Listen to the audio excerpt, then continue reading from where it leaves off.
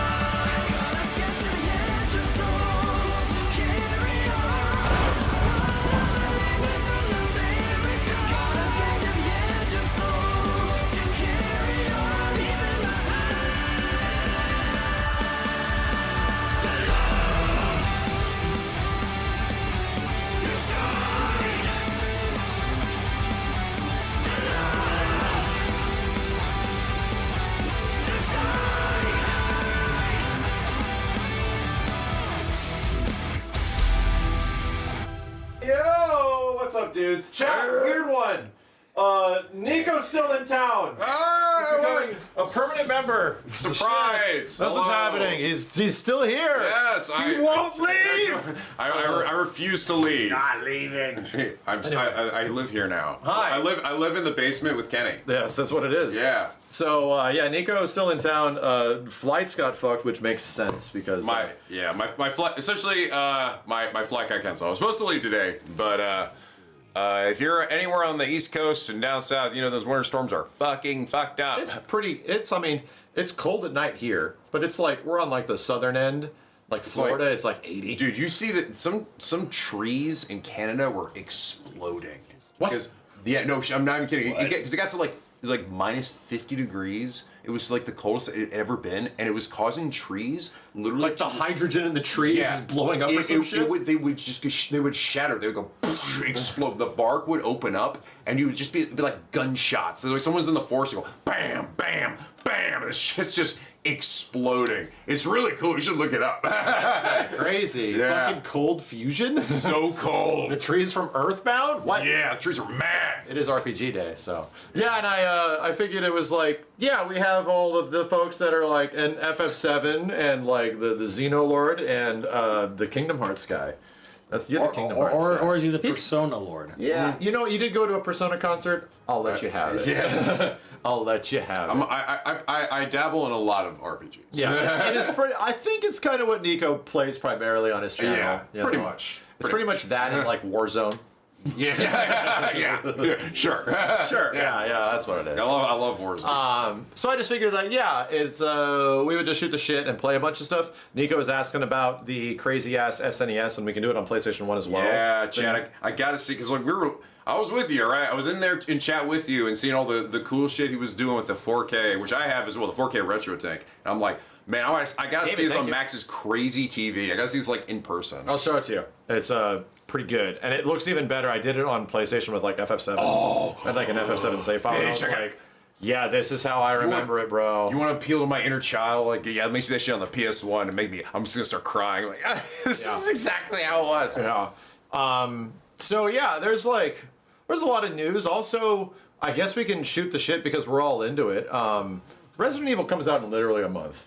Yeah. There's no demo yet. It's weird to like even think that. Yeah, me and Nico are like, it's still a month away. It's only a month away. What? Me and Nico have to play through as like, oh, this week I want to dedicate to Fatal Fury and Tekken a lot. I'm going to do that later this week. But I'm like, dude, next week we have to play RE, like early. Like, we have to play RE6, because he's never played RE6. He doesn't know the Simmons jokes. Oh he's gonna introduce me to the best game in the series, guys. Yeah. Resident Evil 6. We're gonna play Helena and Leon in RE6. It's a much better time co-op. Like, Yeah. Would you play co-op? But unlike RE5, which is actually a great co-op game, This one's an even better co-op game? no. You'll see why. I mean, you'll understand. It's definitely interesting. It's interesting. You'll just see why. It's Okay, just alright. we'll just play it. Alright. We'll just play it. Chad, I'm excited. This is gonna be great, right? Here's the thing: RE5 I knew was just going to be fun because it's fun, but RE6 is like, here we go again. Already see. I still can't get over that you told me this like years ago. You and Tiff. Now I can't unsee it. Where you made me notice something in the logo that I didn't know. It's a giraffe blowing a manatee. Yeah. I can't unsee it now. Why did you tell me that? I can't unsee it anymore. Everyone saw it back in 2012, and all I could tell you is that I still see it today. I was like, you told me that. I'm like, I don't know, man. It still looks like this. Oh no! It's a giraffe blowing a walrus. I don't know how they didn't see it. That's really crazy that people at Capcom did not see that. But I'm like, I mean, full transparency. I mean, maybe that was the thing they were using as a point of reference. They were like, maybe they thought people wouldn't notice it. Full transparency, we didn't come up with that. I saw that online, and then I said it in the Doom and Wesker react to it because like a lot of people were saying it. Like it was already immediately at the time, Neo gaffed. Like yeah, it was immediately getting like everyone was saying it, and then I said it as Doom more as a nod to them, and then apparently we heard somehow that joke made it up to Capcom proper. And they were, and then they were like, their response was like, their response is basically the equivalent of some like fucking Americans. Why does it always like devolve into sex with you? Like something fucking like Americans. Like fucking Americans. Why is it always about sex? And I remember when we heard that, and then Wesker was like, "Oh, we're the weird ones." Mike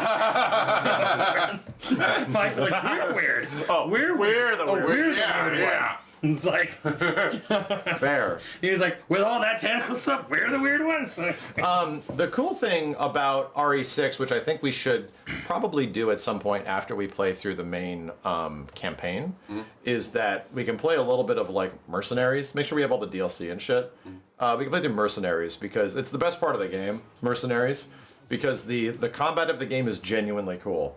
The problem is that you just don't really get to utilize much of it in the story, like, or any reason to do it. Yeah. Well, there's a lot of really neat things you can do, but Mercenaries is where it actually wants you to utilize mechanics. Is it like a Devil May Cry 2 situation where like, yeah, you can do a lot of cool stuff in that game, but you're just better off shooting. Like the game doesn't support it, so you just not nearly shoot. as bad. Okay. Not nearly that bad, but like still, yeah, there is some very cool things mechanically that you can do. Okay. It's just that the main scenario never really presents that. Yeah. You just sort of go through it. It's like, okay, it isn't entertaining. It's entertaining, but yeah, it's not nearly as bad as DMC2. Jake has some really interesting shit. Like when he plays Jake and Sherry. Which one's Jake again? I don't know if Jake I know is Wesker's son. Oh, he has a campaign with Sherry Birkin, who's also grown up. Okay. And hot now. Like, okay, wait, how long has it been? Was she like 10 or something? No, she's definitely like in her early 20s or something now. No, I know, but in RE2, how long has it been? In RE2, wasn't she like 10 years old or something? Yeah. She was very young. She was and that was like 1998. Oh. And this is like 2012. Yeah, so she's like 21. Oh, okay. So she was 12 and 2. Yeah, so she's in her mid-20s now. Jeez. Yeah. Okay. So then Jake exists. He has a campaign with her, and they have a nemesis. They have like a giant dickhead that chases them around. What's his name? No, fuck. Uba Stank. Uba Stank? Yeah, the Uba Stonk or something. Uba Stonk? I was like, it sounded like something dumb. It sounded like Jim. It sounded like Utsanak. What? I was like Uba Stank. What does that mean? What does Ustanak mean? Ustanak. It's just kind of weird. They're like in Russia. It's kind of weird. Stank. Oh. I think their campaign takes place in Russia. Uba Stank. It's some cold ass place at the start. Yeah, where was some other place in some European country or Russia? There was like nondescript Eastern European. Some shit. Europea. Yeah, Eastern European like nondescript, I think, and I think it's big. The worst campaign of all of them is definitely Chris's. Was it Urzikstan? Chris and Piers, which is the new character, have a campaign together. They're like partners. Piers a guy? He's a dude. Yeah, he's a dude. He's like a rookie-ish kind of like young BSAA guy. Okay. And their campaign is trash. Dude, I don't think. Wait, I've heard people mention the name Jake. You know, people have mentioned Shave even before I played RE5. I don't think I've ever heard anyone ever talk about Piers. Like a peer. Is he like super? He must be Piers super Morgan. forgettable. I don't think I've ever heard anyone bring that dude up. It's pretty forgettable. Unless Chat, is there any Piers lover in chat? Was he like Not Pierce. Piers. Piers. Piers. Yeah. Piers? Piers Piers Morgan. lover. Do you guys feel like Piers needs to come back at some point? He's the character that needs to come back. Well, let's Well, let's just stop right there. let me Let's tell just you. hold off right there. He What? is actually very popular in the yaoi community. I'm not joking. I'm not like, just pulling your leg or whatever. I'm like, no, he's actually very, very popular in a certain section with Chris. Yes. Do they punch boulders together? Kind of. You can think of it like that. Do they punch each other's boulders together? Probably. Probably. Now But, we're talking. Yes. Oh, Wonderful. Wonderful. Yeah, so we got to go through we got to go through RE6. I won't mind it. I think it'll be fun. I think it'll be for a fun stream. Chat, you want to see that? You want to see me effectively? I don't remember shit. So it's like, let me guide you. I most of this game has escaped my brain. You played RE5 like a few times before you played it with me, and even then we were both like, so how do we kill Wesker again? Yeah. Oh, I didn't remember that specifically. Yeah.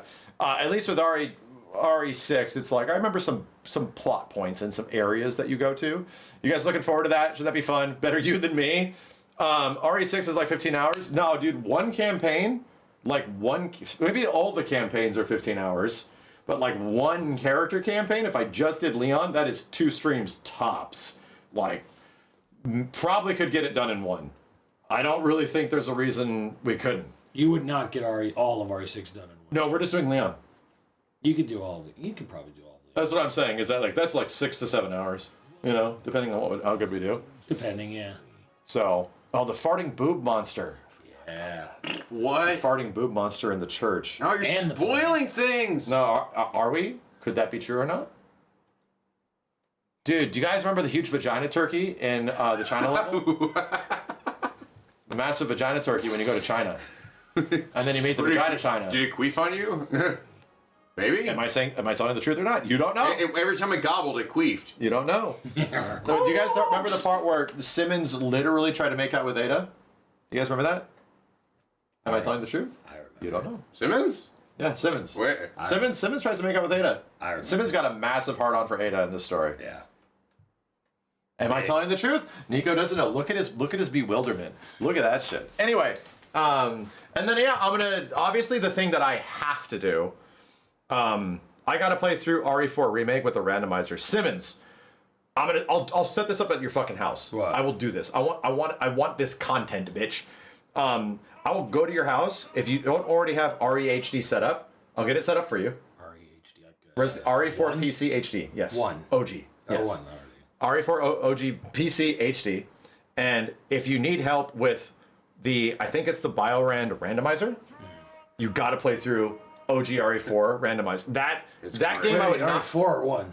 Or RE4. 4? Yes. I would not recommend RE4 randomized to anyone unless you have played RE4 a lot. Okay. And if you've played it a lot, holy shit, that shit gets mad funny, dude. It's really funny. There's a term that eventually became from when we played it, and the term was bird health. Because, oh my god, one of these enemies, and like, holy fuck, there's 6 Krausers coming at you. Wait, they have bird health. They all die. Like, really funny shit can happen as a result of it. So it's like... Randomizers are just a beautiful, wonderful, contentful thing. Yeah, I will get you the tools for it to set it up. You'll have a great time. I mean, I got the HD. You're already halfway through. I'm sure. Dude, you know what I did? What I did, I played through RE1 HD for the first time. I did it with Jill, and then a few years later, I came back to it. I did Chris' side, but that time I was like, you know what? I'm gonna randomize it. I'm gonna randomize everything. Yeah. I randomized the enemies. The doors. I randomized the doors. The doors are intense. The doors. I randomized all of the items. So like in the beginning, I walked upstairs and there were sharks swimming around in the floor upstairs, and it was hard because you have to remember where things are and where the doors are. But I did it. I beat it. It actually didn't take as long as I thought it would, but it was mad fucking fun, dude. Randomized everything. Randomizers sound like the fever dream. Yeah. Let me show you guys this one clip of like the best randomizer experience I had was Biorand with RE2 remake. I'm sorry, OG RE2 Biorand, which is like the PC version, and they've done the same thing for whatever ones had PC versions, RE3, RE2, RE1. Right. So they all have Biorands, which are like have fun, and you can change characters. You can just put Wesker into RE1 or RE2. And it just brings lines over from other games. Conversations are randomized, like everything. Let me see if I can find the clip. Hold on, because Jorge made like a little intro for it. RE2 Rando. Dude. Heart key. Hold up. Is this the one with the clip? I think Jorge made like a completely separate clip. Hold up. And my sister. What? Take it easy. Hey, is Steve with you? Have you seen anyone named Claire Redfield? Like, it's genuine. This isn't the full clip. I think it was actually in the year-end compilation, but like... The text, the god... What? Games, right? Yeah, red is just your current location. All right. Moving along. Love Leon's run. I'm assuming that moth outside isn't gonna like fire, right? Oh, this is a good moment. Like fire. Tell me this is a good moment. God damn it. Unreliable YouTube. Everyone really loved that part, Max. Marvin? You coughing, that's what everyone wanted to watch. This is it. This is it. Me horking. Right. The valve is always This super isn't important. it. Bitch ass YouTube. Hold on a second. After 2024? Or was it 2023? God damn it. I don't remember. Chad, is it 2024 or 2023? The one where Jorge made the RE2 randomizer shit. Do we know? Oh, it's the... Is it the max randomizer? Hold on a second. Let's do RE2. Randomizer. 22? Bullshit. I think this is it. What's up? This is it. Me in this shit. Okay. What's up, dudes? Max here. The world's gone to hell. Zombies are everywhere. I'm likely gonna die. What the fuck? Holy shit! Whoa, whoa, whoa, whoa! God damn it, bro! God, shoot it! Shoot it! You know what? This might be a controversial opinion. Oh my god, they're doing this.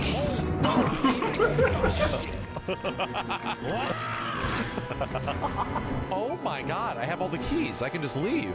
But we can't leave yet. Kiss my ass. Don't kiss. I'm in a cutscene and he's coming towards me. I'm in a cutscene and he's coming towards me. I'm in a cutscene and he's coming towards me. Must be hit in the cutscene. I got hit in the cutscene. I got hit in the cutscene. I got hit in the cutscene. Very much unfair. Very unfair. It was fucking... This one was extra crazy, because I think I said it's like ultra randomized shit, which was a lot of stuff. Hold on a second. Desk. Oh. Did we leave something on the floor there? Also music randomized. swore that was filmed. Yes, the best song the in all goddamn of music. Resident Evil. I think it might be in the room. Oh, yeah. God, Ethan, And you're making this playthrough Ethan, characters just show up. significantly more difficult than it Ethan should be. Winters is just hanging out. He doesn't have a face. Out face. He doesn't have a face.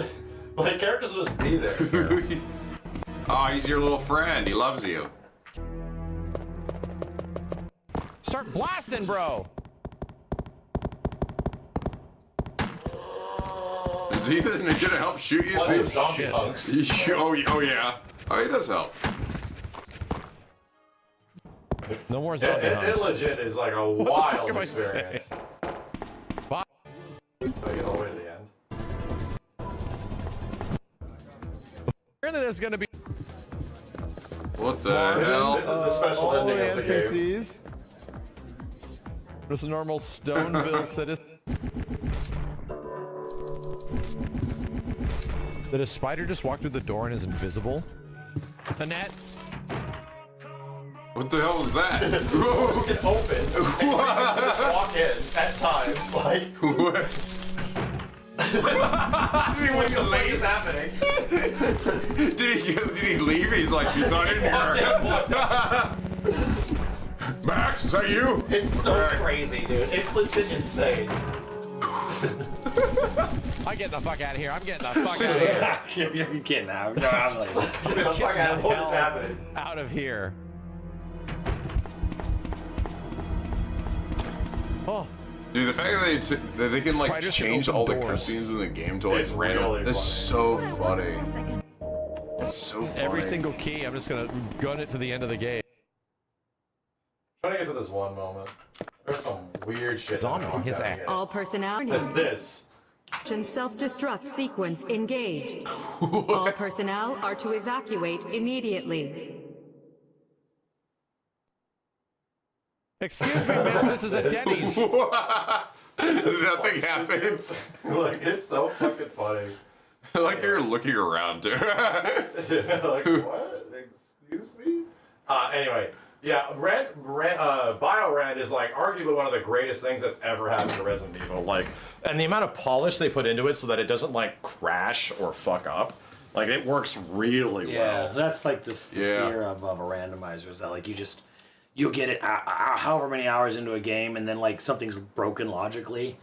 And Yeah, like, you're soft locked. Every single good randomizer now, if they are good, has anti-soft lock, where it's like guaranteed these items have to be in this place no matter what. And that really, like, to be able to pull that off, these guys would have to understand, like, the fundamentals of what this fucking game is. And how, like, that's like, that you know the inner workings to, like... Yeah. No matter what, the diamond key has to be here. Yeah. Like, if you've gotten everything and it's a weird shit, the diamond key has to be here.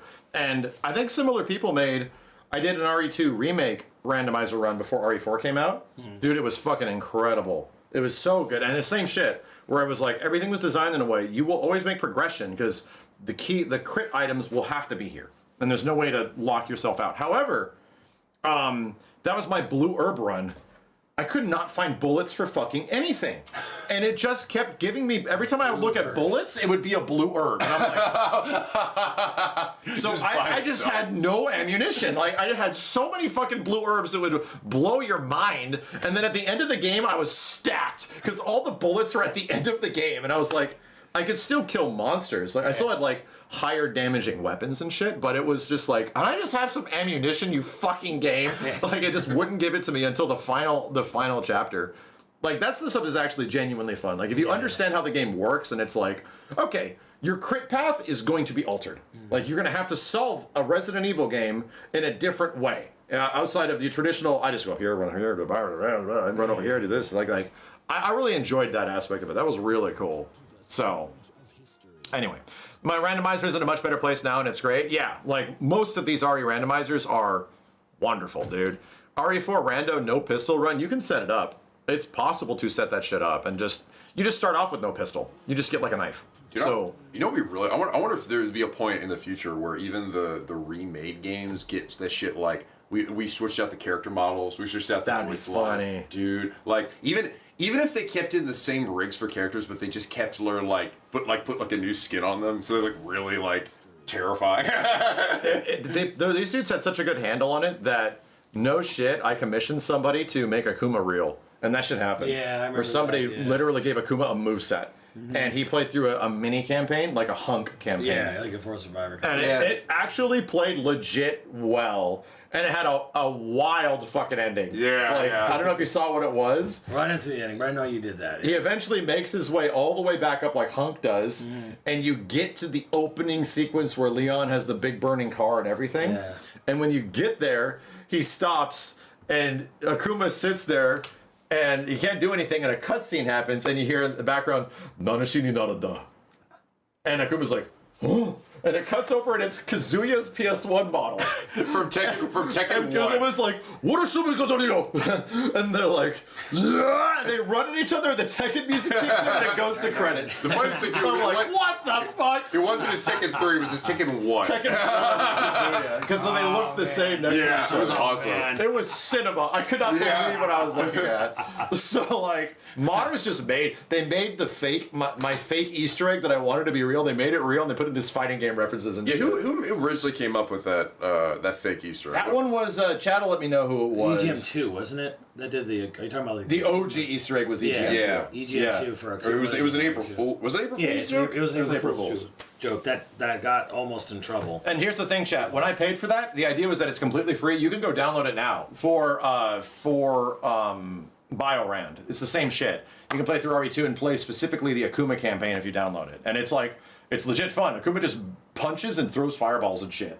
So he's like legit, and he teleports when he backdashes. He goes, dude. It's this like goofy backwards teleport. Anyway. So yeah, with that all being said, I guess we can straight talk about it. I can answer any questions. I played like 3.5 hours of RE9.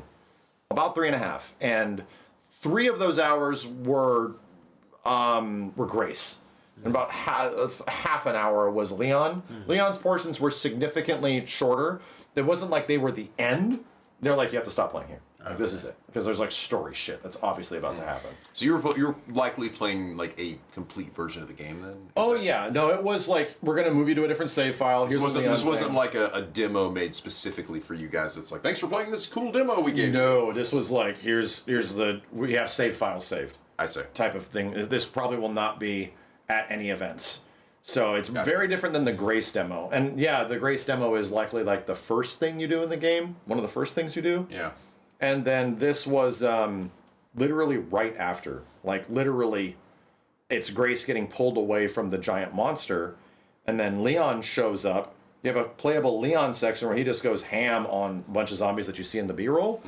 And then he hears screaming. And he goes to the aid of Grace and just blows the fucking head off that crazy chain monster lady. That's crazy. I thought that was gonna be like a big thing. He just blows its head off. In a cutscene? You know what? I like that. Yeah, it was definitely whoa. I like. Part of me is like, because we saw that for 6 months. Yeah, 6 months. 6 months. And it's like, okay, so the new big creature that's gonna stalk you is just this big 10-foot tall the whole game is nurse lady. I'm like, okay, like, I guess we're just gonna have to deal with it. I'm like, it wasn't that exciting to have like another big zombie. It was very expected. It's like, oh, we've been here before. Yeah, it felt like, okay. I think the thing was, there was a ton of theories around that character and specifically there, because like people thought it was like certain like that giant thing was chasing you was the little old lady creature from RE1, right? Mm-hmm. Yeah, like Lisa. Lisa. Like it's dude, Lisa. there are She's people immediately trying to. Is that Lisa? That's going to be Lisa Trevor, isn't it? Yeah,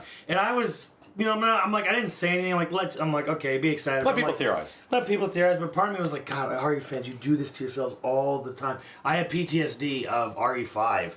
People were convinced, angrily convinced, that the chick in the tube was Sherry Birkin in RE5. Oh. They're convinced. The RE fandom could not be swayed otherwise. It's Sherry Birkin. Yeah. In RE5, and she showed up in 6. Almost part of me was like, was that just a response to like everyone like obsessed being? It was. I think of which character that was. That was Jill. It was Jill. Yeah. Okay. It was like the first tease of Jill, and they were convinced it was Sherry. Oh, I see. It was blonde.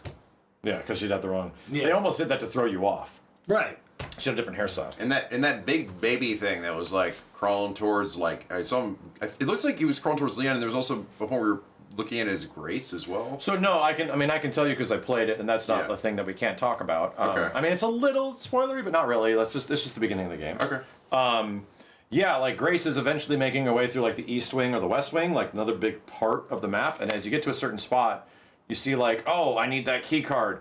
And you get there and you're about to grab it, and this huge fucking creepy baby is like, nah, fuck you. It's like screaming shit. It's like, get the fuck out. Like, oh, damn, bro. And you leave. Mad baby. And you can't kill it. Like, it is this. Here's the interesting thing about it.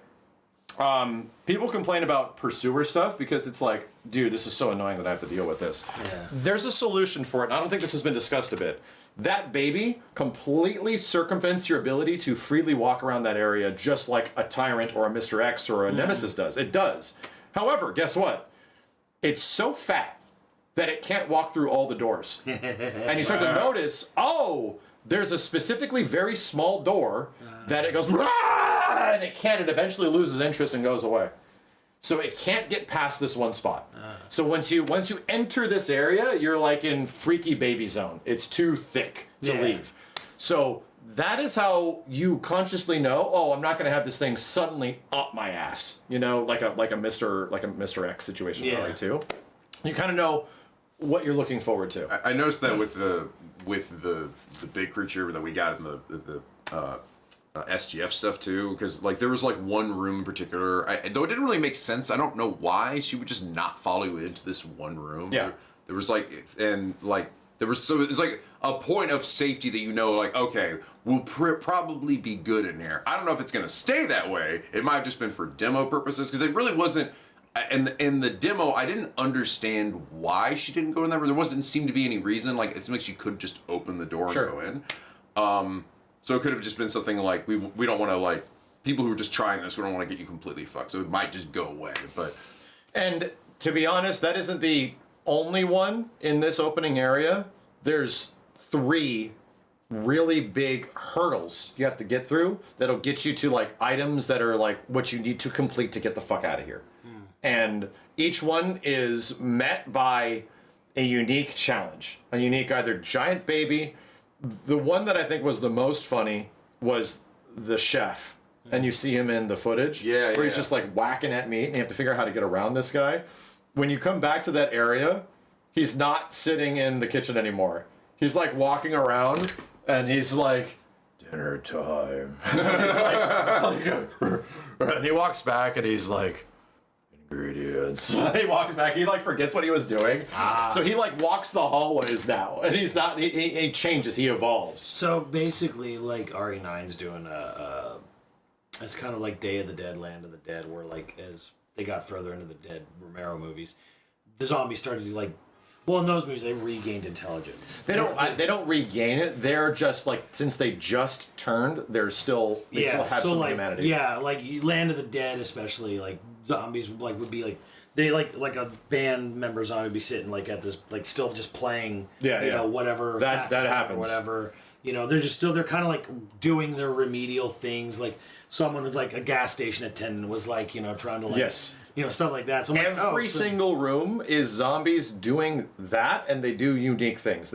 What I kind of really liked about it was there's a lot of zombies, and none of them felt like they were duplicating at all. Like, most of the creatures were like, I think I ran into a couple of maybe 2 of the siren chicks, maybe not. Maybe that was just the one. It was just the one. It actually was. And you go upstairs to like the doctor's ward. There's like a casual ward in the middle, and there's like casual people. So you go to the top, and they're doctor zombies that are like still trying to like hold still, like, you know, it'll be over soon. And she has like a big syringe and shit, like, and it's like, whoa, okay, you're like. Yeah, they were unique to each area. I went into an office, like into a room in an office, and I was solving a puzzle, and this guy fucking popped out of nowhere and was like, "You're fired." And I was like, "Oh," and he started munching on some shit, and he's like, you know, take it up with HR or some shit. And then he just pulls out like a wine bottle and throws it at me, and I'm like, "You missed," and he goes. And he pulls out another one. I audibly laughed out loud. I was like, what the fuck? So like some of those moments were like genuinely like every single place I go to is unique. That's actually pretty crazy. It was really like, if the rest of the game remains on this quality, this will be nuts. That's kind of insane to imagine that they... Yeah, because like, if every single zombie is unique, that means there's no like, yes, you know, this is the crawler or something. This is this type. This is this type. You know, like, because then everyone's doing like their own thing. They have their own moveset. I mean, maybe require a different way to be taken down. If anything, it might be a response because, and I think it's fair, for the director's last game being 7. No enemies, bro. Bro, there was like 3 mold types. Three molds. Game. It was yeah, and R7 was. Yeah, it was like there's a bunch of unique boss encounters, but like. There's like 3 mold types. Yep. It feels like a direct answer to that. That was like the biggest criticism of RE7 technically, outside of the end of the game. The biggest criticism was that you just fight the same 3 or 4 goo monsters the whole time, and then there's like the bosses, and that's it. So it's like, oh, this is the same dude. It's the same director that got that same criticism all those years ago. This is what he's been working on since. Yeah. And it's like, oh, all right, yeah, so let's just fix that. Let's make a fucking shit ton of really That would take zombies. a shit ton of resources, though. I mean, just think about that. It's like, that means that you want to litter, like, if when you're making a game, you're designing a game, you're like, all right, well, we need to add obstacles. All right, how many, like, normally you think, okay, what enemy types are we putting in here? What out of our, probably, 6, Repertoire. 7, 8 road, like, what different enemy types we're going to put in here? No, this time I'm gonna design multiple of completely different zombies for each area that's going to act and react differently for this one spot of what could be potentially pretty long game. So here's the interesting part. That's a lot of resources. When I was playing through it, I didn't want to kill some zombies because some of them would follow you like a really long time, like through 7 rooms. I'm like, this fucker will not leave me alone. Like, he just followed me forever. Like, he was attracted to me or some shit. And I eventually just had to kill him. And I was like, I have to kill this guy. He keeps following me. But many of the zombies just stick to what they do. Yeah. So I'm like, oh, you just do your thing. Like, for example, the light switch zombie is hilarious. He's, like, funny, where he wants to turn off the lights all the time. Yeah. So he'll just ignore you to turn off the lights. Like, you could piss him off by, like, continually doing it. But if you just... He will prioritize turning off the lights over getting you, like, at all costs. So I kept him alive the whole time. I was like, this guy can stay. And then eventually got killed by something else. So it was like, you killed, god damn it. Like, I got the fuck out of there. So it was a weird relationship where I was kind of just like, I don't want to actually kill everything. Like, some things can just keep doing their thing, and they would, like, open up unique opportunities if I kept them alive. So I was like, okay. But then I came back with Leon, and I was like, I'm gonna kick the fuck out of all these. I'm gonna kick the shit out of all these fucking zombies. Like, so the relationship totally changed. Do the big enemies, like the big baby, are they basically like they seem to at least so far like exist for Leon to eventually then come in and kick the ass? No, like no shit. When you get control of Leon again, that's his boss fight. Like, he immediately has to fight the big thing that was, like, preventing you from moving. And it's like, oh, shit. And that's, like, haven't been able to fight this thing for 3 hours. Let's fucking go. And it was, like, sweet release. Yeah, that's some catharsis. It was very good. Like, it was genuinely... I like the moments of just, like, what I'm capable of after 3 hours of, like, tension. Of just, like, no inventory, no this, like, limited bullets, like, all that. Hiding behind all this stuff, like, constantly dying, because I died like 3 times in the gray section. It's like, dude, finally just being zombies and kicking the fuck out of these guys. Like, I'm going in, dude. That felt really good. It felt really good. So, and then here's another thing you brought up that I'm like, this is interesting, and it's actually a mechanic that you can correct me if I'm wrong, because I haven't played every RE game, so I don't actually know, but that they've seemingly added back the Crimson Head. Oh yeah, was that in any other game aside from the first one? No, it's an RE1 remake. That's it. Even the OG RE. It's not an OG. Oh, no, it's only in remake. I didn't know that. Yeah. So, they're like they kind of explain that they're learning about this new virus type and what it's doing and how it's acting against people because it's doing weird things. And at one point, it starts warning you about, like, getting rid of bodies permanently because things can change. And they literally pop up with, like, they have unique, it's not a crimson head, but they have, like, a different type of head, like a different type of growth pops up. Ugh. And they're still there. And then they're faster and they scream at you and they're more angry. So that's what happens with crimson heads, obviously in RE1 remake. They just like, bleh, and they come at you, right? Then immediately start running at your ass. It was kind of, I'm like, oh, these are just crimson heads. Like, they had a unique name for them. I can't remember what it was, but they have a thing that they do. But it's effectively the return of crimson heads. So what was the thing? Did you have to light them on fire? And this? Oh no, you get this injector that you can act as like an emergency weapon, similar to RE1, and like knives in RE2 and shit. Mm-hmm. And you can, if you get a zombie from the back that doesn't know you're there, you can inject the back of their head, and they just blow the fuck up. Oh, that's the only way to ensure they don't come back. They ain't coming back. The only other way to make sure they don't come back is if you behead them, if they have no head. Okay. And shoot them in the head. But the heads blowing off is a chance. Just like all the modern REs, it's a chance. I see. But if there's a body on the ground that is dead, you can still go to it and go, blows the fuck up. So how do you get that? You get it by killing more zombies. Like it's a blood resource. So when you kill, like permanent kill, like you have to get the blow up thing, or like if I shot and he's seemingly dead, even if he might come back, can I still pick up his juices? Yeah, you could. Okay. Yeah, you could still farm him for the blood and stuff like that. You could. It's just that unless his head's gone, he could come back. And you could, but then one of those next times you run around this area 6 or 7 times, all of a sudden this bitch might be hiding. Dude, I actually thought that mechanic in RE1 Remake was like, that's such a cool mechanic. I was shocked that they never brought it back again. It's insane to me that this is the first time they brought it back since then. Like, it's the coolest thing. It's one of the coolest things in RE1. It kind of makes sense when you kind of realize that, like, even though Zero technically came out after Remake, because Zero and Remake were being made at the same time, and Zero was being made before and got pushed to GameCube, yada yada. The next RE game after Remake was 4. Yeah. And they weren't zombies anymore. They moved on to Plagas. So it was like Plagas. It was the final evolution of zombies in RE1. Right. So it was like, after Remake was 4, and then 5, which are, Plagas and Progenitor, and 6 is the C virus and stuff. So, like, they haven't actually really done zombies. Actually, sorry, I guess now that I think about it, then is that almost even confirmation that this is like, oh no, we are back to these are the OG type of zombies. Like, they are those same type of zombies because they're the Crimson Heads potentially, or something akin to that. Maybe this is another way of being like, we're returning to the beginning again, right? That's the idea of returning to Raccoon City. Yeah, I wouldn't be surprised. I mean, it feels like it fits in that narrative, but it is a little weird, like you said, though, that they never brought it back, because we did RE2 remake, and RE3 remake. Right. So they started when they went back to those remake games not too long ago. It is kind of surprising they never brought Crimson Heads back. Yeah. But I guess I get it from the development standpoint, where they did remake, and then it was 4, and then it was 5, then it was 6, and then 7. It was just like, we weren't doing zombies, Yeah. And it is a little bit like, at first when we first saw the game, I was a little bit apprehensive, where it was like, oh, we're gonna do zombies, and we're gonna be in Raccoon City, and and I don't really like the idea that, like, it almost feels kind of like not weak, but like boring.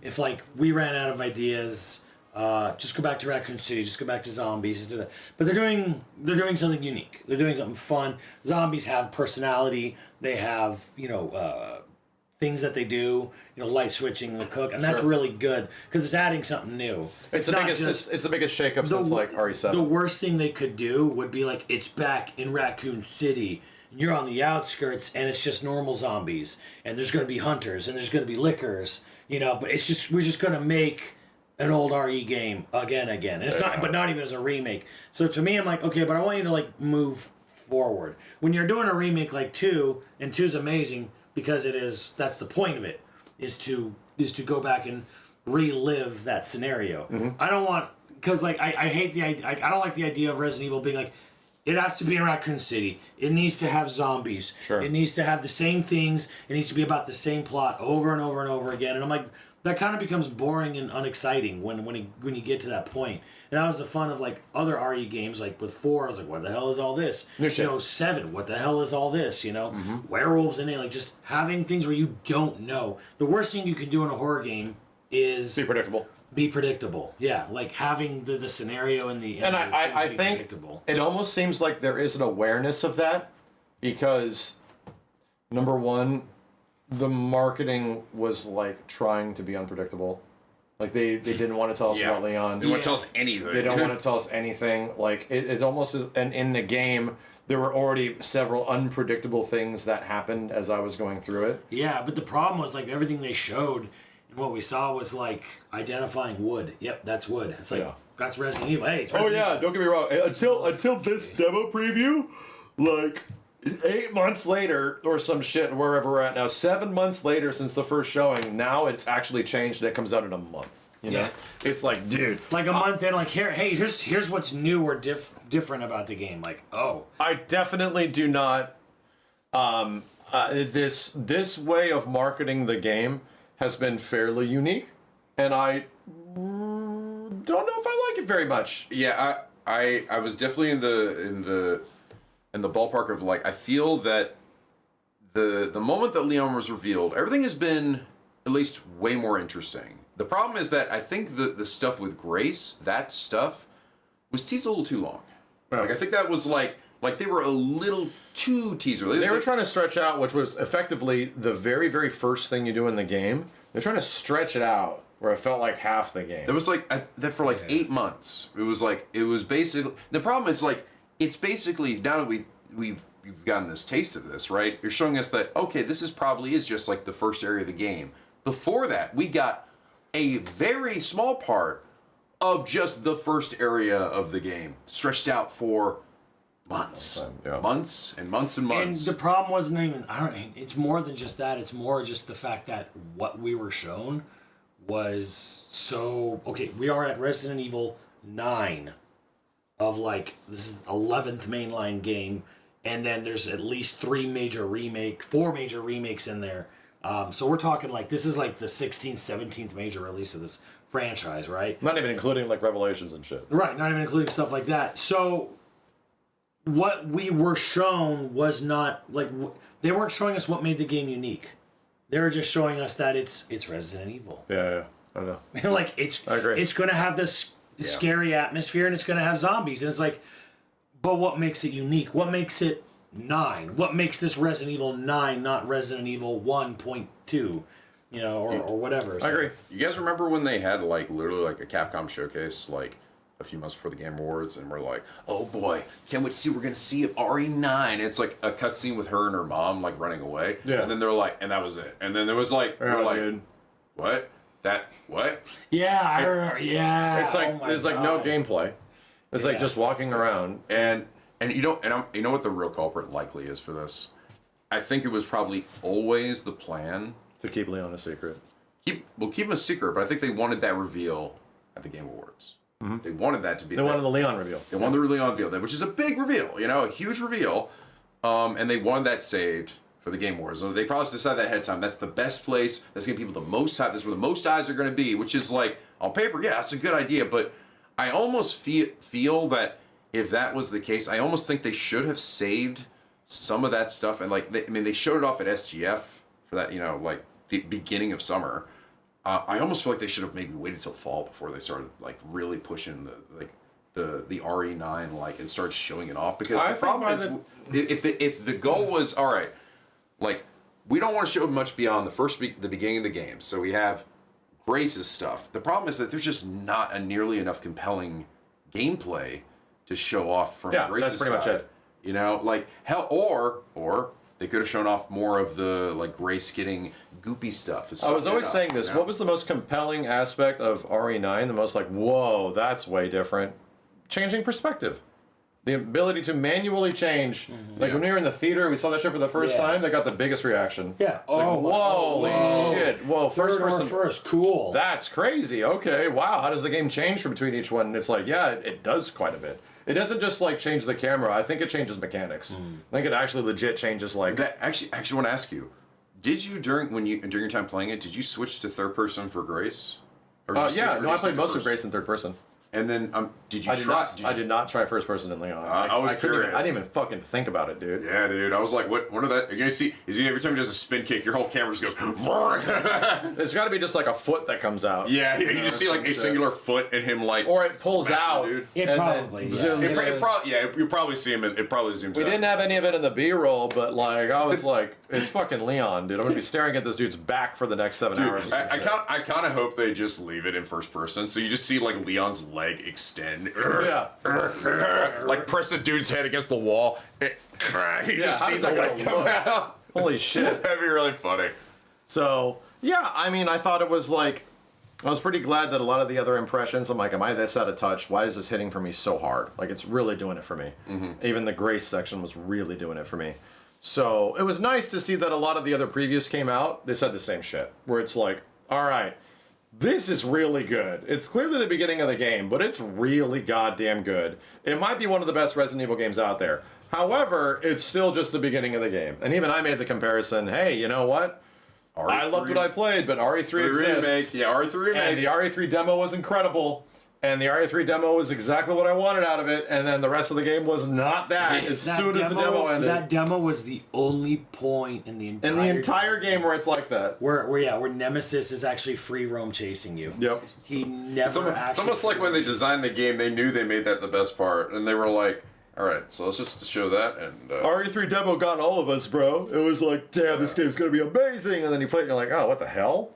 Yeah, and you realize he's just a theme park attraction. Everything after that is just him in a cutscene. Okay, so you only played a tiny bit of Leon, and I actually wanted to ask, did you have any awkward moment where they told you to stop? Because I think I told some people the most awkward experience, one of the most awkward experiences I've ever had at a game show, E3, SGF, was playing the Pragmata demo. Yeah, and they wouldn't let us fight the boss. Right, Yeah. but it wasn't even just that. Okay, so for reference, there was this weird thing, and someone must have been like, someone's like whole life was on the line, or job was like, we go in to play the Pragmata demo, and they tell us, okay, the demo's up. When you get to this point, they tell us before we go into the room to play the demo, you have to stop here, pause. We're gonna, you can't play. Cool. We get the controller in our hands, and the guy tells us one more time, right, when you get to this point, pause the game, hand it over to one of the reps. We don't go beyond that. It's nothing beyond that. Okay, cool. Like, I'm playing the game, like hold the controller. Like, I get to the end of that elevator. Yeah. It's a demo you can all play right now. Mm-hmm. And you were going up the elevator to fight the boss or whatever, and like the cutscene going in, so the boss hasn't even appeared. Like, we're just getting to the top of the elevator, and I'm like, okay, this is kind of the part they told us to. So I kind of like already relaxing my hand a bit, and then all of a sudden this lady runs up and goes, "Okay, thank you, sir. She like janks it out of my hand, like, okay, thank you. And I'm like, like hits home menu pause, and I was like, okay, like I wasn't trying to skip the cutscene or anything, but this lady just whooshed up and was just like, You know what that must have... give me that. I have a prediction why. My prediction why is the main character, Hugh, right after that moment happens, he renders with no pants or some shit. Yeah. And it's just like a mannequin with dick and balls or something. And it's like, this horrible fucking glitch that happens in the game or something. Like, some character is like, suddenly naked for no reason, and it's just a funky bug, and it's like, okay, we can't not pull the demo. What do we do? Pull out of all of SGF? No, we have to stop people right here immediately. Yeah. Some horrible game-breaking thing that looks really embarrassing happens. Take the controllers from them as soon as possible. To be fair, that demo also ran like hot ass. It ran bad. It was supposed to run 30, even just 30. It barely did. And it mostly ran like 20. Yeah. And even with that being said, we were like, oh, the game's good. Yeah, even then we were like, this gameplay loop idea is a really good idea. And it's like I instantly played it and went, oh, fuck, that's what this game is? Ooh, that's actually really cool. And Yeah. they keep adding more stuff to it. Like, I'm still just like, bro, if they can just continue to build on that foundation, because it's such a good foundation, fuck me, dude, that game's gonna be fun. Yeah, really good. Yeah. I'm sure something happened with the boss. Yeah, it has to be some sort of like really like alienating there was something thing. really weird about how like crazy they were about like ripping the control in my hand, hit the home menu, like, hit start, close. They did the same thing for me too, not as aggressive. Maybe you got a bit further than I did, and she wasn't paying attention. Yeah, but like, I was under the impression that like, I ran out of time. I'm gonna go play it again so that I can kill the boss. Yeah. And then a guy promptly like walked in front of me and was like, "Sorry, sir, that's it." Oh, yeah. And then I was like, "Oh, can't play anymore." Like, "Sorry, sir, that's it. This person's just working there." So I just went to the people that literally make the game, like the director, and I started talking to them, and they're like, "Oh yeah, we're not done with that part yet. We just wanted to show off this part." And I was like, "Oh, okay. It's not that the boss isn't there. It's just that you just can't play it right." I'm like, "Oh, okay. I thought I could beat it." And they're like, "No, there's no boss fight." So I was like, "Oh, okay, gotcha." So I just walked up to the people that make the game because I know them. So like, what's going on? Like, what's going on, guys? So anyway, Max Sama, I'm sorry, but if you play up to that point in the game, your entire console will literally explode. something. It's gonna spit the disc out at 90 miles an hour as it's killing you. Decapitate you. This was last year. This was Summer Games Fest, 2025, when we first saw what Pragmata was. So and the funniest thing is that I did a panel for them where the boss fight was finally shown and all that kind of shit. So it's like, okay, there was clearly some really, really bad glitch that happened right at that time frame that they didn't want anybody to see, which is like a development thing. Yeah. And it probably got just put into the demo, and someone was like, "Oh fuck, we can't fix it." It was just, I'm just being like, that was really awkward. Yeah, it was fun. Yeah. It wasn't even that long of a demo. It was it was pretty short. So either way, the good news is that game is like apparently looking pretty good. And the good news is also people received the demo really well. I'm actually glad that they released the demo as early as they did. I actually think that was it was a couple. You got a demo for that before RE. Yeah, and I actually think it was a good idea because honestly, I think this game, RE is RE, but this game needs to sort of prove itself. All of us are out here no, bro, seriously, if there's a demo for this game, please play it. Yeah. You have to try it. Just try it, please, God. And then everyone now has a chance they can play it, and they're like, oh, fuck, this game's pretty cool. It's we told you. Yes. The funny thing about it, and I've mentioned the same thing, where it's Capcom does try to do new shit. They do. They do. People forgot about it because nobody bought it. They did Exoprimal, and they did Kunitsugami. That did happen. 2 brand new Capcom IPs that came out, and I didn't necessarily give a shit about either one of them. I tried them both, and I was like, not for me. And I think a lot of other people came to similar conclusions. This is the 3rd attempt. Pragmata's the 3rd one, where it's oh, this one actually gets me, you know? Yeah. This one has a gimmick that I can find myself playing this. I knew after playing Kunitsugami for 45 minutes at 2 Summer Games Fest ago, I'm probably not playing this again after this. But it's really good. It's just for a very specific kind of person. I think Exoprimal problem was it was them chasing a trend. Yeah, that was definitely them. Kunitsugami was I think pretty cool. I mean, it was kind of a bit of a weird I'll say it right now. The PvP aspect of the PvPvE part of Exoprimal was always the least interesting. And it would have been better if it was just literally you fighting dinosaurs and nothing else. That's what I mean. Yeah. If it was just PvE, player versus enemy, this would have been really cool. But I think, chat, Exoprimalers, by the end of that game, there's a way to play it without the PvP. Is there not? They eventually did that, where it was no longer a PvPvE. You could play it PvE if you wanted, and not have to deal with the other team and having to fight the other team after they fight their dinosaurs. There were events for it, because everyone complained about the same shit. Eventually going through a whole level, fighting with your dino bros, killing a bunch of dinos, and fighting the other squad of dino bros was always weird. And that's how it ends? Yeah. And that to me reflects the people that made the game didn't really realize what is it actually about this thing that we're making that actually is really fucking cool and engaging. What is actually the best mention? It's the fucking dinosaur. Dino hordes. It's not the PvP art shit that we've seen already a billion times in a bunch of other games, free to play, and even ones that require pay that have also generally just been kind of people are just burned out on these kinds of games. Yep. They're just burned out on these PvP games. Because to be real, the quality of Exoprimal was kind of high. It controlled well, it looked well, it had a cool gimmick. The quality of Kunitsugami was also kind of high. By the way, speaking of which, you know what game came out today? Only the most epic game of the Game Awards. The thing that Jeff Keighley showed Highguard came out. Yeah. Yeah, apparently it's just a game. It is indeed a video game. It is a video game. And everyone rejoiced and was like, my God, he's right. This game is truly...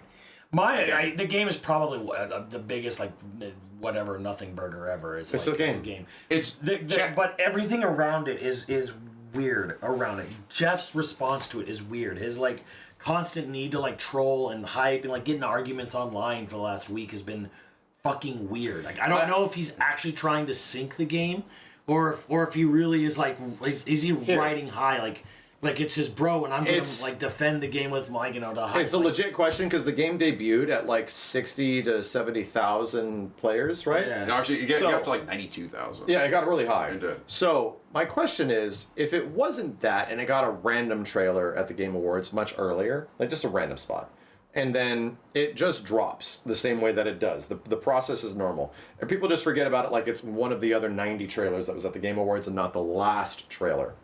Yeah. Does it debut to 90,000 people? Probably Hell no. not.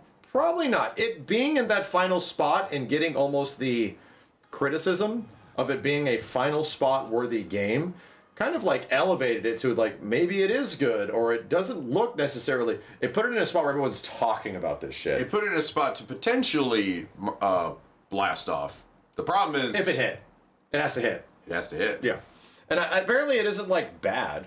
It's just no, and people are saying it's a game. It's Concord 2, bro. It's not that bad. All right, everything I've seen from people talk about it's not Concord levels of these guys artistically and otherwise just what the fuck were they thinking? It's more that from what I'm reading from people, it's Yeah, like the map is way too fucking big. It's 3v3 and the map is just too big. There's like not enough to do. The economy is a bit odd in that there are also still a good amount of bugs, like basic functionality for things in terms of matchmaking, in terms of like hooking up with people that are like missing.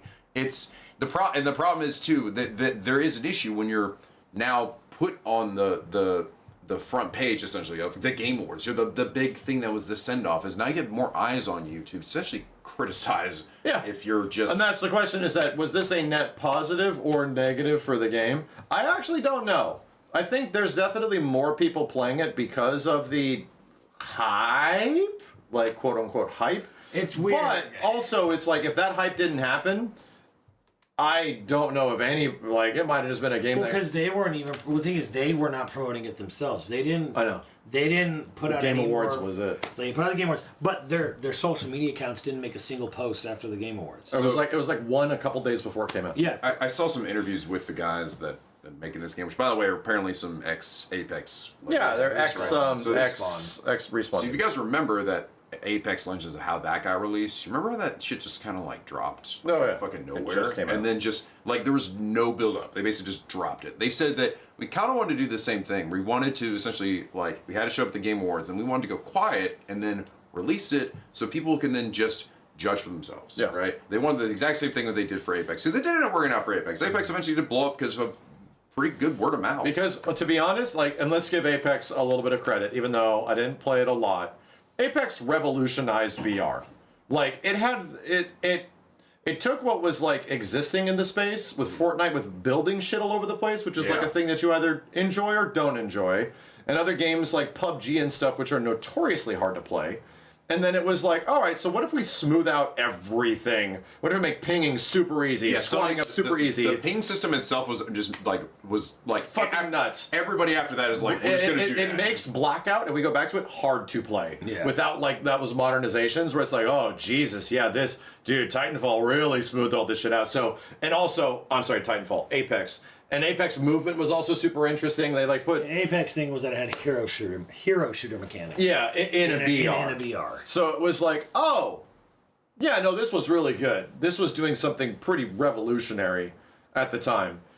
Does Highguard do anything revolution? No. Like, you pretty much ride around on horses and shit. Yeah, That's all I really say. I've heard the best part about it is everybody I've seen that generally has any good things to say about it is that the mount system in the game is really cool. Like, oh yeah, that is pretty neat. And I think maybe that's what they hope to be like the big sticking point. The problem is I think it's only part of the game really. It's not really like the It's the traversal thing to get you around a 3v3 giant battlefield sized map. It's not really. It's weird. I don't know. It's almost like there's so much talk around like the weirdness of like how the game was announced, how it's come out, and it's like a lot of talk for a game I would otherwise would never have even like given a second thought about. Yeah. Like that game could have shadow dropped, and would I have played it like that night or that day after? No. No. Would I?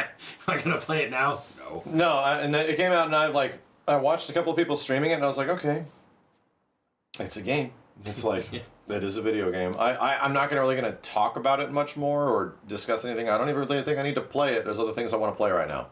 Yeah. That's pretty much it. It's like I think I'm just kind of curious. Like, I wonder what it was specifically that, and I almost just want to ask Jeff, not sarcastically or meanly, just like legitimately, because I don't know if he necessarily had like invested interest in it or he put money in it. I just almost people think asked him that, and he said no. He literally said no. Yeah. So I think he really liked it. I almost just kind of want to know like what was it about that really stuck with you? Like I just want to hear that because is that enough that he would put it at the end of his show for a big announcement? It's like that's a pretty big deal. It really must have hit him in some way. If anything, what it'll do is it's kind of make the future Game Awards better.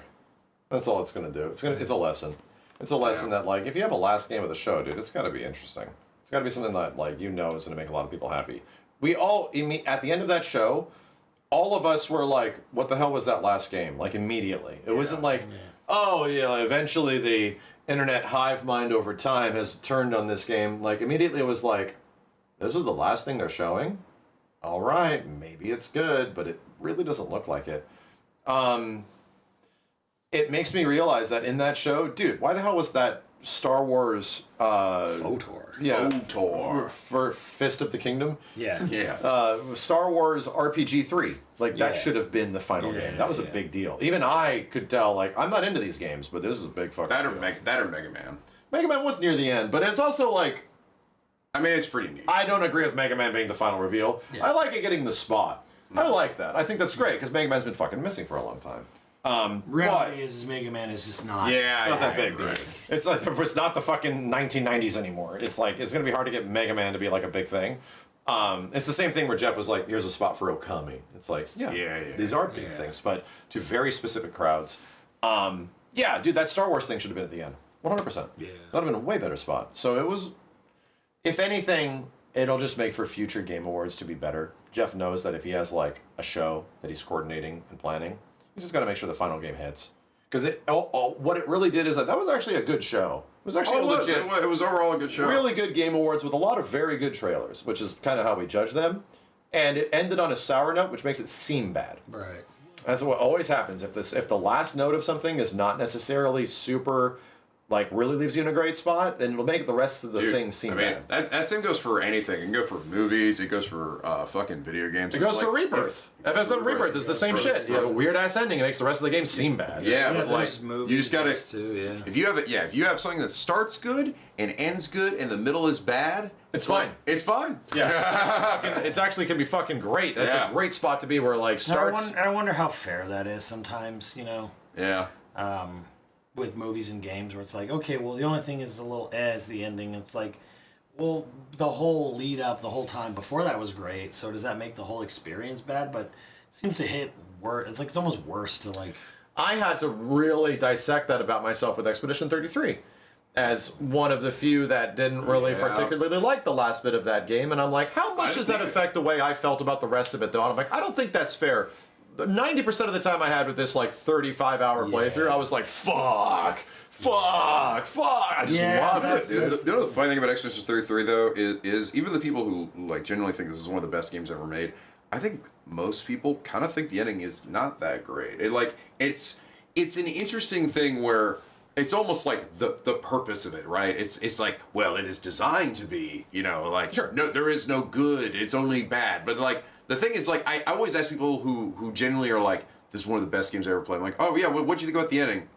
It was okay, like, you know, like the, but, and I feel personally that I think it would have been so much better if they really had just like, I don't know, giving people either an option to get like, I'm not saying eliminate what they did, where they actually have these two choices that essentially lead to this. How about a choice where maybe you like 100% of the game, maybe you do some extra things where you get to know the characters better, and then they get past certain obstacles, certain beasts that like we have now set up a situation where we are not stuck with two endings that are less as satisfying. There's like a secret middle ground. There's something that actually leads to, oh, we have now come to terms. There is no good ending. Yeah. There's no good ending. There is no good ending, right? But what if we find a place where at least there's like better hope? Because the problem is there's an ending that both endings have certain levels of hope, but like one is like a sad hope, and the other hope is dismal. I just fuck everybody else, right? Yeah. Like our hope is those guys don't matter. Only these guys matter, and that's like, and then me, it's like I think that was meant to be the like this is the ending we think is better, but it's like it just doesn't feel good because all those people were like people that you value, you know, like so I don't know. I genuinely wish that they didn't do that because it fucking sucks to get to the end of something that was just literally like we're all playing. I think everybody who's playing this like 80% through the game, you're like, this might be one of the best RPGs I played in like over a decade. Mm-hmm. Like or like it's like up there alongside the FF7 stuff. It's so Best fucking RPG good. in a decade for people who don't play RPGs. Yeah. No, I mean it was really, really good. You know, I don't. My thing is for me, it's less about what happens in the ending and more just the fact that so much of the last hours of that game, Dilemma, thank you. characters don't get dialogue. Like character like what's going on with so much of the rest of the party becomes so irrelevant. Yeah, no.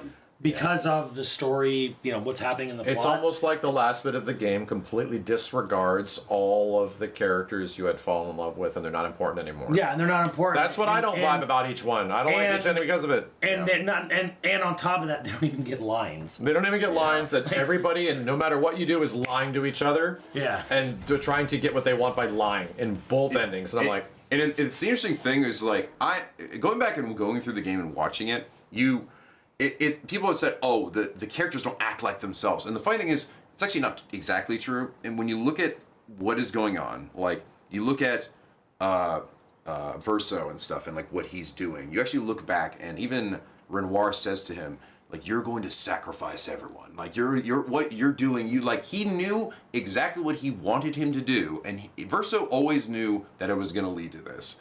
Mael, when she learns about things about herself, right? She still is essentially trying to do what she always wanted to do, which is protect everybody. But then it's this added additional thing of, like, realizing who her real family is and what that means. So it's like technically the character motivations are actually consistent. The problem why it bothers people and a lot of us is that the messaging, the theming of the game, you feel playing through the game it is going one way. You think, oh yes, this is about those who come after. Yes. The game says that again and again. That's what matters, and that's like it. The people around you, the ones that are still with you, for those that do sacrifice themselves, the ones that come after are the ones that matter. That message is gone by the end. By the end, it's just completely right. Well, gone. But also just like I would have liked to seen more, like, I don't know, time or like dialogue or something where it's like you go with Verso ending, I think it is,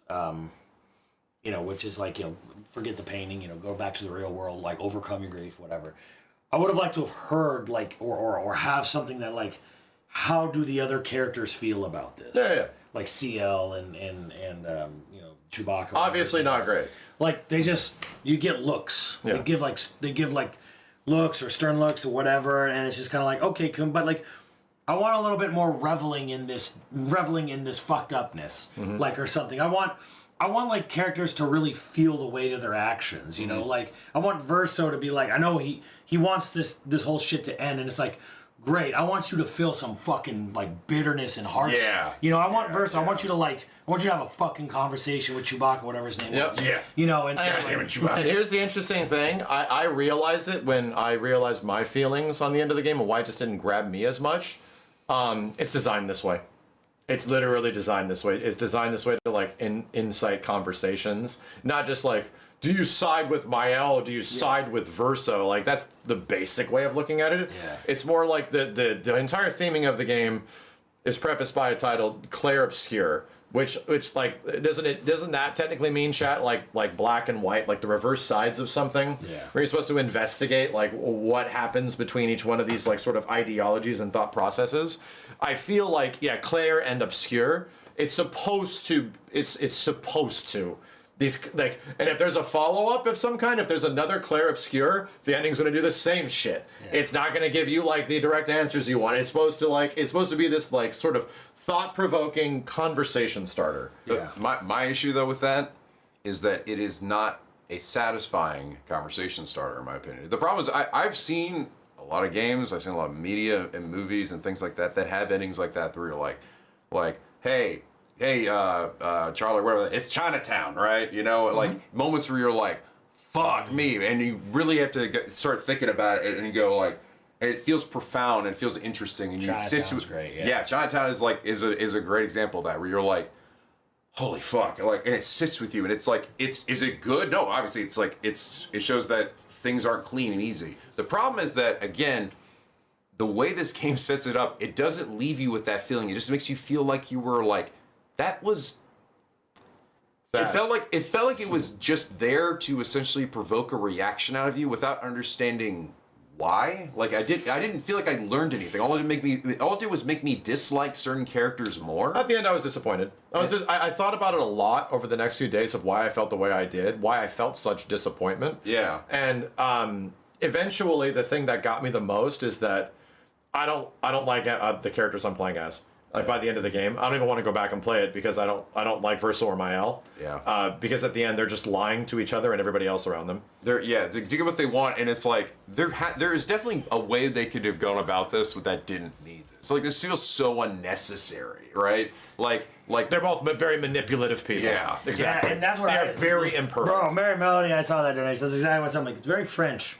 Very French. Yeah. Like we got to the end of this game, I'm like, this is a French movie. And some people will It's like a revel very in French like the, I would say, the dourness of it.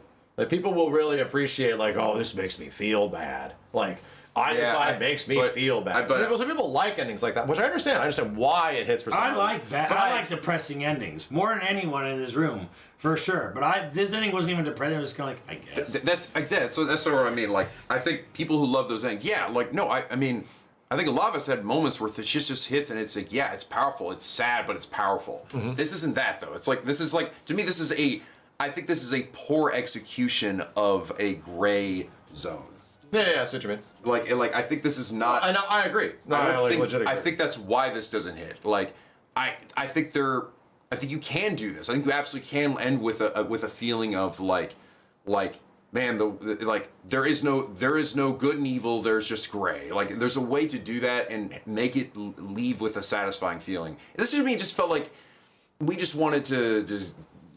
I really wanted to feel like Gustav's message was felt throughout the rest of the game. Right. And it's there for a bit, like a little bit. It meanders for like a little while, but it isn't really like that really comes back hard and really changes the way either one of the characters necessarily feel. And it's funny. It's just funny to me because I really do actually. There aren't too many games and things that I've seen that sort of like. Because it feels like up to that point, they really actually understood the messaging and the stuff. Because stuff is like, it hits so hard. Hey, you know what? This could be way worse. It could have been like Alien Earth. No. Where at the beginning of the game, really, no, because I think we all genuinely agree. The game's fucking amazing and it deserves Game of the Year. Absolutely, Bob. And it's actually like, I would play through it again so to experience a lot of that stuff again. I genuinely like, and it's a fun-ass game too. That's what's really special about it. Still 10 out of 10, by and it gave us even if we don't like a certain one aspect of it, it's not fair, as we said, to criticize something just off the way its finality is, when like the 90% of the journey there is fucking exemplary and so good. It could be worse. It could be like an Alien Earth situation where this thing makes you think it's good, and then by the time it concludes, you are so dumb. Like, I felt so stupid for thinking that this was good. I got 4 episodes into that, and then I started seeing something, and I went, they're not going to do what I think they're going to do. And then it gets worse. And then, I started watching the next episode, and then I stopped, and I was like, I can't do this. They can't be this stupid. And then I just looked at reviews later on, and they said, yes, it is this stupid. Yeah, like Game of Thrones. Yeah, that was the other good example. Yeah, wow. Like, oh wow, this started so great. Was it just the ending of Game of Thrones, or was it the last season? It was the last couple seasons. Wow. Well, and like you kept thinking, well, okay, they'll tie it up. The problem is, so the thing about Game of Thrones is that the guys that. Because the thing is that the same guys that had been adapting the material that George R.R. Martin had done did all of the seasons beforehand. Like, it was the same dudes. Mm-hmm. So they're very good at adapting the existing material. But when they don't have nothing to adapt, it's a problem. But when it's like, but now we need to write the stories themselves, like, on their own. And that sucks because it's like, George R.R. Martin is going to be like the guy who understands these characters and how their motivations and what the main theme and point of this whole series is. Yeah. And now these guys are essentially just like trying to pick up the pieces of like, I'd like to think that George R. had some, hopefully, notes for them, but like, bro, he hasn't even finished his own shit. Yeah, dude. I don't know. He's gonna fucking eat himself to death before he fucking finishes that fucking book, man. I don't know. I think it's been like over a decade. I think it's been like, well over a decade. Yeah, it's been like 15 years or something. Like, I don't know if we're at that last book or that bitch's gonna make Elden Ring 3. Yeah. By the time and yeah, like it's bro, I didn't even read the books, man. And I remember when my roommate was watching all the seasons, and like I remember like once we got to the season that went off like past the books, I was like noticeably worse. Yeah, it's actually not even his last book. You're right. Like it was just all of a sudden things are just noticeably working. They don't have no idea where they're going with this. All of a sudden, like I don't know. It was such a stark contrast of like plot progression. You know. That's probably I think that is because that was like a much bigger thing than Expedition 33 or whatever we're playing. Like I think that is one of the biggest drop the ball moments probably in media history. Is Game of Thrones. Yeah. Something that grabbed so many people by the balls. Nobody liked the ending. There's zero acceptance of that. Just stop watching the show at this season. Just stop. Just accept that it was great and then stop. Did you actually watch any of it? No. I said like one episode when we were on a vacation someplace. It like legitimately was pretty amazing. Like, and the thing was there was a lot of deaths. There was a lot of main character deaths in there. It was that feeling of like characters can die at any moment, you know, and like nobody is safe feeling. But the beauty of what he was doing and what George R. R. Martin was actually doing in the story is that it's like he would kill off some characters and you'd be like, what the fuck is he doing?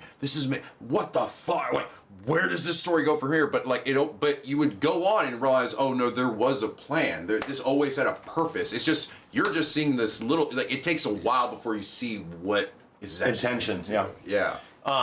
Speaking of that, sticking the ending and moving on to our kind of like what we've been talking about tonight, RPG-ness. A lot of FF7 news this week. Yeah. Devs are like getting a little anxious about talking about it. Ambiguity's so bad, like you just can tell he's trying so hard to shut up. Can I tell him, guys? Can I just please? Dude, and here's the crazy part about like wrapping this whole thing up. I played the first like 2 hours of Remake for the first time I've played it since Rebirth. So I had that perspective again. I just I had not thought about going back to Remake after Rebirth because why? Right. And now that a Switch version came out, I did, and I noticed some shit. I was like, oh, what?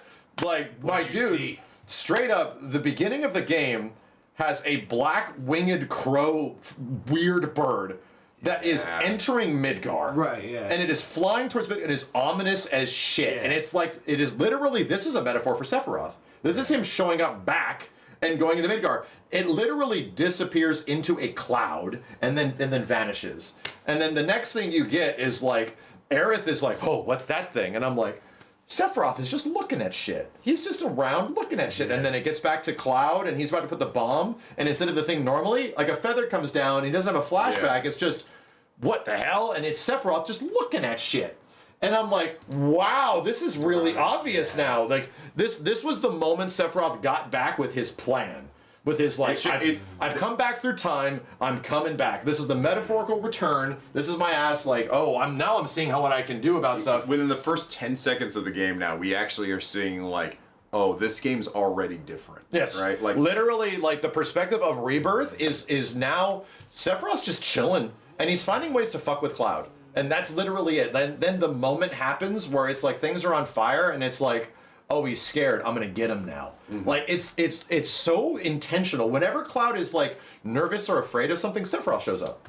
And he's like, hey, dumb bitch. You're a dumb bitch, aren't you? And he's like, I'm a dumb bitch. I hate you and I'm a dumb bitch. Like, I'm so stupid. Yeah, and it's like... Cloud is so stupid. And you're sort of realizing, too, like... Because, again, you play Remake for the first time, and you assume that some of this is just like, artistic freedom. Yes. So we want to... You take it at face value. Dude. Yeah, it's like, oh, yeah, okay. They're just, like, adding... It's like, maybe, like, going a little extra hard, because Sephiroth's already been, let out of the box. I get it. So we're just, like...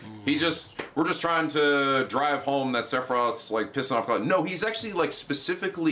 He is harassing Cloud. He's waiting. He's harassing Cloud even more now. Yeah. Now he's actually going even harder. He's going even harder on the things. Yeah. There's a really cool part because eventually, what is the thing that actually gets in his way that prevents his plan from working? It's Aerith.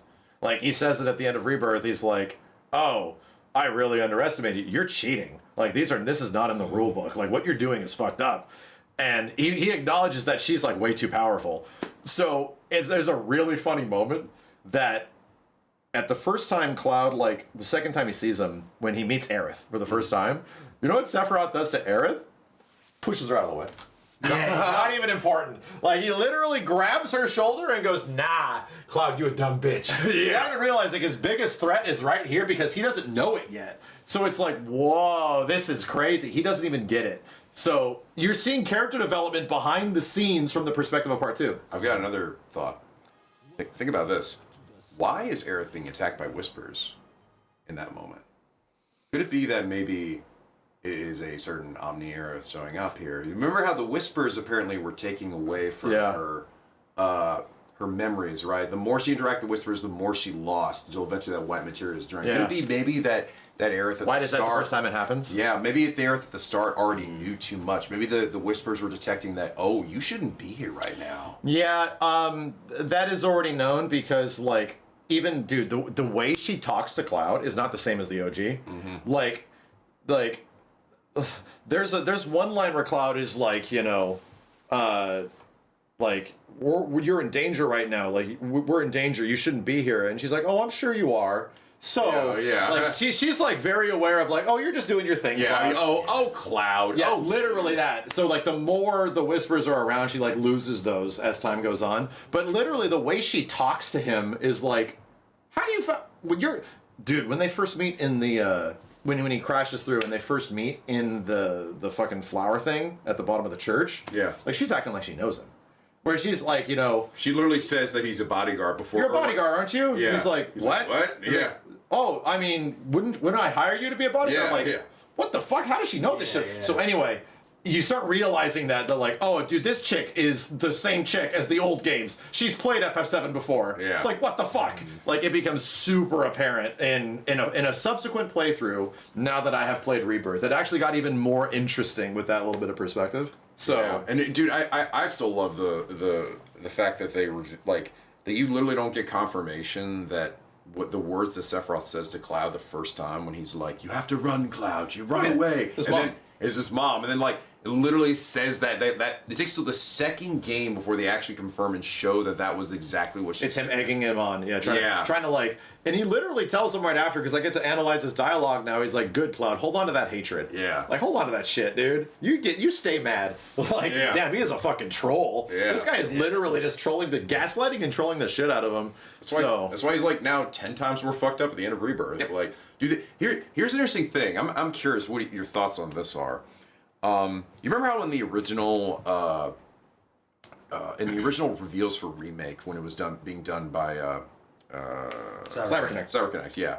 Remember how Cloud looked really sickly? Yeah. He was like really skinny and kind of sickly looking, and it was like, oh, he just looked a little dank. They kind of toned that down, right? Yeah. And eventually looking a bit normal. What if the further into like part 3 we get, what if he starts to look like that? Oh, dude, I think he's gonna have bags under his eyes and shit in the next game. I think he's gonna be literally going like true Dark Knight, where he's gonna have like he's gonna look like, you know, fucked up. He's gonna start looking a little weird before or after falling into the Mako stream. I think that'll happen. I think the Mako stream aspect is him supposed to be like actually fucked up, but I think you literally see like the One Ring. Impact on him, like similar to like Smeagol type shit. He's not going to turn into that, but like you will see the effects on him as he gets closer and closer and closer to the Northern Crater. Right.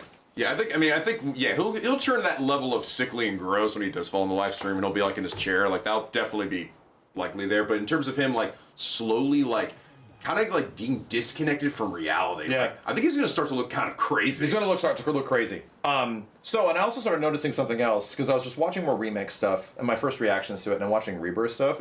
I got like on an FF7 high again. Yeah. And I straight noticed something. I found out why Sephiroth needs Cloud, and I think we all kind of knew what it was, but there's a reason why he's so like, oh, like, you know, like don't hurt yourself. Like, oh, be careful. Oh, like, you know, don't think too far ahead. Like, he's like almost like wary of his protection. Like, he wants to make sure he wants to manipulate him and shit and his puppet. Dude, he is, how many times, this doesn't happen a ton in the OG, but how many times in FF7 Remake and Rebirth does Cloud go into crazy hyper hypnosis shit where he is literally turning into Sephiroth? He is literally becoming his ass. Like, somebody showed this to me again, and I didn't notice it. The scene at the beginning where Sephiroth cuts Tifa, the framing of the shots and how he like cuts her and she flies and stuff like that is the exact same shit that happens in Gon Gaga. when Cloud cuts Tifa and she falls into the live stream and shit. Oh, you're It is the same framing, dude. Cloud is just turning into this bitch. Oh, shit. Repeating the same shit he did to Tifa again. Right. So, and that's the thing where it's like he's like, I'm losing myself, which happens in the old one. But what's happening now is that, my dude, Cloud is literally turning into Sephiroth. He's becoming him. Why would Sephiroth, someone that is not of ethereal form technically, why is Sephiroth so concerned at the edge of creation in these weird mystery places that the one kid that has all the power in the world has the ability for his body to stay like pristine and intact? And why dude, he is the Horcrux. Like, he's literally the Horcrux for Sephiroth's return. That's the difference now. And in the old game, what was Cloud's deal? I just got to give you the black materia, bitch. Yeah. That already happened. Like, we literally watched that shit already happen. Like, that event took place. The emotional impact of Cloud delivering the black materia to Sephiroth happened way before the finale of that shit in the Northern Crater. So it's like, I'm looking at this shit and I'm like, my dude, Cloud is the vessel for Sephiroth. Why is he the vessel? Because he's an Advent children. Right. He is an Advent child. Like, he literally has Sephiroth genes inside him. He is the same way that the Advent children were pieces of Sephiroth. Yeah. The only way that he can come back is that if there's a piece of Sephiroth somewhere, he can be reborn. My one thing though is then what would he need the black materia for? If he's not going to put it, is he still going to plan to give it to himself? That we don't know. Like, why Cloud has it, what makes him more powerful as a result. Is it just like, well, I'm going to give it to myself, and then I'll have Cloud, and that's two of me. You know, like... So, this led me to some theories of, like, so where the fuck does that go? Like, if Cloud pretty much becomes Sephiroth by the time he gets to the Northern Crater, which is likely going to happen, he's just going to turn. Yeah. Dude, you're fighting Cloud. 100%. At some point in the story, Zack shows up and has to fight this bitch, and he's Zack. You're going to control Zack, and you're going to have to fight Cloud. And now this is way different, and now this is nothing like the old game. This shit is fucking going bonkers, dude. Which I think they probably need to do some of that because a lot of things happen from this point forward story-wise, but there's also, I would say maybe not enough, because how much story progression and Rebirth covers, then to get to part 3 now, and it's like there's a couple big significant events, but it's mostly just like stopping Meteor at this point. And I'm like, they're gonna need to do something kind of like a little crazy, a little different. Sure. That's really gonna like mix up, your objective. Yeah. You need to amplify this shit way more. And how do you amplify shit more? How about, let's just throw it out there. Cloud isn't just missing. Cloud became Sephiroth. Right. Cloud became him. Like, oh fuck, we've lost him completely, dude, and now he's totally gone. Which makes his eventual return way bigger. Because, like, and also throws Sephiroth's plan asunder. Do you think he won't fall into the live stream again? I think that shit can happen. They can just make it happen a different way. Here's the way I would think about it then. Like, I actually think, I think that he could turn into Sephiroth. What if instead, like, he gives, like, instead of what essentially happens where he gives the Sephiroth he gives the black material to Sephiroth while he's in the crystal, and then he basically falls in the life stream. Because there's all this stuff is like, is this that far different from the original? Not really, because Cloud is entirely a puppet of Sephiroth by the time he gets up there. What if they end up having to fight Cloud, and then they knock him into the live stream? That could be while they're fighting him, Where it's like, that is the thing that tips him over. Yeah, like that. Just like they have to end up basically like stopping him, so they like knock him into the stream or something. You could see how things could definitely like amplify and get much bigger in importance for the next game, and actually do different shit. Like actually start to do, these things all still take place. We're also going to fight the weapons and stuff like that, but like the perspective will change. That's the part where it's like, that's where Zack joins the party. Oh fuck, that could be a thing. Wait. I just had a thought that could be really cool. Stick with me here. What if? Because think about, there's something that is interesting about Sephiroth and his motivations, right? Is that all of that, if like his flashbacks, understanding who he is, isn't really easily able to be told to other characters. What if, imagine this, Cloud gets taken over by Sephiroth. He is basically Sephiroth. He He gets knocked in the live stream. Oh God, he's all fucked up again, right? There's a moment, right, then where Tifa gets her time where she goes in there with him. What if she goes inside Cloud and she doesn't see his past, just his past. She sees Sephiroth's. Good idea. And dude, what if? And that's the emotional connection. I agree with you. That's the emotional connection. Who's the only person that could save Cloud from like fully turning? Like let's say he's savable. Like she believes he's savable. Like no matter what. Like she is the one that would believe. I'll do it myself. Like she's the one that would be able to get him out of there. Yeah, she's trying to get Sephiroth out of there, but in the process of even like getting Sephiroth out of Cloud, she learns more about Sephiroth. She learns about because inside his head is also Sephiroth's backstory. Exactly. Where now she understands like where the fuck he's coming from, and oh shit, his intentions are fucked up. Yeah. Like this shit, like he's destroying the process of life. Like it's fucked, dude. So. I was always wondering the same thing. How do we learn about that shit? It's going to be very weird. Like, what characters are in... It's not Bugenhagen. We don't have Aerith anymore. We have no one to give us info about like what Sephiroth's actual intentions are. So it's like, how do we... unless we get at the very beginning of the game, how do we find out what Sephiroth's intentions are? And here's the other thing, too. It's not even just about finding out the intentions to us, the player, right? What about trying to get those intentions to everybody else? That's the problem. It's like you can't... Like okay, we start the game as in a flashback, right? Like that's been the theory for a while. It's like, we'll start the game as a flashback of Sephiroth. Awesome. Who's seeing this? Us, the player? Cool.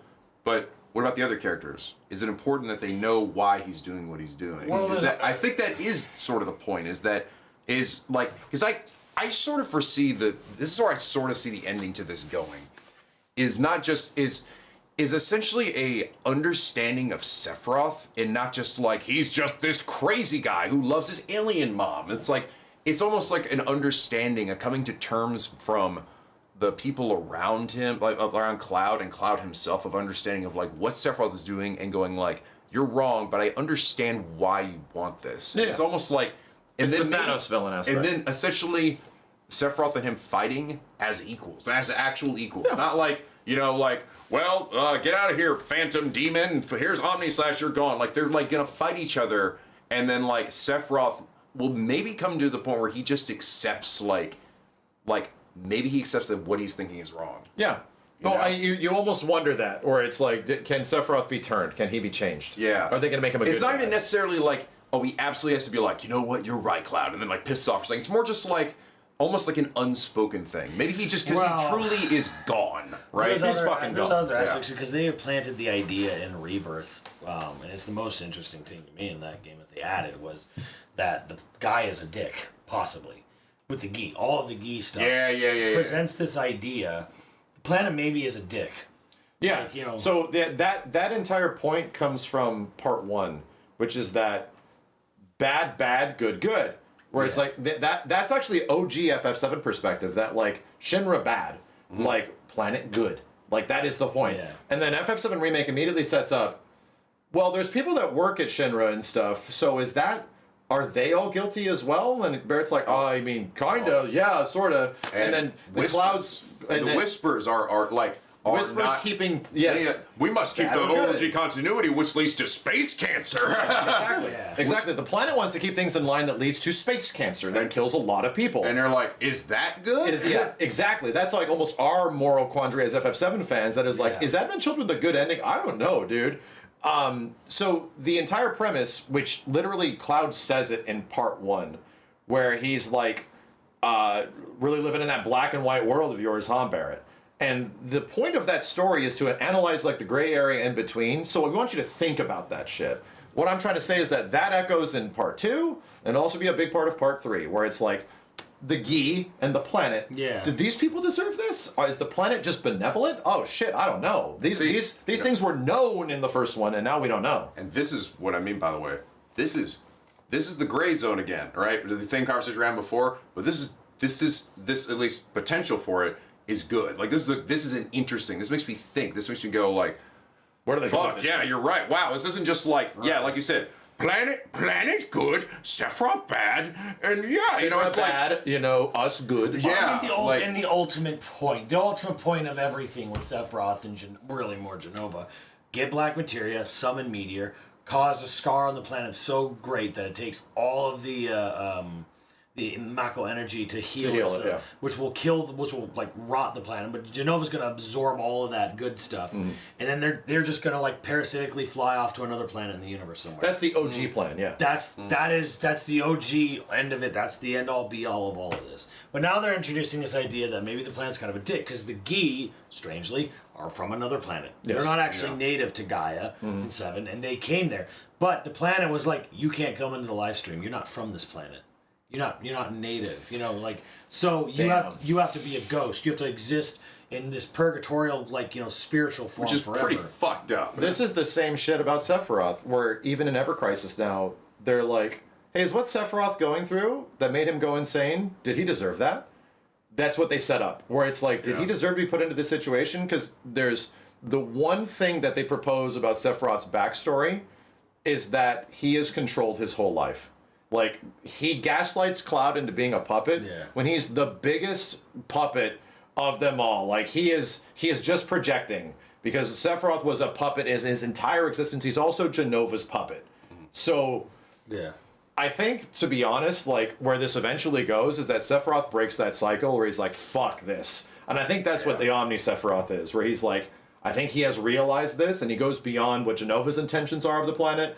This is what I want. For the first time in his entire existence, I'm doing what I want. Did you and ever I need think Cloud. about the possibility that maybe they're also trying to legitimize Dirge's plot in this?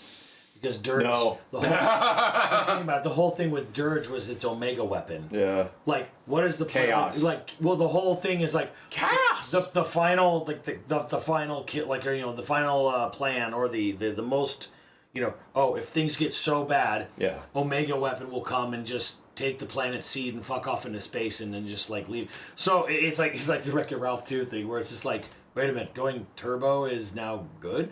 Like, and that's why Dirge is so fucking stupid. Dirge is like, wait a minute, the planet's gonna kill itself and go off to another planet if things get too bad? There is a way that you can make that a part of the storytelling without having the Dirge execution, right? Right, well, because that could be interesting, but the way Dirge does it is fucking terrible. Right, so maybe they're trying to, because the whole thing with the Gi and everything, I'm like, maybe they're trying to set up the point that, like, whatever entity or consciousness of the planet itself isn't benevolent. Yes. It's not like super welcoming and all encompassing, and like maybe the planet itself has issues. Like maybe they're getting to this point that, like, sentient life, regardless of how it was created or where it came from, is worth protecting. Yeah. Regardless of its origins. Mm-hmm. And maybe that's where we're getting. Maybe that's where we're getting with Sephiroth. Maybe in Genova especially, is that, like, yeah, Genova's a parasitic alien, whatever. That's bad. But the Gi, come on, what did they do to deserve this? Sure. Kind of thing, you know, like, oh, like things are getting bad with Shinra, right? Does that necessitate? All right, mass extinction event of the planet, self-inflicted mass extinction. We'll go start somewhere else. Mm-hmm. That's okay, but. What about all the innocent life on the planet that had nothing to do with any of this stuff? Yeah. So maybe it's setting up to ask much bigger questions for Part 3 rather than, you know, the original eco-terrorist plotline. Stop the meteor. Yeah, this is pretty much stop meteor.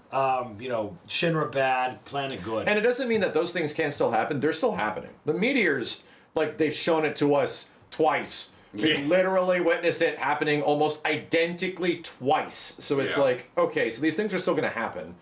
But I think the way they happen will be different. Like, and that does line up for some things to be, like, very similar, but straight up having, like, Cloud getting taken over by Sephiroth and shit. Like, that gets set up in Dirge. I'm sorry. That gets set up in Advent Children. Like, first and foremost. Mm-hmm. That, like, in Advent Children, Cloud has his freak-out moments where he's, like, about to literally, his eyes are changing shape and shit like that. You realize, oh, Cloud is also technically one of the Advent Children, my dude. Like, he can be a conduit for Sephiroth in some way. Mm-hmm. And then, what breaks him out of it? Anybody remember the movie? Aerith does. Yeah. Aerith is the one to snap him out of it, and she shows up. Whenever Cloud is under, like, mega strain, and he's about to fucking lose it, even in Advent Children, Aerith shows up. And that's what could be different this time, right? And that's the thing that, right... That was it John Q, I think it was, that introduced the idea of, like, the permanent end of Aerith, right? Oh, permadeath for Sephiroth, permadeath for Aerith. Permadeath for essentially it could no be more ghost Aerith. It could be that Aerith at this point might actually be completely gone, like really gone. Yes, right. I think that's the point. Yeah. Yeah, is that like that whole situation of killing all those different Aeriths, all across the different like versions and stuff like that, literally makes it so that there is no way for anyone to like snap Cloud And out of his bullshit. the only way to come with acceptance is that like Cloud has to make that choice. There would be, you know what? I don't think it's going to happen, but I would actually be super impressed if there was a really meta aspect to Part 3, where like what you're talking about with like permanent, like like final death. Final death. Of Aerith. Because we just know that like there's two characters in FF7 that just don't go away. Right, but what Aerith if, is just around, Sephiroth is around. But No what matter if like the point of the ending too is to be like we're gonna permadeath these, so as like the developers are putting the final touch on their story, like they're gonna do something narratively that you always can, but like shouldn't be undone. Like no, we're gonna permanently say definitively You can't bring Wesker back from the dead. They can't come back unless you remake this shit again. Like we're capstoning or like putting a nightcap, whatever, I don't know, whatever the term is. We're putting the final chapter on because we as the OG creators, we're getting old, we're getting up there. You know who we talked about that story. literally, and they were kind of like hinting at this. We're like, this is the end of this story type shit. Kitase was saying that shit in an interview where he was talking about like, he literally said, I kind of just want these characters to be happy. And that was like, oh, that's interesting. So wait a minute, characters being happy means that they actually can not have to deal with Star Wars threatening threequels that happen after and shit. No, we can leave them here because the threat is actually done.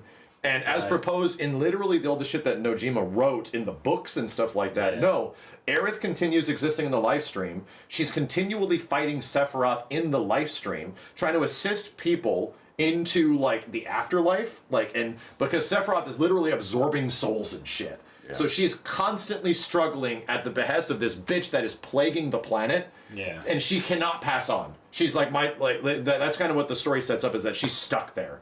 And I'm like, ooh, that does not sound like a good ending for her. That sounds rough. Yeah. And also space cancer. And also like these bad things are going to happen to tons of people eventually and stuff like that. It's like, yeah, all right. These seem like rough. She's like, she's an ethereal janitor. That's like, clean up after Sephiroth's bullshit no matter what. And his bitch ass still keeps coming back. And it's like, okay. So what happens if you want to actually make these characters happy? Aerith wants to die. That's the thing. She wants to probably not have to deal with this. Sephiroth wants to live forever. He literally says, I will not end, bitch. And that's his greatest trait as a villain, is that he refuses to die. Right. He has found so many ways to just remain That's probably existing. going to be, and then that's the dichotomy there, is that Aerith wants to go, wants to have final She rest. wants the natural process of life to happen. Yeah. And Sephiroth just doesn't want to accept it. Refuses life, yeah. Question for you guys then. What do you think? Do you think that this will lead to an ending where Sephiroth accepts his death, or do you think he will be forced? Oh, no, you're forcing that bitch. Hell, I think that would be fucked up. Where it's he sides, he has to stay the bad guy.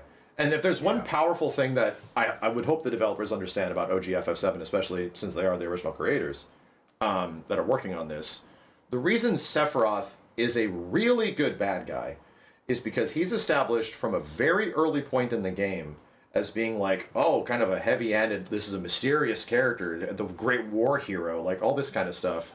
And then within the first 10% of the game, actually he's the bad guy. We had to go after him. And what do? They don't let up on it. Whole game is about getting to him. Whole game is about him doing this weird shit, summon, meteor, all this shit. Still, but we gotta get to Sephiroth.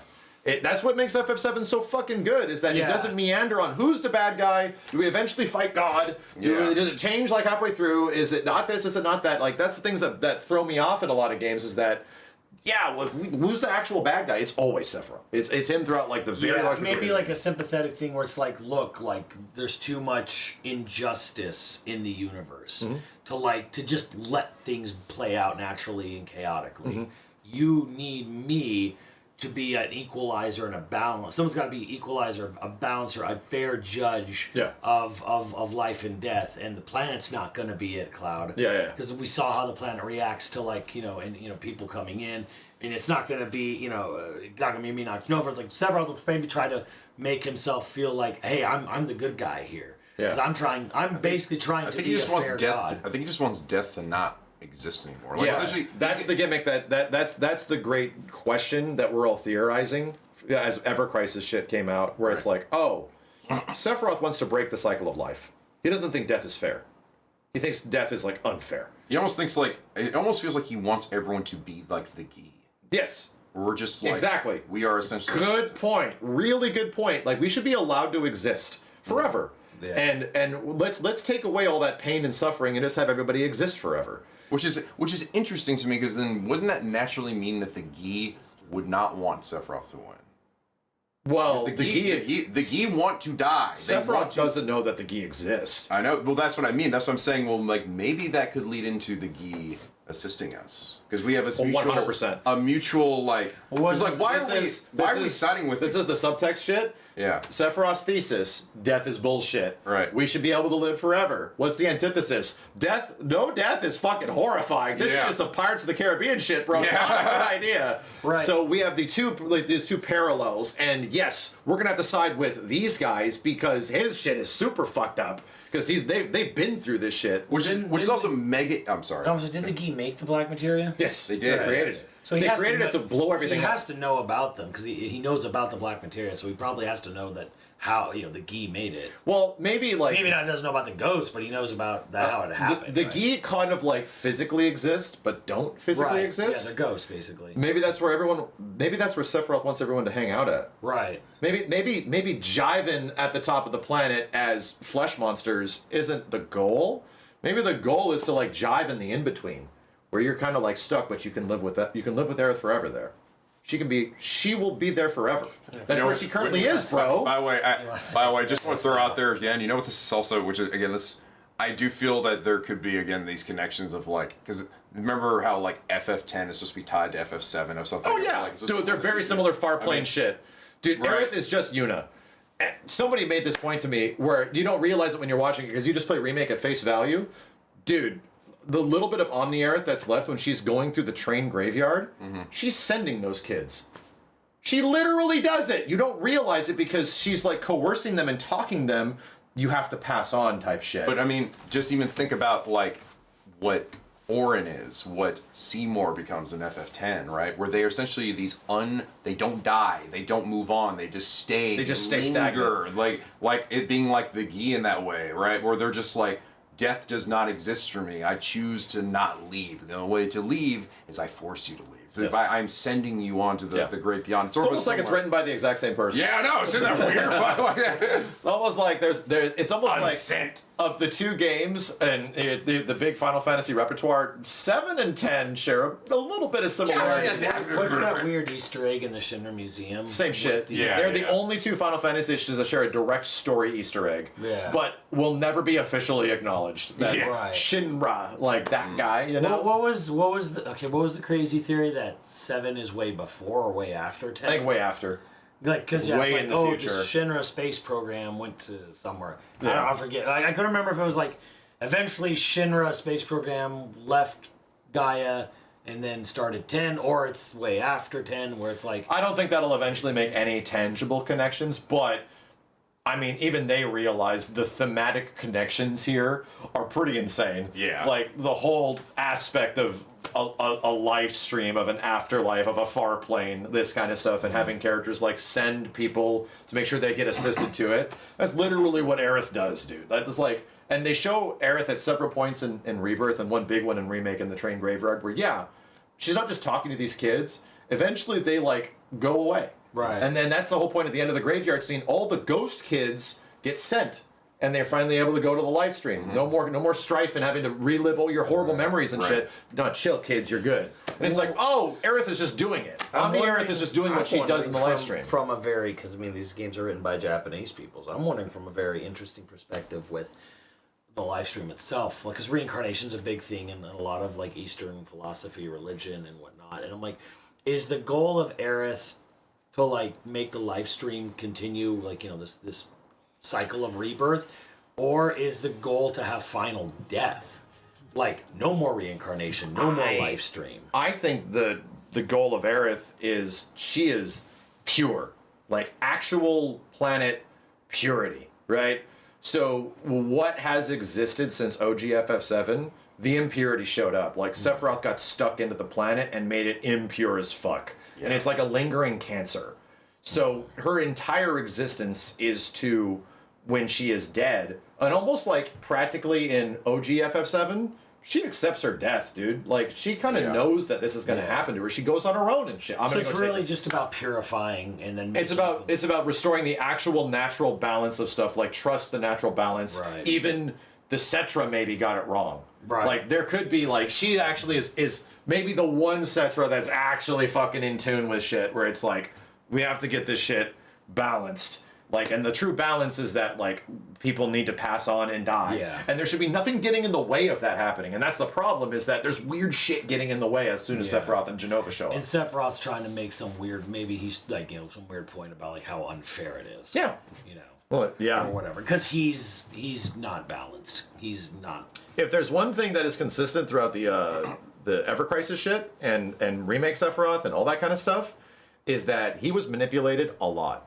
Like, he was told what to do at a very young age, and then he was told to be he wanted to be like a war hero, so he liked the aspect that people loved him. He wanted to be like a hero, which is what lines him up with Cloud and Zack. He wanted to be that, but he wasn't. He was a killer. Yeah. So, and then he loses his mind again, but then gets controlled again by an alien when he finds out he's an alien, and then fully gets adopted into that shit. So again, it's him just getting manipulated. Radicalized. He is so easily radicalized. He was there at January 6th. Yeah. Wait, I've actually got a thought here. A question I want to ask you guys. In the remake series, what do you think the actual narrative purpose is for Meteor?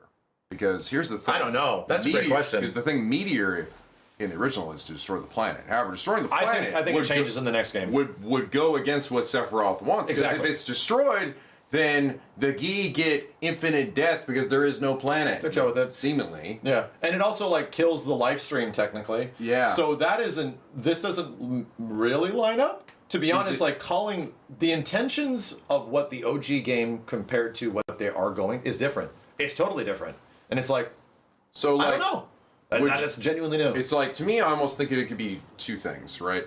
Like, because in the original game, Meteor gets summoned when Sephiroth is given the black materia, right? Which I think we all assume, so then Sephiroth summoned the Meteor, and that's, you mean, one of his moves is literally fucking supernova. Yeah. Thing. Like, I'm just going to play the game in the background while we talk. Go on. And so the way I see it is, I think there's one or two scenarios. Because to me, this current Sephiroth wouldn't, I think, do that if that is if this is truly his goal. Maybe we're just totally wrong, and that's going to be something. But I think it's going to be either Jenova. This is Jenova's doing, right? Because Jenova is just a parasite. She exists to just fucking eat a planet out from the inside, fucking until it is nothing left, and destroy. That's just she's like her motivations are simple and. You know, it's like a virus, right? Yes. Just that's all she really is. Or maybe the Gi get a hold of it in some way. Maybe maybe the Gi actually do get their materia back, and then they summon Meteor. Yeah, I think the intention of like Meteor as like a quote unquote weapon and how it's utilized, that shit's changing. Yeah. Like it will not be the same by the time we get to the next game. And I think that's what everyone's looking for. Everyone's looking for after this game almost like lining up with the OG story almost more at times than part 1 did. Yeah. I think people they don't have the plot ghosts. Exactly. Since that's not nearly as big of a thing, I think people are kind of looking for part 3 to be as potentially crazy as it possibly can. I hope they realize that, because it's like they're even saying stuff like, okay, no more mysteries. They've said that. Like, the Toriyama, the second director, was like, straight up, yeah, we need to answer some of these questions. And like, don't worry. Like, they're like, there's another game. But that was like a year and a half ago. Because I think if they leave like mysteries, then people are gonna feel like, why did you take me on this like? Yeah, what was the point of this? Journey, you know, and I can't say how is this stuff insanely disappointing. All of this stuff is used as a spicy remake. That's it. Turns out Got you! Turns Got out- you! You see the look on your fucking face! Yeah, it turns out it's just a spicy remake. Oh, you stupid bitch! It's You not a fucking thought it sequel. was building to something. It isn't Sephiroth in the future. You're such a It stupid isn't Advent bitch. Children Sephiroth. It's just a spicy remake. That would be, in my opinion, greatly disappointing at this point. What? This Right. game looks. God, this game looks amazing on this TV, though. Dude, you want to see something cool? Yeah, let me see. Yeah. Hold on.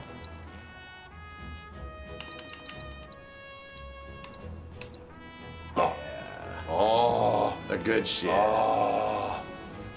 You guys think there should be like Day Cycle in Part 3, or do you think they'll I stick with? think based on this, yeah. Since the assets are there, 100%. They'll be changing shit. That'd be cool. Yeah. Cool. The fact that you can like Wow. make it morning. Yeah, it was actually like probably only like So it's my one of the turn? only one weird thing that I thought about. Oh, that could be night cycle. It was weird because like at times you can go to places and it's daytime. Yeah. But there's never nighttime. There's never actually the prison is at night at the very beginning when you go there. And then it is not, you know? Game is kinda loud. Sorry chat, I'll fix it.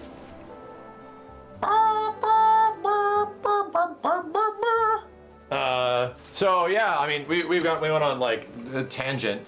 The big news that came out from everybody over the last few days is that it is indeed Unreal Engine 4.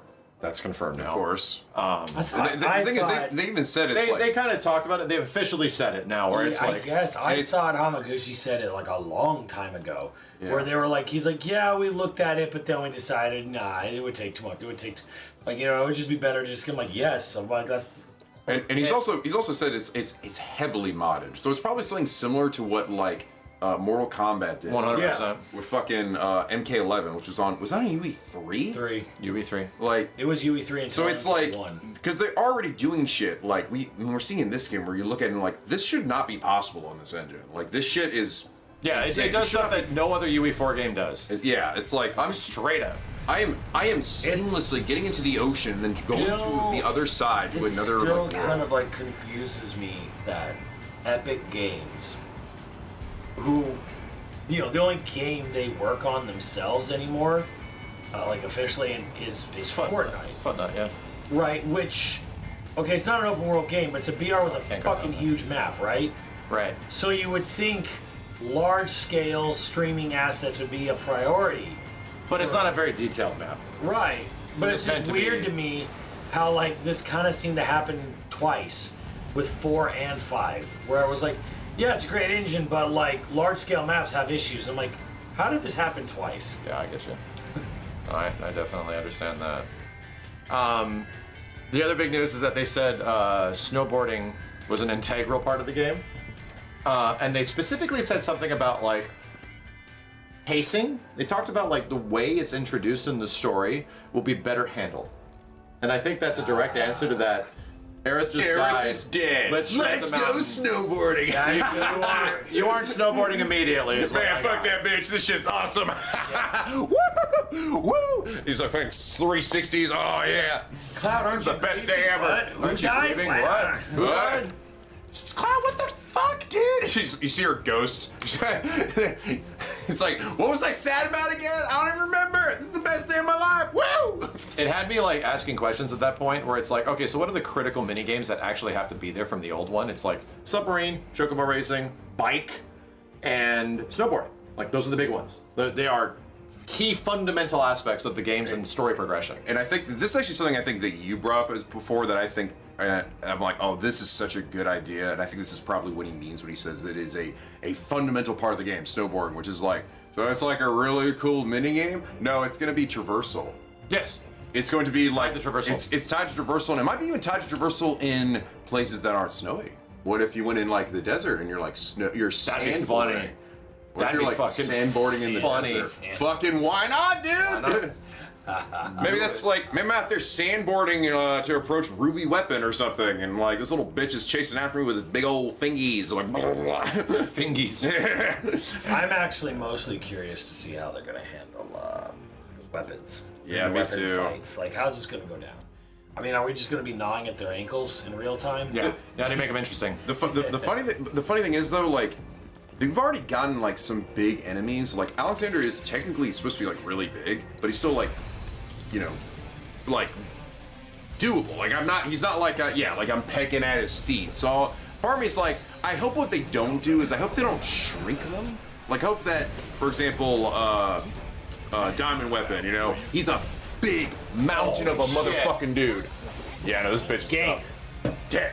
Where he's like fucking stomping, right? He's fucking stomping out in the ocean. He comes ashore, we're like, oh my god, and then he's actually like just sort of taller than us. Kind of tall. Yeah, he's like, he like for a distance he looks really big, but then he gets closer, it's just like, oh no, he was actually just already here. I hope they don't do that. I hope they actually do keep them in size. I just hope that it's like, I don't quite know, to be honest, I don't quite know how they'll do it. I think that's one of the big questions is how do you handle like an enemy that is that big? Maybe they'll all be like Highwind fights. Yeah. Oh, You know, they're gonna be flying around. I think you'll have to use the Highwind in conjunction with them. Yeah, I think there's gonna be Highwind combat. I think they're not just gonna have the Highwind flying around the map. I think Highwind combat's gonna be. It ties back to FF10 again. Because guess what? They do the same fucking shit when they fight Sin. Remember? Then they pull up like to next to him, but it'll probably be like way more fucking dynamic, you know? Yeah. And they gotta pull up next to his like body parts. Instead, we're actually gonna be like controlling that. Like this motherfucker's like, brr, brr, brr, and we're fucking just flying around him like, I'm gonna get his shoulder, bitch! Ah! Like leaps off the edge of this thing. Fucking slam down. I've always said it. Like, how do you do weapon combat? Look at Advent Children when they fight Ultima. When they have the Ultima weapon fight, and that shit is like, oh yeah. Or you mean Bahamut. Sorry, Bahamut. Yeah. Yeah, you know, there is absolutely going to be a moment, or maybe even a triple tech or something that's going to be that same thing where everyone's just chucking Cloud into the air. Yep. Like, and this one's going to be a leap up there and fucking throw him up, and he goes higher and higher. Better believe it. Yeah, Bahamut's Sin. You got this, guy. Oh yeah, steal his crown. I know how to steal it when he's stunned. Oh yeah, that's right. He drops on the ground. Don't kill him before. Oh god, he's so close to death though. He is. Close to break. I don't know, it's pretty close. There we go. There, he's dope. Oh! Yuffie. Oh, okay, just don't hit him again. Oh my god, No! she was stuck! Marred crown.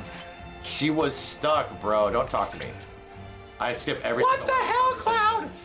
You fucked She it up! was stuck. I'm really looking forward to fucking Chadley dying in the next game. I think it's gonna happen. I think Dude, I know, he will die. He's gonna die. It'll be the first cutscene of the game. It'll be the first thing that happens. I don't know what her name is, but like, I hope she dies. You hit new game and then you hear Cloud, bam, gunshot. Was it Mai or It's May? Mai. I hope Mai dies. I hope she dies even harder than him. Maybe Chadley dies and while Maya's watching, she's like pressed up against the screen trying to reach out to his phone. Isn't she just a fucking like VTuber AI thing? You bet she is. Maya is technically his sister. Oh. That's why he Like, doesn't but she's like not her. physical real or whatever. No, none of them are physical real. Make that dry ether. Like Chadley's Go make that dry ether. Look at that many points of that shit is. Robot, Blah, yeah. She's not even a robot. She's just like a program, right? Yes. Yeah. She's Hojo's VTuber. Hojo's VTuber is Weiss. She That's the dude from Dirge. It's not wrong. Literally is his story. Okay, let's actually stun this guy this time. Not die. I have to be close. I can't be close to him. Look, they had Dirge characters in this already. They're going to bring Dirge back. And you know what else is coming back? Fucking Genesis. Bet he is. I think it's a hidden boss fight. In I Genesis. think they'll have the area that was what's it called? Dude, his life is already so low. I think it's gonna turn out that musician guy that was playing back in Calm was actually secretly gapped the whole time. He was that's his artist name is Gat. He's gonna come into town and they're gonna be like, Gat, you're here, and he's like, no, I'm not Gat. My name is really Genesis, and we're like, oh god, that's even worse actually, and we're gonna fight him, and it's gonna be great. Well, what was going on with Angel and Genesis at the end of Dirge? There was something there. Well, these guys are going to build ATB. I don't know. I don't know if that plot line's ever going to be continued, Simmons. If I don't know if anyone wants that shit. Going to finish in the next game. No. I think some parts of George we can just let die. This guy is dying super fast. Oh no, Barrett's casting Comet. I have to take that off. Dead again. Barrett's casting Comet. He's back. Ooh. No, he's dead. I gotta take Comet off Barrett.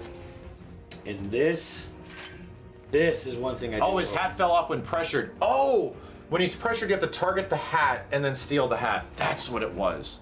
All right. It's been a couple years. One thing I do hope is actually added in the sequel. I want AI prompts for your party. You want gambits. Yeah. Your FF12 shit. Yeah, I want gambits or like presets or something. Like I want like something like, hey, like there is a bit of a problem where like your AI party members are kind of useless unless you have like materia specifically like autocast, synergy, or whatever. So it's like you end up having to like waste materia slots to like force them to do things you want them to do. And it's like, and I get it, but it can be also frustrating too that you're almost never do your fucking party members that are not controlled get attacked. It's always your main guy. So it's like you'll switch to a guy and then immediately the enemy will just like 180 turn and look at the oh, you're in control now. It's like sometimes you're like, fucking dude, can you like one of you guys just take aggro for 2 seconds?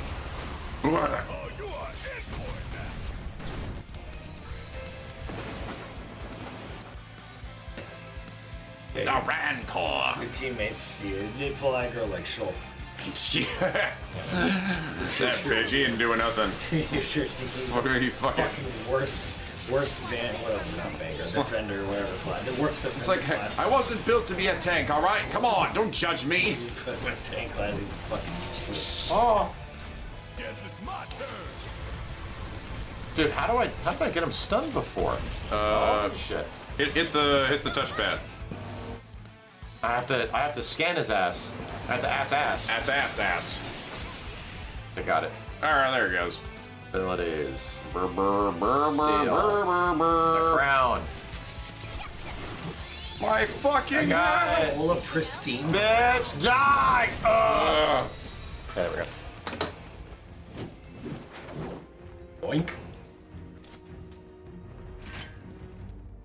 Yeah, and I started thinking of like, okay, so what stuff do you actually improve on in the next game? And my biggest one is exploration, like actual exploration. Like if you're gonna get the full like world available to you. Yeah. Do I need to click on something or some shit? If you get the full of world available to you, then we need to be able to like go places and not know what's there. Like, and you said that they brought up that they were looking to improve the pacing and stuff, right? Like the snowboarding stuff. I'm sure. I mean, they've already talked about it before too. How they're like, they've been listening, right? About I've been listening.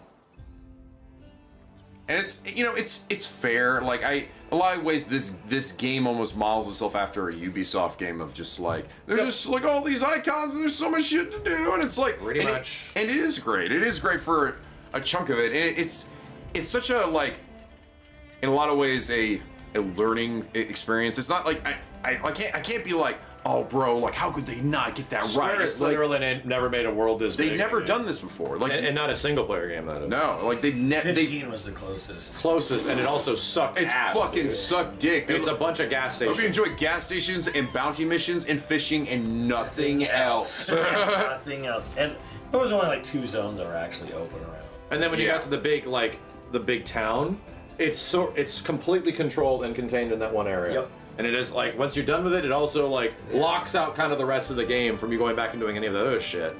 It's crazy, dude. South City. There we go. Whoa. Yeah, we can have the what's it called? The sunset from that part of the game earlier. Yeah. You run out here when you first run out here. This is the sunset.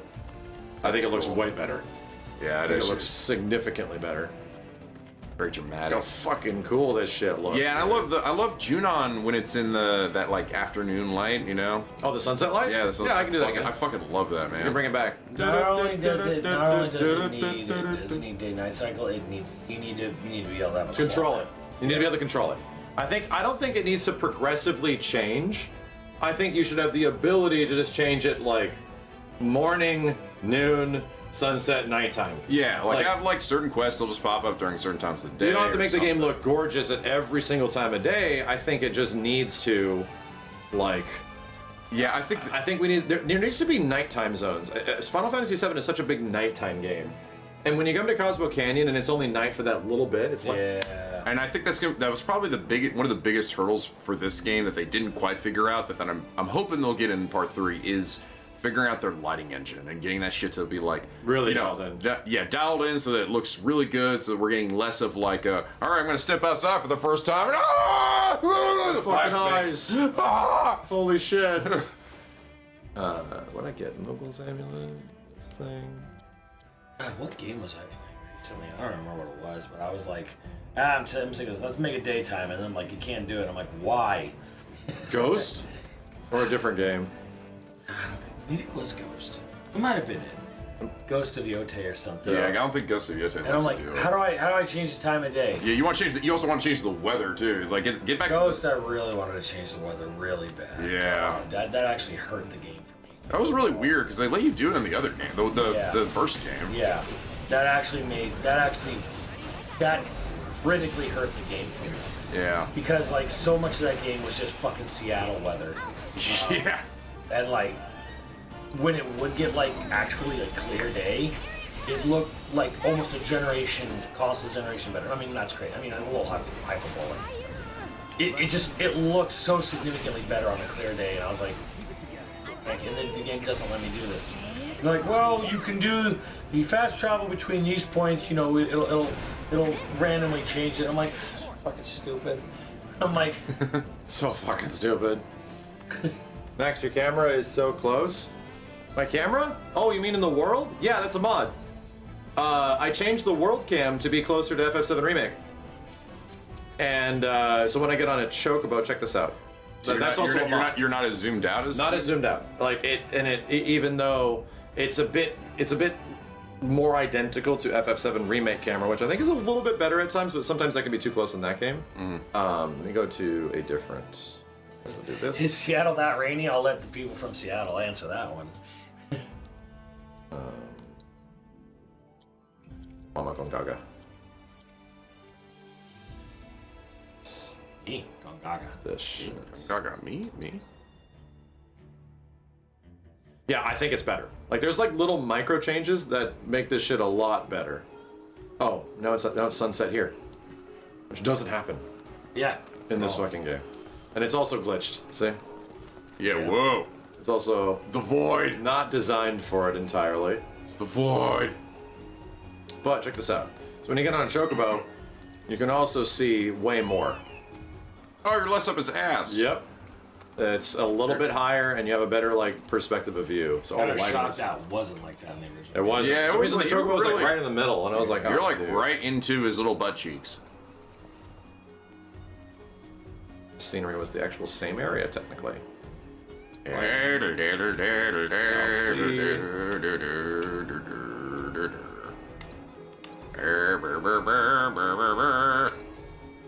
More sunset. Night isn't. The VR. Funny enough. A lot of them. Let me turn it to off. I'll see morning, sure. There we go. Kinda cool. Kinda cool. Pretty ass game, bro. I'm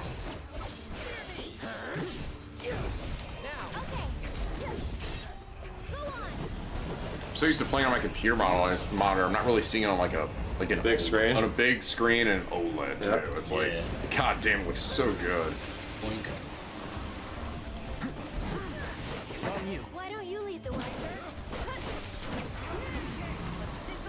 Pretty sick. Isn't it amazing how much better the 4090 is on this game though? Good lord. I don't get it, man.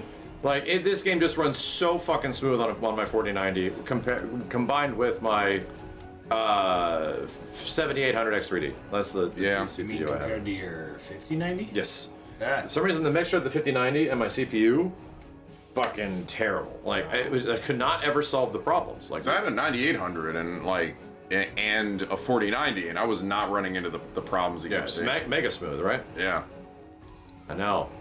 I was like, just go back, man. I'm sorry that I know it's crazy. The AI may not be the future as Nvidia seems to envision it. I don't know. I mean, have they gotten to a point with that card yet where there is not problems? Like, it still feels like that card is suffering from. I think that whole line. It's gotten better. I think that whole line was rushed out the door, honestly. I think Like the 5000 series. Yeah, the 5000. I think they rushed into the 5000 like way too fast. The idea was that the AI aspect of it was supposed to like it was supposed to allow lower end cards to be like equivalent to like I think it was like 5070 or something was supposed to be like just as good as a 4090 or whatever. It was supposed to then and make the good cards even better. But it feels like it ended up just kind of making things less compatible. Yeah, I agree. I mean, that's what it was like for the very much longest time. Yeah. Damn, that looks fucking cool, dude. Yep. The sunset from earlier. I love it. Another thing I want it. I want you to be able to jump off cliffs in the next game. Yeah, that'd be nice. That Take would the be damage, cool. whatever. Yeah. It's like they don't You want their thought of characters to look Deathstream. stupid by like dying. Yeah. No, I mean, I want to see Ragdoll out of there. He hits a rock. Oh, jeez, they don't want Tifa to be going through that. That's pretty much it. We don't want Tifa. Like, we can't have our characters getting embarrassed that hard. Oh my god. Oh shit. Fuck. So Sorry. fucking dead.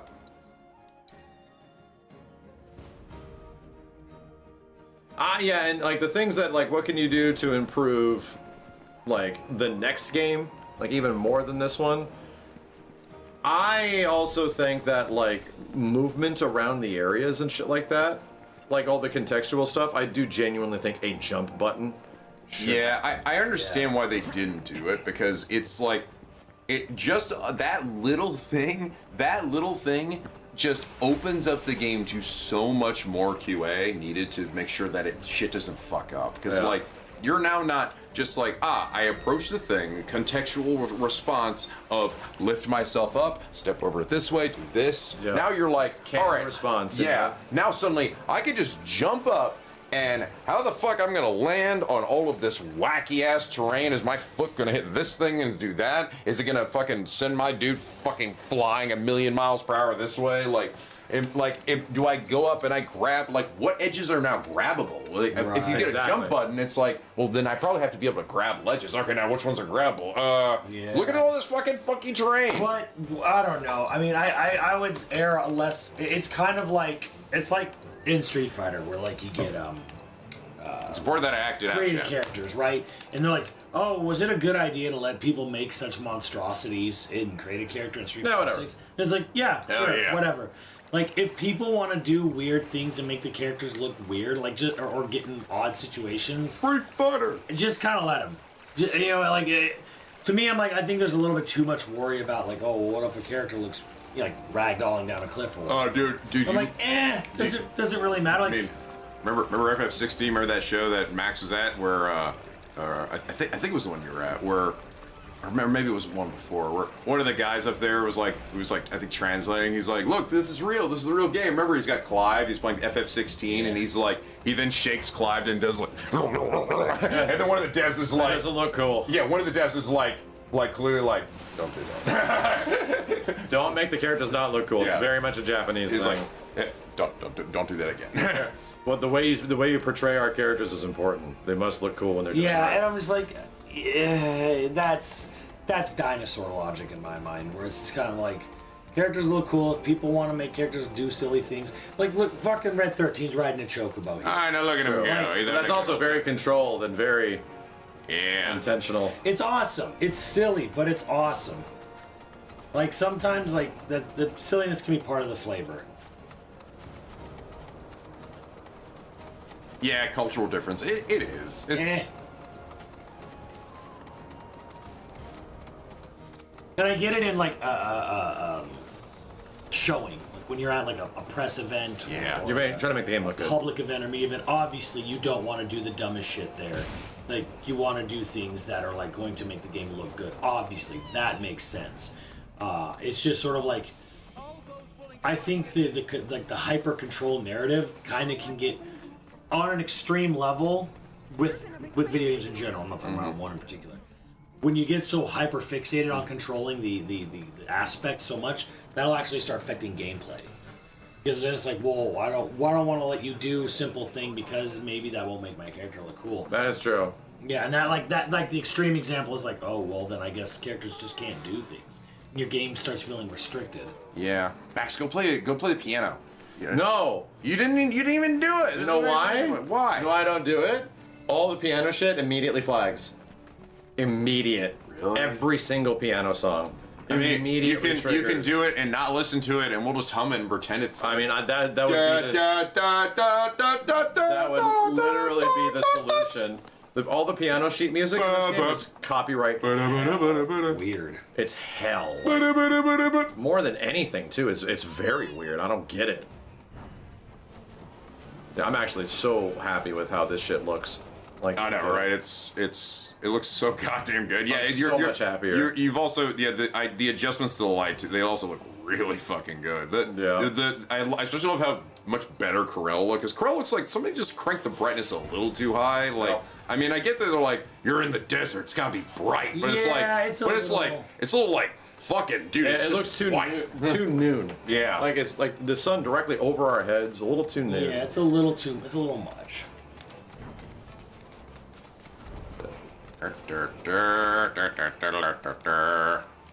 Did you bring your Switch as well, Simmons? I sure did. Good. I've got a Raya. We got to show Nico also the SNES and PlayStation. Yeah, I really want to see.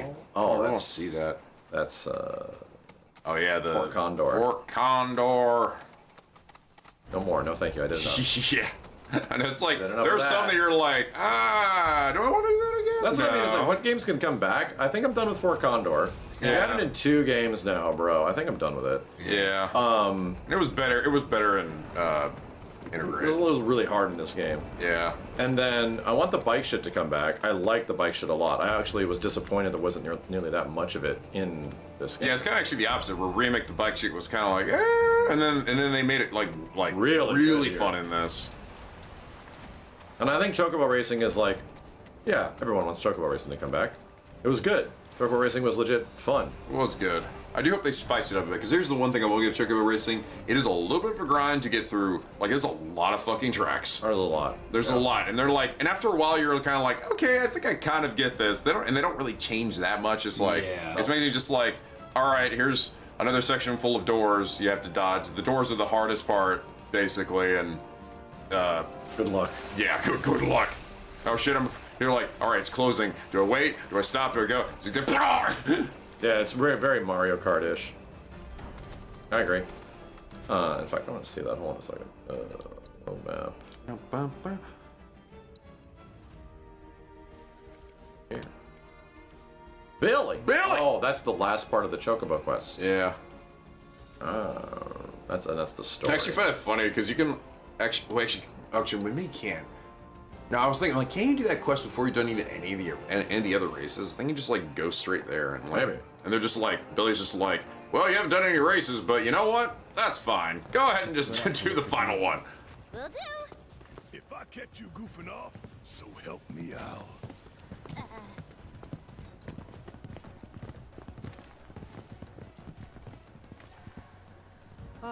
Cloud? You got a minute? Cloud? There's something I failed to mention about the Temple of the Ancients. You might call it a legend or a warning. Uh-huh. You see, no one who goes into the temple ever comes out again. No one.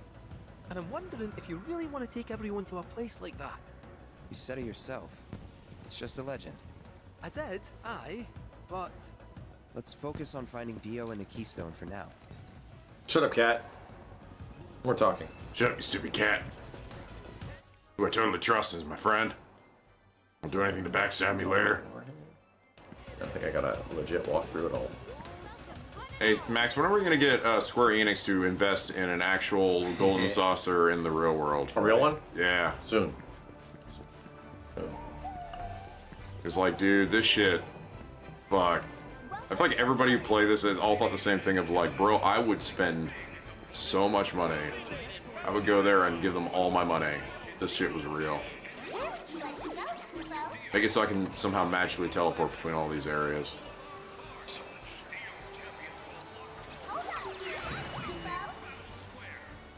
Play the best minigame, the fighting minigame. You Fuck love that because game, you're a fighting game guy. God Max. damn, does that shit suck. It should be your favorite thing ever. It's so awful. All the amazing footsies and shit. There's no footsies. There ain't nothing.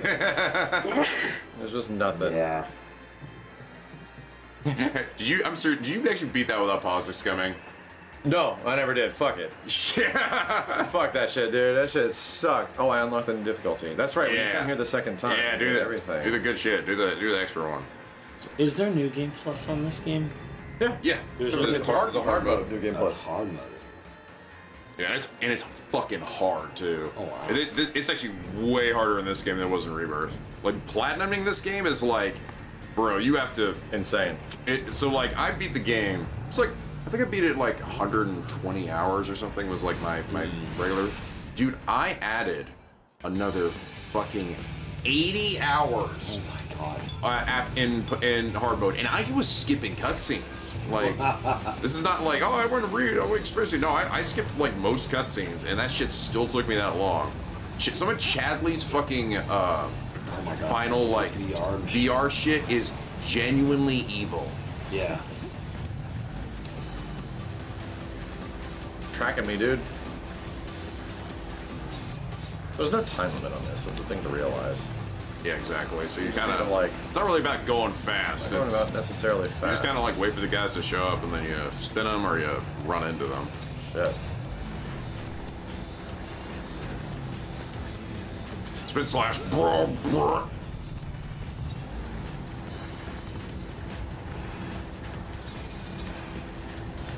The G points. Ah, brother. The G spot. What?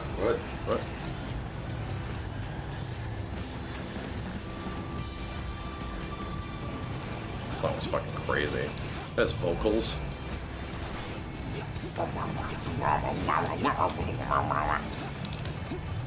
The thing that really gets me too about this game is assholes. There's so much new music that isn't just like legacy music. Like so much. That's actually mad good. It's so fucking good. I love the Junon. When you first go to Junon, the dun dun dun dun dun dun dun dun. It's like, fuck, man. The Tekken music when you start climbing the mountain. Yeah, the Tekken. It was felt a little out of place, but it was still. It was awesome, dude. I'm like, why is there a full-on banger Tekken track? Aerith is getting like all high and shit, and Red's just like, she's like, so you're speaking to the mountain. She's like, yeah, this is awesome. And Cloud's like, the fuck are you doing, Red? It's like, she's fine. I'll just carry her lifeless body. She's got a runner's high. Yeah, when she passes out, I'll carry her up myself. Nitrous boost in Final Fantasy VII. Oh no! Oh god, yeah, it was. Yeah, it's I love awesome. It's like everything. It's significantly harder than the others. All right. Bitch! Literally blocking me from getting it. Oh, so bad.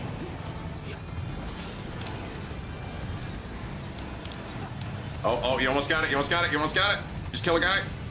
Oh, all right. 31,000. That's the last one.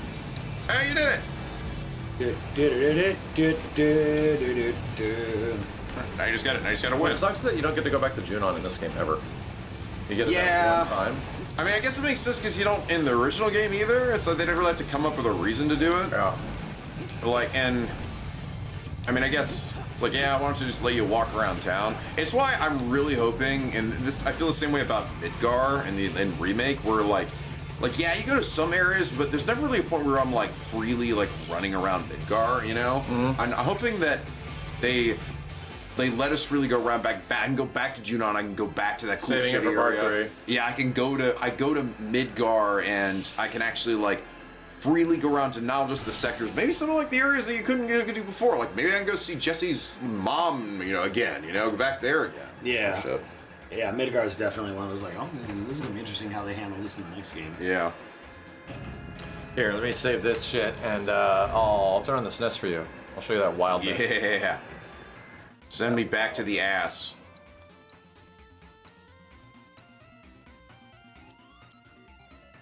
Nico, they died. Shut up!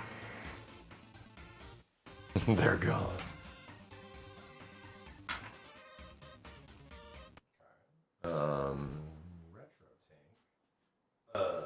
Remote? So you're showing him like the fuzziness? You gotta show him the fuzz. Yeah, I want to see this SNES, but I also want to see like some PS1. Yeah, we watched it like FF7 OG. I want to be transported back to my childhood.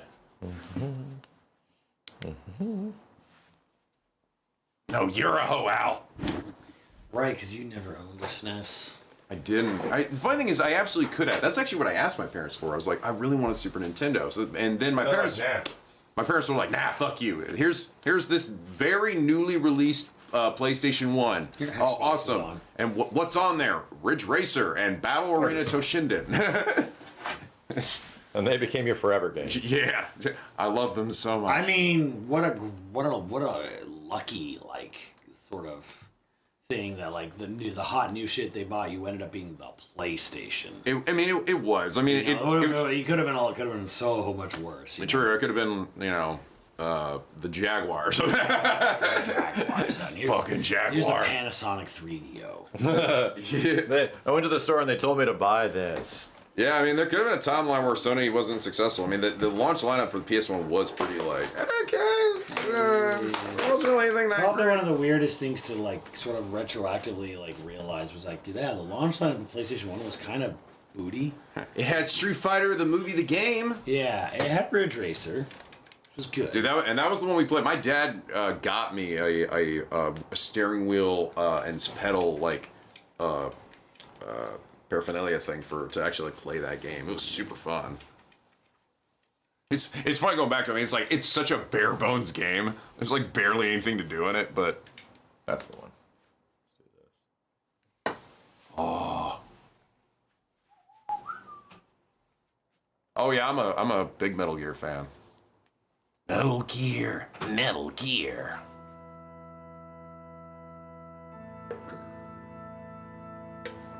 I was about to say this is the right one, right? Yes, the American one. America. Do some tinkering.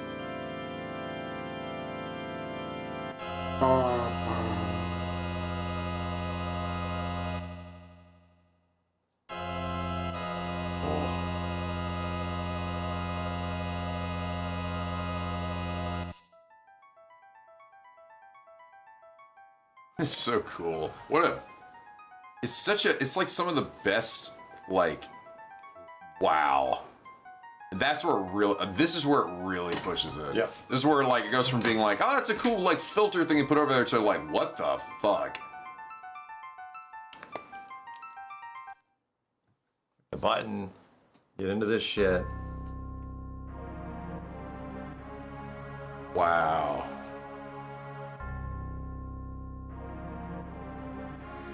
Using this is RetroTink 4K. The CRT profile. Did it just flicker? What happened? It did, yeah. I had to figure that out. Might be something in the splitter.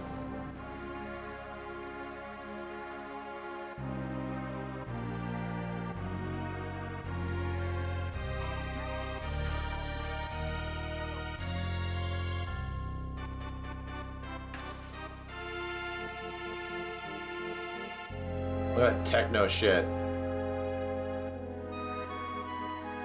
Oh, there is something weird happening. I was thinking going out of focus and into focus. Yeah. Yeah, what the hell? And it goes back into focus again. I had to figure that out. Until I get to a point where it stops. Weird. They're gonna come up and talk here. Yeah. They're coming.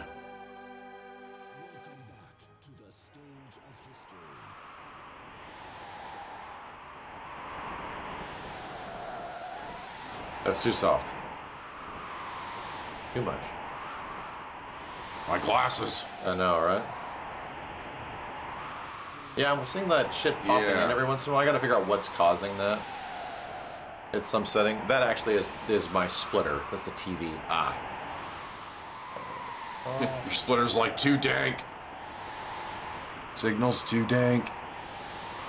That's a bit too soft. And that's the problem, is that you have to like dial this in to your preference. Yeah.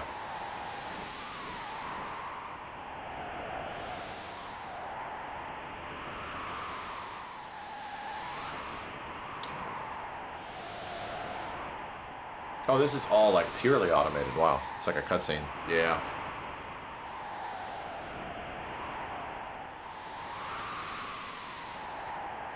It's been a long time since I played this game. Like a long ass time. It's still happening. Yeah, it's like every time it does that flash, it loses the. It like desyncs it. Yeah. Wonder if it's my RetroTink might need to get updated. Just maybe. Time to start walking.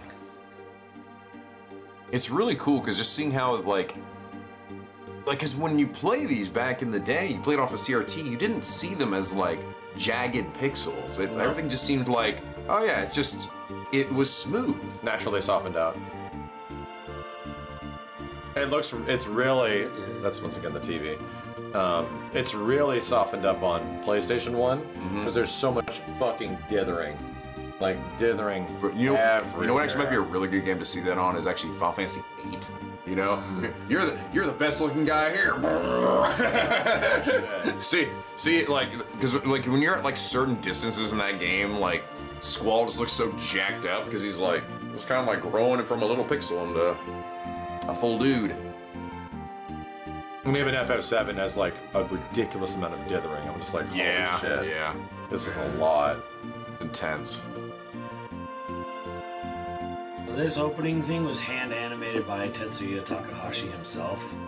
One dude, and the mechs don't look right, but Sakaguchi was so impressed with his work, he's like, fuck it, keep it. Yeah, I don't give a shit. No one's gonna think about it. They're like, whatever, fuck it. They look good. That's why they actually look at them. They actually look a little Gundam-y. Yeah. Like, especially on their legs. Horses are a little different. Yeah. It's like, shouldn't I see the tops of their heads too? And like, nah, fuck it. It's crazy what people will just not see. Yeah. Like the first time you play it. Dude, that fucking scene in what was it? The Abyss? Oh yeah, The Abyss. Right. James Cameron literally wipes the lens of the camera. Bro, you showed that. You showed it the first time, and you were like laughing about it, and I went, what? You didn't. You don't see it. I was like, I don't understand. And then everyone, and I'm looking in chat, everyone else is like, also like, what are you talking about? And then you went back and showed it again, and I'm like, it's like you just think your brain, I just saw it and assumed it was like a piece of debris falling down or something. Mm-hmm. It's insane. And then you look at it again and you can't not see it. Now you can never unsee it, yeah. It's fun. Wow, this shit is crazy.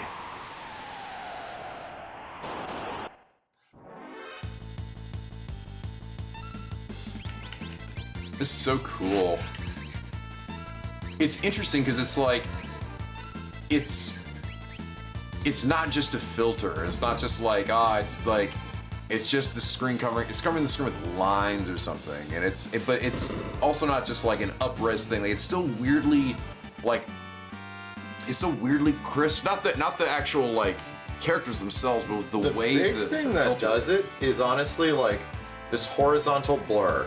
Once you take this off, then it's like, oh, okay, it's really crispy. Then it just really looks like once you take the scan lines off, then you're like, oh wow, like holy moly. So once you get scan lines and this mask and this blur, it all sort of comes together. Yeah, and it becomes like very CRT-ish, very convincing. It's also like, to be completely honest, when you run some of these old games, even with like an S-video cable on like a good higher definition CRT, you would actually get no shit. Like you can see the pixels, like they're pretty defined. Yeah. But none of these games were designed for S-video.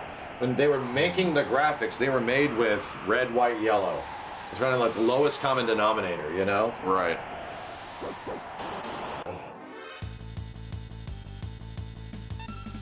Is it like, I can't tell if it's like just like the nostalgia boner in me that just goes like, I kind of actually like this more.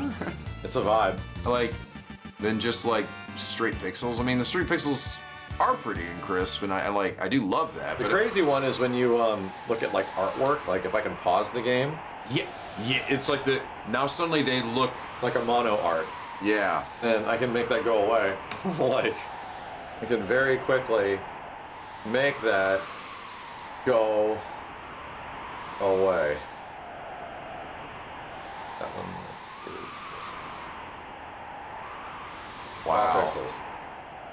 Sharp as shit now. And that's just really sharp. Like, that's what it looked like. For sure. It's so cool. What an amazing device this is. Freaks out.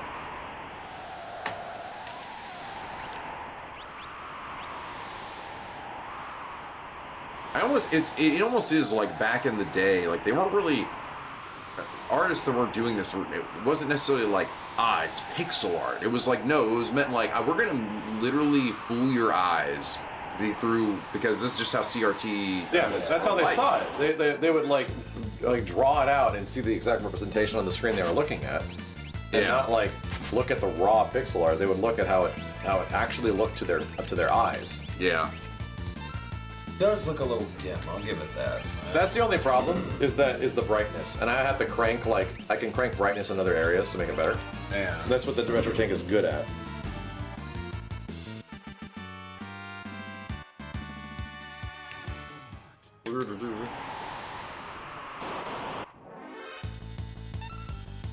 You know what one's really good on? Is... on... look at that. Just even this menu. Yeah. Believe it or not, this looks so much better with this shit. Like, this shit is mind-blowing. How much better it looks. Yeah, because now it's really going to look like, it's going to actually like 3D models, right? A little bit closer to it. Yeah, because like, you look at this and like, wow.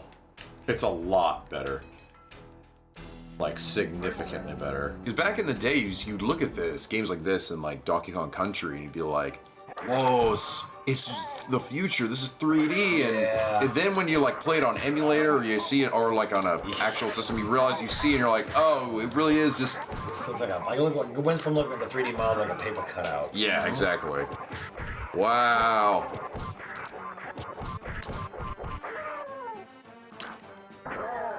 Yeah, it looks a lot better, that's all I'll say. When you do these games from now on, like, do you think you'll play it like this? Is Probably it like not. for like streams? Is this not the best on stream? Yeah. On stream, I thought it looked still pretty good, honestly. I never got to the point where it was like too like nasty, and even then you can like I guess you can turn up the brightness a little bit. Anyway, for SNES, I think it's like one of the best ways you can do it. But I'll show you where I think it's even better. Yeah. This one. Show me that good shit. Yeah, chat agrees. They say like also some of them. Let's go stream. I think it looks pretty good. Well, this happens sometimes.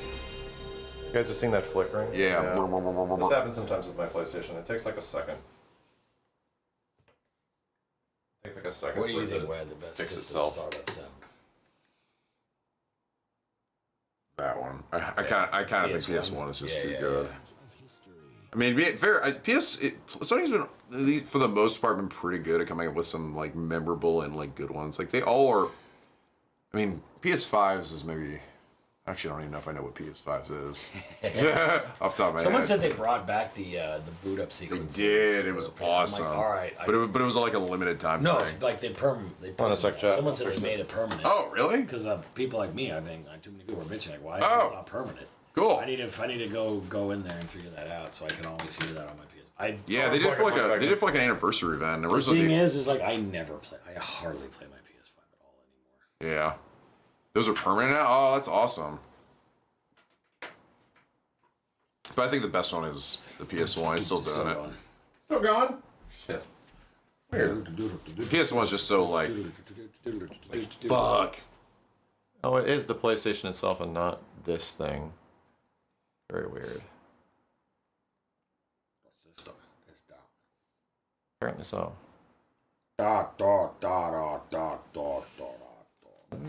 Just go into a game? See if that does it. I wonder why that is. Chat, anyone run into this on a PS1 digital? I've had it happen to me a couple times. Firing this bitch up.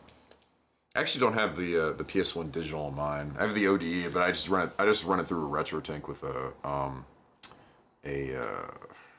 what is that cable called? SCART. SCART. Yes. SCART.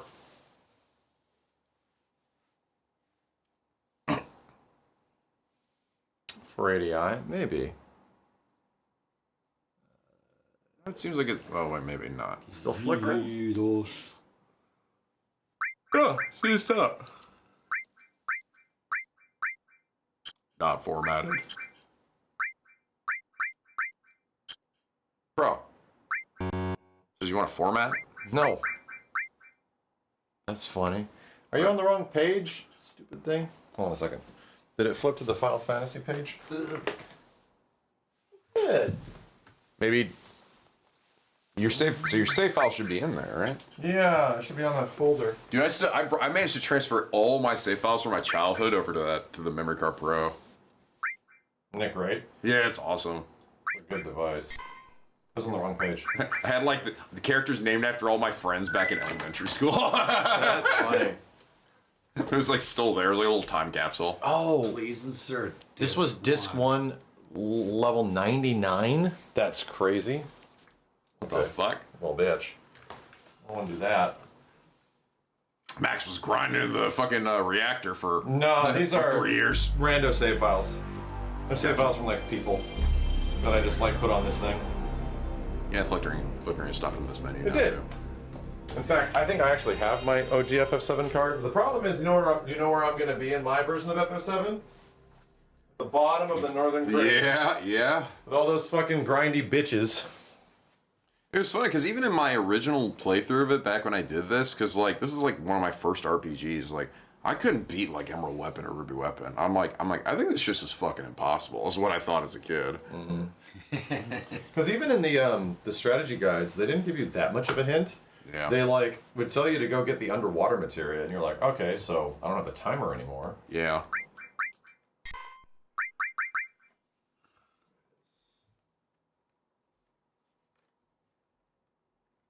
But yeah, that device, the Mem Card Pro it's so cool. That's great. One memory card to rule them all. That's just it. I don't know why I didn't load it up the first time.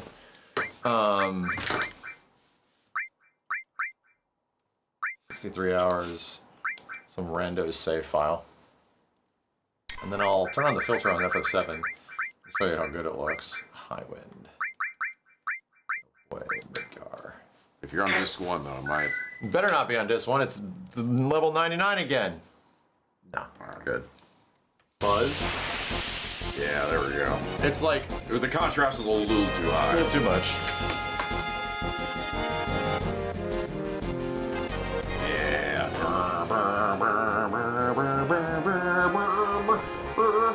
W this, W that, WWW. Take this, you stupid asshole. Man, fuck this level 1 dog. Oh my god. I forgot this move actually hits more than one enemy. Yeah. Ah, sorry, belong, dog, in my memories.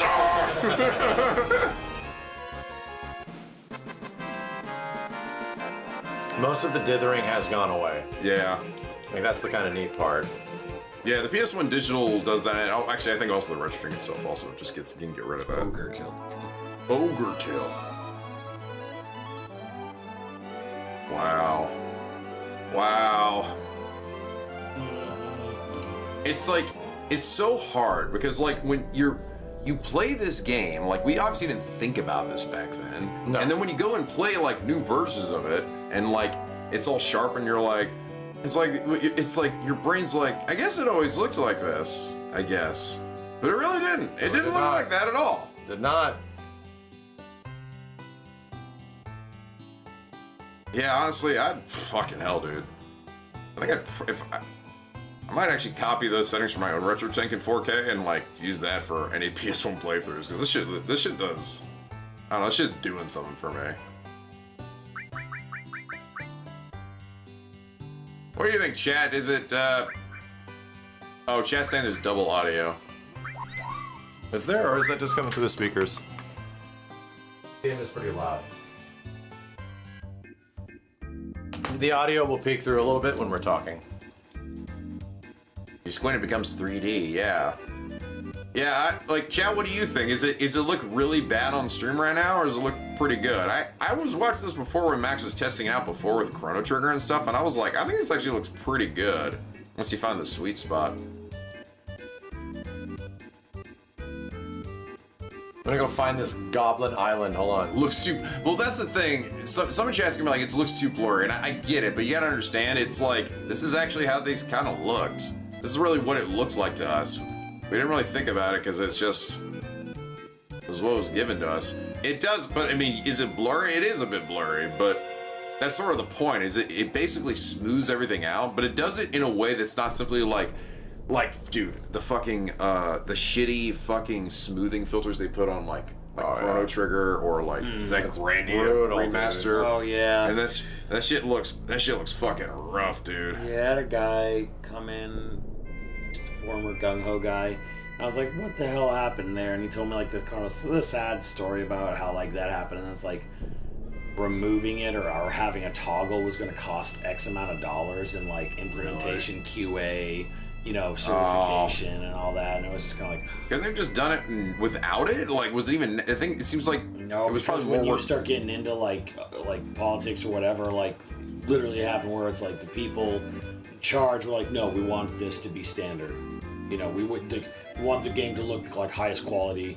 You know, we don't want it to look like, we don't want like, you know, the straight, you know, jaggy old pixels, you know. I think it's how we can tell the real boomers in chat from younger folks. There's people who are like this shit looks great, and then other people are like, this shit looks like ass. This shit looks blurry as hell. Mm-hmm. It's like, nah, man, you just weren't there. You didn't live through the times. Don't get me wrong. It's definitely part of it is a nostalgia thing. It's not like, again, that like is it too crispy? It's like, no, it makes it more legible. It sort of ruins some of the magic in some ways, I think. Like the dithering. Yeah. Literally. The heavy dithering. Everywhere. Fucking hell. I can count each little dot. I think there's actually a setting for anti-dithering on here for you to turn it off. There is. I think the PS1 digital has it, and I think also the RetroTink has it. So. But it does like smooth out some shit. Yeah. Where it's like, oh yeah, but yeah, you lose a little bit. There is a certain charm to the dithering, even if it is a little intense at times. It is, because it's just very, like, this is just how, like, most PS1 things looked. A lot of fucking dithering. And the thing is, the dithering is gone in, like a CRT. It's just not there. Yeah, exactly. Like, it is a product of just upscaling the visuals of the system. The dithering was used as, like, a gradient to give depth to certain aspects of the visuals. Yeah, turn that shit back on again. I want to see that with this background. With, like, the rocket back there. All the green. Gotta dial it in. Bro, this is right, dude. We're gonna be going into towns like this, and it's gonna be all sad and depressing. It's gonna be very sad. It's very depressing. I'm just gonna be like, oh man, we're all gonna fucking die. Shit.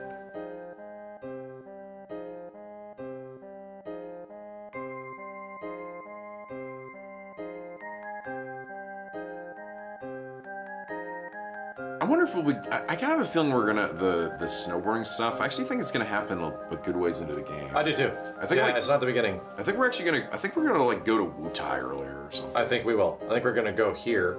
Yeah. I think what happens is that like eventually Sid cannot fly the, what's it called? The tiny Bronco any closer to the crater. Mm-hmm. And there's just like some shit that stops at weather or whatnot. And we have to go upgrade. We should go back to my town. You know, Yeah, Rocket yeah. Town. I have plenty of things there. And then you're gonna get caught in the Wutai War as well. Here's the interesting thing, 'cause I remember you brought up like the idea of Sid. We're gonna see in real time Sid losing his dream, which I go like, I'm like, yeah, that sounds good because like he seems too chipper and happy and stuff. Like that would make sense. But there's the one thing about that. Shouldn't he have technically already lost his dream? Because Rocket Town is literally that. The moment he lost his dream is the moment that Shara.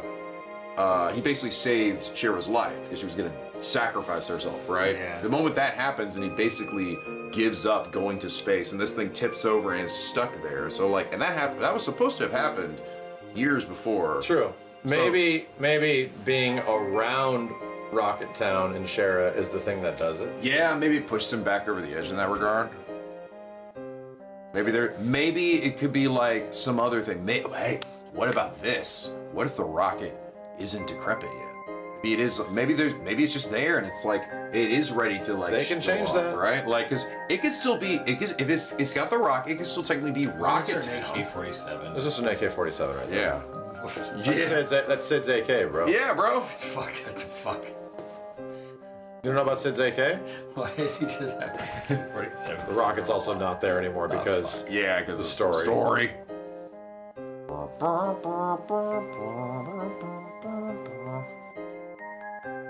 Yeah, I dig it. I really do dig this aesthetic. It's so cool. Highwind's gonna play in the Wutai War, probably. Yeah. Remember the shit, chat? This music's making me cry, bro. It's alright, chat. It's okay. Remember this trek we had to make? Dude, I'm actually curious. Do you think they'll also give us a golden chocobo, and do you think it will no-clip through everything?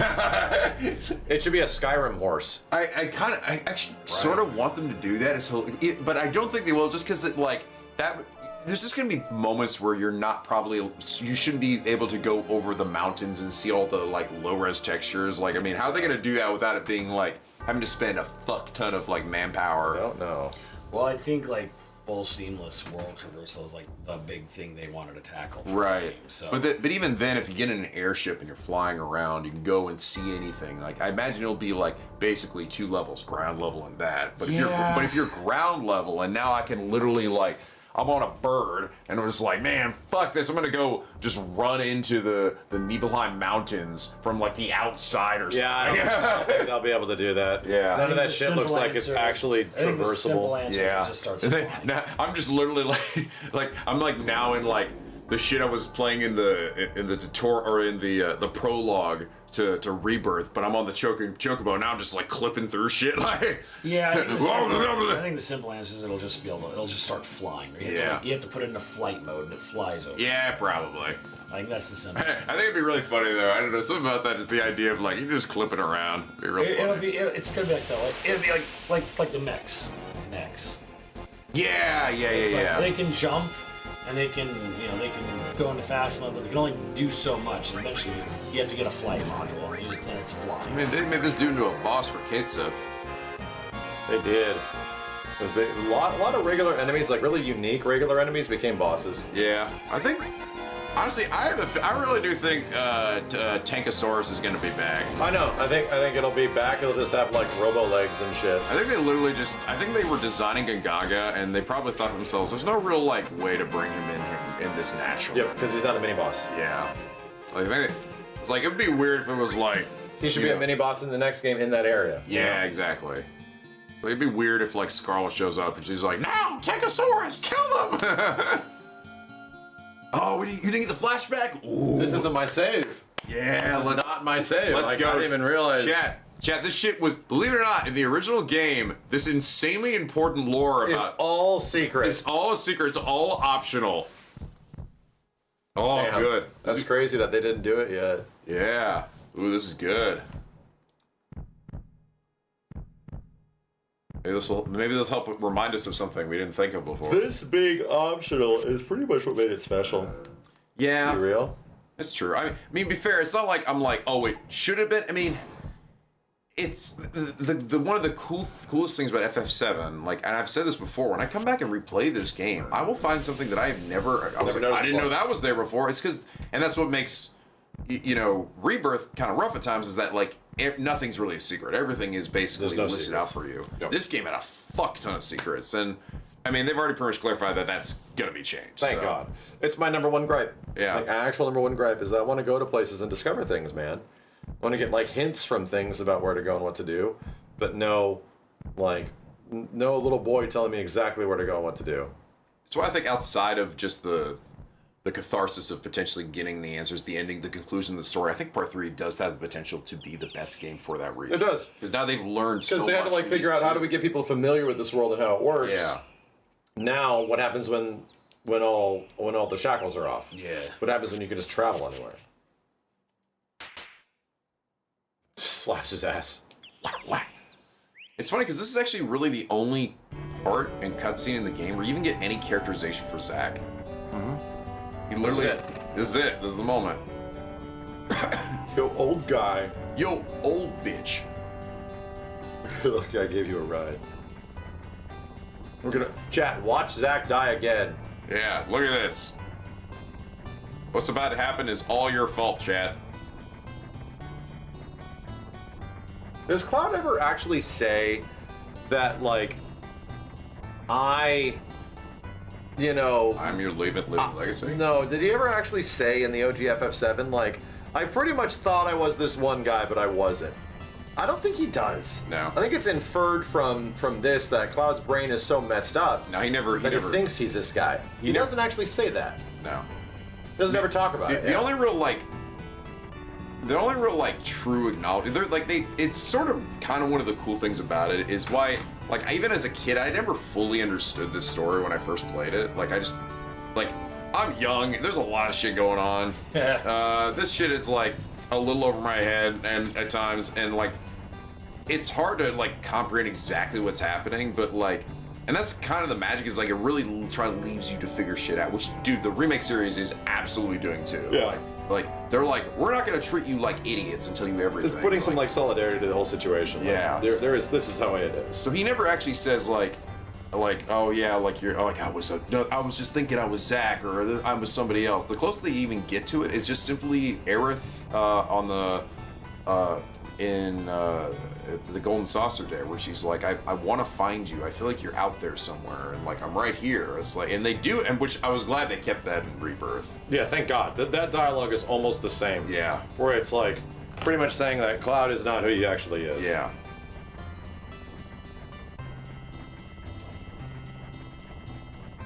Yeah, I loved all that. That is a really good point.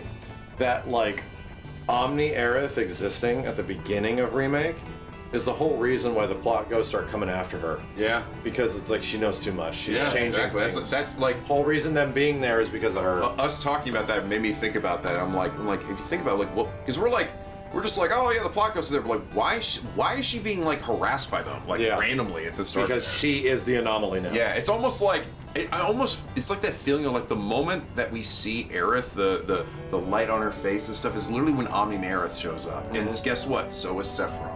Mm-hmm. And like she's like, fuck, he's here. You're right. Yeah, that's a good point. Where it's like Omni Aerith like looks up and shit like that. That's technically not. That's the new her. Yeah. Yeah. That's a good point. And then Sephiroth shows up there at the same time. And it's like, oh shit, he's here too. Let me get the hell out of here. Here we go. Yeah, I wonder how they explain that, or if they do, if they try to. I don't think. Again, I feel like a lot of this will not be fully explained. It's like stuff in this. And it probably shouldn't be. And I don't think it should be. I don't think they need to be like, well, listen. Anyway, Cloud, listen. So anyway, that part at the beginning, I was being harassed because I turned it to me, and then Sephiroth showed up, he was a bird, and then this part happened. And Cloud's sitting in the wheelchair, he's like, oh. Did Cloud just say we're friends, right? Yeah, we're friends. He didn't say we are, he said where. Like WHERE. Oops. We're friends, right? Where friends are, dude. We're friends. Zork. Yeah, because honestly, the thing is, they don't need to, because the internet has already proven how insane it is, and that we're all just gonna sit here and decipher like so much of the story anyway. We're gonna be honest, the big mysteries that were sort of missing from a couple of these games gameplay-wise were all there in its story. Yeah. Where it's like, understanding what the hell's going on is kind of the big mystery of game 1 and 2. Chat, help him, save him. Chat, why didn't you get up off the ground? Chat, help him, help him. Here's the thing. I'm gonna be honest. I'm gonna be a purist here. Yeah. I like Zack's original death more than the big Crisis Core death. I do too. And it's the same thing where it's like I like the dying scene more as well because it is uneventful. It is simpler is better. I know. It's just tragic where it's just like, dude, this guy that was this big hero was just shot in the goddamn back. Yeah, I mean, like, it's so unfortunate. The original is sort of it is beautiful. It's got great music that plays. Yeah, you see Zack get up there. He holds the sword to himself. He's like, "For your honor as a soldier." It's very dramatic. It's very dramatic and cool. But it's like sometimes it's just like the less is better. It's like he just gets shot in the back and then he falls over. It's sad. And then they just fucking nuke his ass. It's super sad. This is like anti-dramatic. Dying's death is anti-dramatic. There's no music playing. It's like. And and this is literally all we get of Zack. It's like so, and even just like that little moment, you go like, oh man, he was pretty cool. It was a pretty nice guy. And then like now Cloud is like mega fucked up. He also doesn't even put his hand up and say, "You're my living legacy." Yeah, he's just dead. They really try to tie it together because it's all entirely established how fucked up Cloud is. They directly tie it that like Cloud just thinks he's Zack. At that point, the next shot you get is him on top of the train. Like, I'm a soldier. First class. You do eventually, and you eventually, in the original, you see him, like, which we still don't get. I'm actually looking forward to seeing it redone in part 3, where Cloud is sitting, just, like, lying in the train station like this on the ground. Oh, yeah, sword in his up. hand. And then Tifa approaches him, and I'm looking forward to seeing them get the static of, like, like, where he starts thinking he's Zack, Yeah. Tifa. Like, yeah. They did that recently in Crisis Core. It was changed a little bit. It was? Yeah, this scene where Tifa finds Cloud all cathartic in the train station in Midgar is a little different, right, chat? I remember seeing it like a year ago. Ever Crisis. Yeah, you know what he means. Did I say Crisis or Ever Crisis? Yeah. So many Crisis and Cores and Evers. Yeah, well, how was it different? Like the dialogue was just a little bit different, but it was kind of similar where he kind of comes to and he's like, "Cloud, I'm Cloud," like type of shit. Even though a lot of the stuff that he was saying didn't line up with what's Tifa, it was like, your timeline doesn't make any sense. And then there'll be one last game called Final Crisis.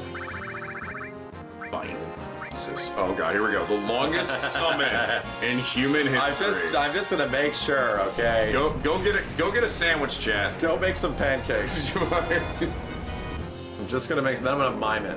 And this is how you beat all the super bosses in the game. You just cast this and watch something else on TV. And then you cast it, and then you mime it, and then you mime it, and then you sit there for 15 goddamn minutes. And then you wait for your chance to do it again. You want to see something cool that I got? Yeah. I found this way back in the day in the store, and then I found it again in Little Tokyo. That's why I bought it. What the hell? It's an old FF collectible, Knights of the Round. I found it in a store, like in that box, a long time ago, but it fell apart because I got it like 15 years ago. I had no idea they made this. It's really old. Raccoon. It was like, they had like Diablos with that. Badass. Dude, chat, look at this. This shit. It's literally like Knights of the Round. I'll put it both big screen. It's literally a Knights of the Round toy. Like, dude, look at it's actually really detailed too. Whoa. Cat, why is there 9,200 of you guys watching on YouTube? Are y'all real? Is that really happening? Oh, they got all these other ones. I actually hope there's like a really cool lore quest behind Knights of the Round. Oh no, it should not just be a random thing you pick up. It should be like the weapon that the Cetra used to put away Genova or some shit. Yeah. Bro, I didn't realize they made something this badass like this. How long ago was this released? It was that's like mid 2000s. It's like right around Advent Children. It's in pretty good condition. I mean, the box is open, but it's that's why I bought it. I was like, oh shit, this is like $200, but I'm getting it. This belongs in a museum. I'm getting it. It was at 77 just 10 minutes ago. What the hell? Oh. YouTube viewership is all crazy right now, dude. It's insane. Did you guys just drop in here because you saw it at the top of the front page or on the recommendeds, and you don't normally see it? Is that what's happening? It's my theory. It's all the CRT filters. They're all like, holy shit, look at that. I mean, yeah, that's crazy. There's a lot of YouTube viewers. More than usual is all I'll say. It's just more than usual. Hi, YouTube. Hi. Hello. Oh, did they cut it out? The run? Or is it back here? What? I'm misremembering like where the windy bridge is and shit. They're going to the butthole. Is this it? Yeah, I think This is it. You know that in speedruns for this in this game, Materia Keeper is one of like the biggest. He's a big piece of shit. He's a huge piece of shit. Materia Keeper and Demons. Carry armor. Carry armor. Okay, oh, carry armor can ruin it. Because he's on like the end of disc 2. Yeah. So he's like a huge fucker. He'll just end the whole run. If he does double lapis laser, it's over. It's over. Yep. Also, I yeah. remember that. Jesus. And also Demon's Gate. Demon's Gate's the other like Demon's Gate's a insanely piece of shit at the end of this one. I remember. Yeah, I remember. I tried to tell me about that with Demon's Gate. Wow, look at that background. Here, check this out, Yeah, chat. look at that. So here's the thing. I'm gonna break the illusion right now. Look at the illusion of the background, right? That is created with pixel art. See it? Yeah. Now you see it? Now you don't. Wow. Oh dear. Oh dear. That is just a bunch of crusty shit. It's just. That's just a bunch of crusty shit. Just a with random raw bunch of pixels. random horse shit. Yeah.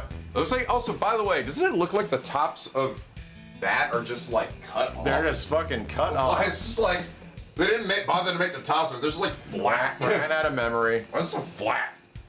Ran out of memory. So in the speed run for this game, the way they kill Materia Keeper is they do this. There's this hidden mechanic in the game, which The overflow mechanic.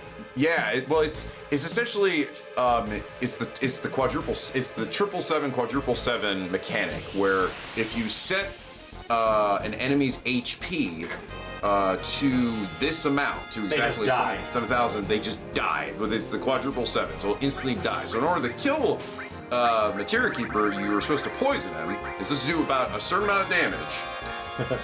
Chad, you want to hear the greatest sound ever? Yeah, let's hear it. God damn it. Jesus fucking Christ. This comes Here the we greatest go. sound.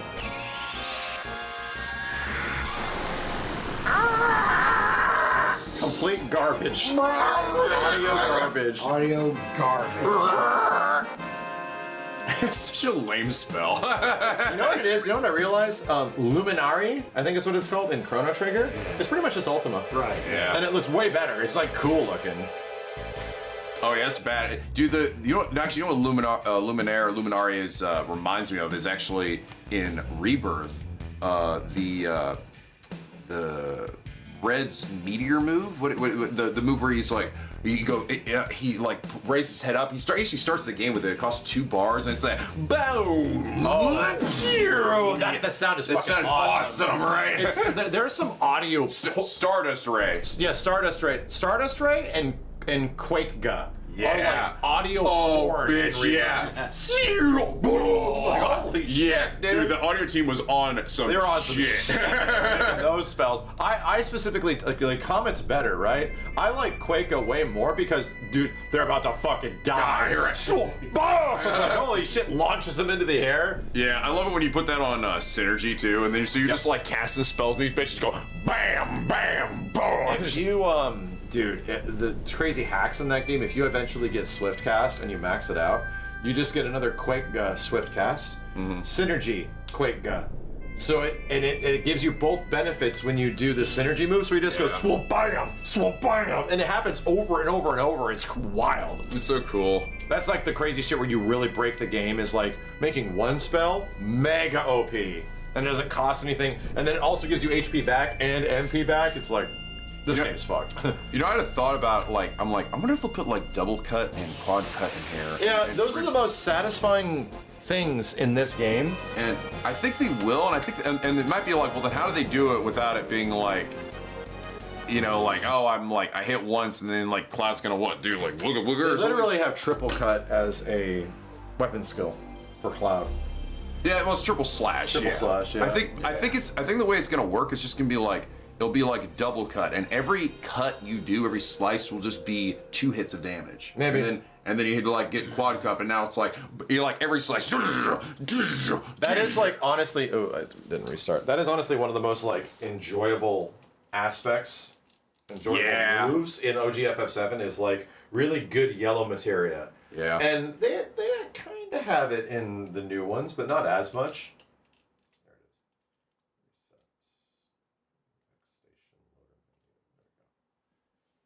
Do you want to try anything else on this thing, Nico? Yeah, actually, I'd love to see FF8. Okay. I think with the visuals. Yeah. I gotta have an FF8 save on here somewhere. I haven't played FF8 in for fucking ever. I will say, FF8 is definitely a flawed, weird little game, but you will never get me to criticize his music. It's very vibey. It is. No, I think it is arguably one of the best like fucking RPG soundtracks ever. It's so goddamn good. I love FF8's music. FF8 had 4 discs. It sure did. So did FF9 after. Too many cutscenes. I had 4 discs as well, yeah. Too many goddamn cutscenes. I still want to. You know, it's weird. Like nowadays, it actually wouldn't even be much of a thing to do at all. But like Angel Studios said that they wanted to do FF7 originally on N64, and they said they could do it. Yeah, they could translate it. They said there was the RE2 guys. Yeah, and they were like, because you're like, that was 3 discs, and they're like, yeah, but a lot of it's junk data. And they couldn't because there was so much bad blood at the time between Square and Nintendo. Yeah. So their next thing was like, okay, well, what's the next biggest PlayStation game? And like RE2. So there you go. That's how that happened. And it's in the castle though. But you know, at the time, like, wow, could that have actually been done? And nowadays, if you think about it, like, the raw amount of like data FF7 is compression technology. Oh, you could do it. Or it's like, oh, you think you couldn't do that now? Oh, you could do it now. Oh, sorry, Nico. You good? Or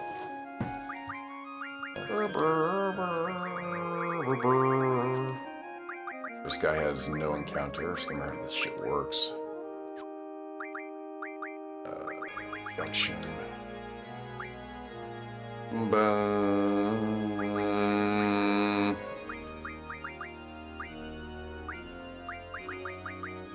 Yeah, he's got one already. Does this guy have like a billion aura? Let's see.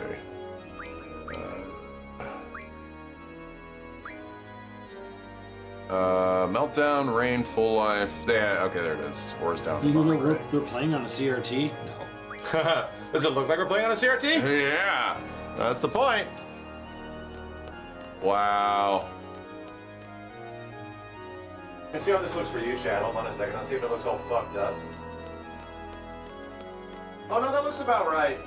Yeah, it looks very CRT for you guys. The problem is that if you scale this image down in some way, the lines don't look good. And they'll look like fucked up and doubled at times. Yeah. So when we were playing Tekken that one night, I went back and looked at the footage and I was like, oh, this sucks. Yeah, I guess it has to be like full screen. It really, it depends on how big of a screen you're looking at. Exactly. Like if it's a scaled down, this is a like 4K image, and that directly scales down to a 1080p image, which makes sense. Here's the bathroom.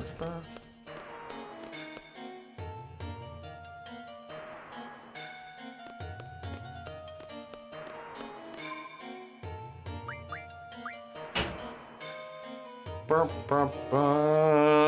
don't have this music in. I know, I haven't heard the Final Dungeon music. I've not heard in a while.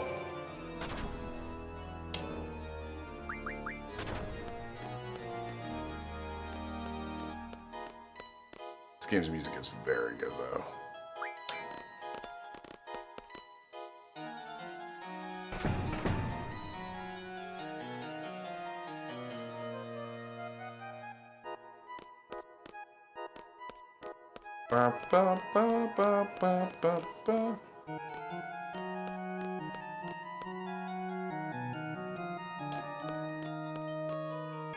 Unfortunately, to be honest, I only very rarely ever made it to this final dungeon of the game. Like, I've played this game a good amount. I've seen a lot of this game, and I've beaten it, but I only ever got to the final dungeon maybe twice, so I actually don't really remember this place very well. No, Adia's Castle or whatever. Yeah, no, it's not even Idia. It's because she's not really the bad guy. She's just your matron from the orphanage or whatever. Right, yeah. It's the Ultimecia. Ultimecia, that's it. Yeah. It's, over here. Ultimecia. The time-traveling sorceress. Yeah, time compression. Yeah. And Laguna is like Squall's dad or something. Goddamn time compression, goddamn time ninjas. Fucking ruining my Final Fantasy game, you bit. Yeah, Laguna's cool as shit. I wish the game was about Laguna. Yeah, I know.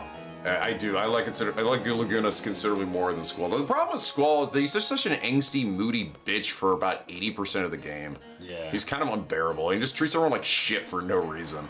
I mean, there's a reason. He's like, I don't want people to get too close to me and shit. It's just like, He's just like, it's just like they looked at the emo parts of Cloud and then we're just like, let's double down on this. Right? No, because at this point, Cloud wasn't emo yet. Yeah, I know he wasn't. People interpret it like everything afterwards. I think was it's like, the opposite. I think it's the Squall aspects made Cloud emo, potentially. Like, yeah, because they were both very much like Nomura-isms at the time. How the fuck do I get out of here? The channel's been separately broken. Okay, here we go. I'm gonna get the shit out of here. I'm gonna go out here and listen to some. Yeah, the Kingdom Hearts version of Squall is cool. Leon's cool. Oh yeah, Leon in Kingdom Hearts is great. It's fucking great. I'll get out of here and go to a different location. Back in my airship. All these dead guys. Is that a save point? That's a draw point. Ah, that's right. Draw magic in this game.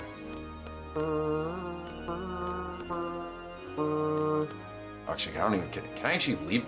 Chad, are we stuck? Do I have to change to a different menu? Yeah, am I like an earlier save? I can't remember if this is there like a point of no return you literally can't leave. I can't remember if that's like. I thought you could. You can leave in a portal. You have to use the portals. Ah, shit. It's crazy how much maximizing the window does the CRT effect. Yeah, if you just full screen this shit, chat, it makes it look good. It's designed to be full screen, unfortunately. You didn't jump. Okay. Dude, I don't. Granted, I played this back in like 1999, so I really don't fucking remember any of it, dude. Oh, these. Ah, yes, okay.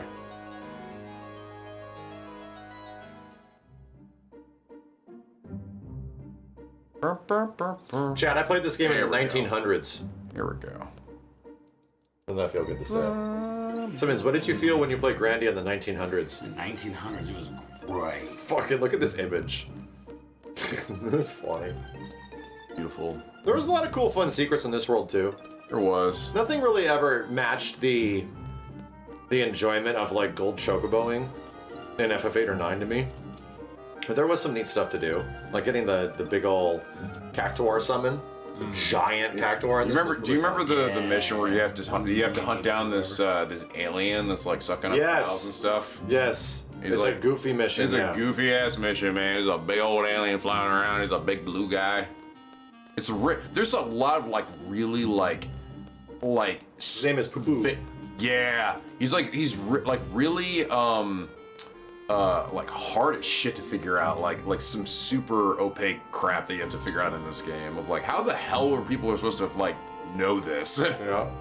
Isn't there your ship called the Ragnarok? Or yeah, it's called the Ragnarok. Jack, can I call my ship? I think I have to find it. I don't see anything on the map. I don't either. Dude, this world map I don't remember at all. Oh, it's over there. Holy fuck. I think I might need to go into a different portal. Is that a forest or a rock? It's a forest. It's a big rock. Dun, dun. I remember this game decently well to a certain point. I was telling Chad, I've only actually gotten to like the final dungeon of this game maybe like twice, but I played through like the first like couple of discs like a bunch of times. But like actually beating the game, because I always get the same feeling where I sort of get to the end and like, I don't know, I kind of don't care anymore. Shit just gets so fucking weird by the end. Like, so confusing. It is very confusing. It's like, it's about time traveling sorceresses and time compression and boodly doodly. I don't think I need to go through a different portal. Why they were doing any of the things they're doing, I don't remember. Yeah, this game also had a very odd design choices. Like the game scales with you, so leveling up is kind of pointless a lot of times. At least the regular enemies scale with you. Bro, for some reason I remember more of Azure Dreams than I do of this game. Azure fucking Dreams. I don't know why. Can't tell you. Because of fucker. It just stood out more. Everything up till S-Star is good, then S-Star gets weird. Yeah. Laguna's my dad. He's my dad. Let's see, where's the... I remember like drawing from enemies. I remember like the Cloud and Renoa space thing. Yeah. I remember, you know, all that shit. The Cloud and Renoa space thing does get me. It was just really funny because I really don't like Renoa. I think she's a really stupid fucking character in this game. Her whole thing is just like, I'm just gonna fuck everything up at all times. But the part where she's like in space and she like is just like I say floating Cloud up and there Renoa, alone. Squall and Renoa. Squall and Renoa, you know. Same shit. Whatever. Squall and Renoa, when Renoa's out in space, it is very like, yeah, it's all romantic. it's like you're like, fuck. Fight. She uses her dog as a gun. Yeah, but can I go in here? Yeah. Some story bullshit. I wanna go, that's the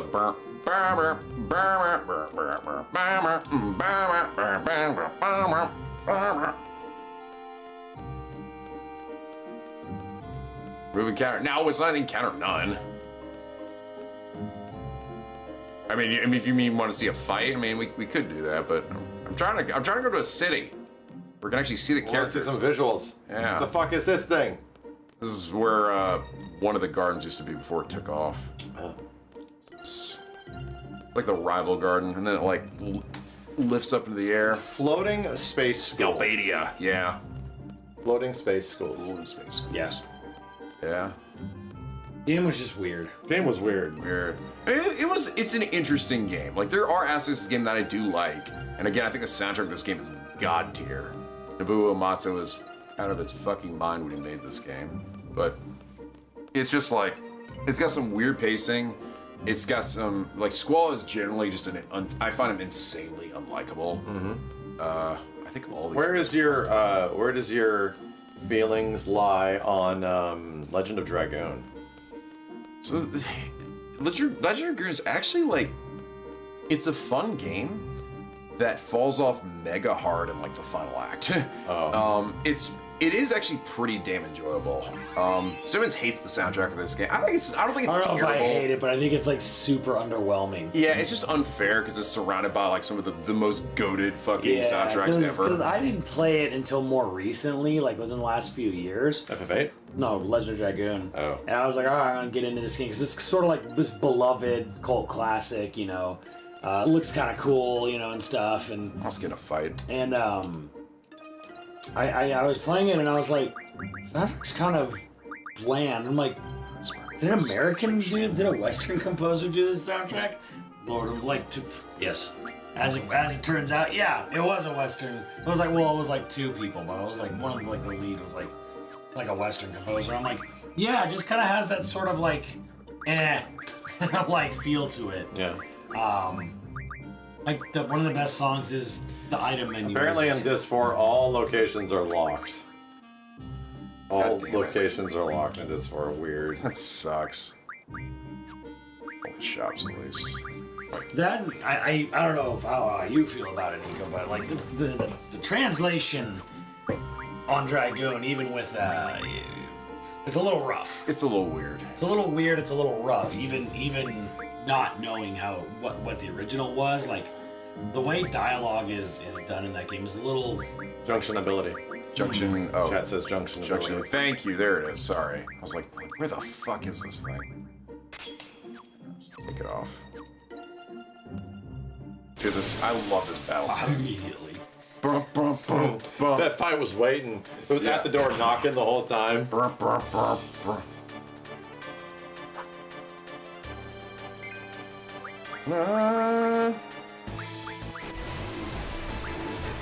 This could be bad. That's fine. I'm to press the R1 button. I gotta be fast there. Then he's gotta stop. Whack, whack. Enemies actually have death animations in this one. Yeah.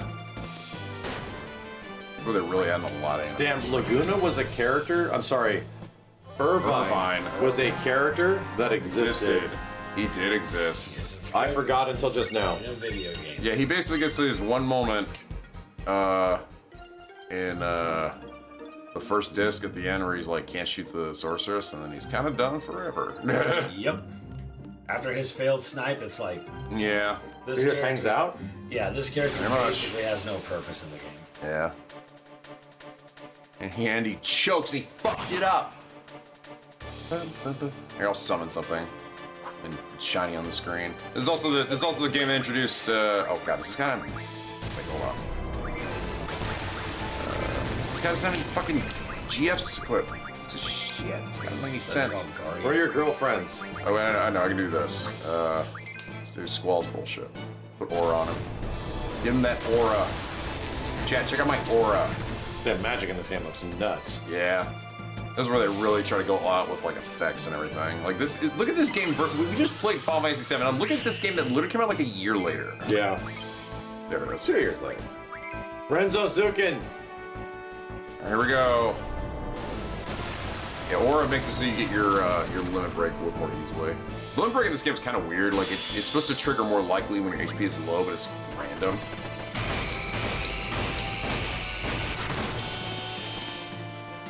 Ah, damn it! I didn't get it. Hold on. And again, it's also I think it's random whether you actually get oh yeah, it's random what you. Oh wait, I lost aura. Fuck. It's random whether you get his like super final. His You know what final this move. game really boiled down to? Aura farming. It did. Aura shit. There we go. Let's see what it did. Yeah, whether you get his final It's move to R1? it. Yeah, I'm actually doing it. I'm timing it. Perfect. Damn it! Come on, man. Maybe they die too fast. Nah, these guys could be fucking they could be dead and he'll still do it. It's just random. Okay, the very least, let me get a summon. Triple Triad is a great card game. Triple Triad is a great card game, but I like it a lot. It's like second to Queen's Blood in my opinion. But you very quickly figure out, damn, the corners are powerful. Yeah. Like, you very quickly find out whenever you get the top left, bottom right, like all those areas, that like you win. Like it becomes very difficult to lose when you control all of the corners. Yeah. It's like you almost never lose. The other problem about this game too is that like honestly, physical attacks until like late game when you can get like aura and shit, and you really start buffing yourself out, physical attacks are almost useless. All you really got to do is fucking just summon a GF, and the more you do it, the faster you'll summon them, and they'll just fucking nuke everything. And also, here's the other mechanic. Is that you had to do this thing called boost, which was literally button mash the shit out of these things so that they did more damage. It was like this little mini game that was different for every GF, and it was random with which one it was. So Really? I don't know. yeah, so like Bahamut. So you hold select and you press mash the square button when it shows up on screen. So you're telling me it's like an Injustice 2 Super? Pretty much, yeah. Like K11? Yeah, well, like watch this shit. Oh god, he's so slow. Okay. The gimmick to this game is you perform. Yeah, the more. Oh god damn it, you fucker! Oh, and he got berserk like a dumbass. What a bitch. Let's do Diablos. God damn it! Squall's Cloud, because Squall's gonna go ham. Wait!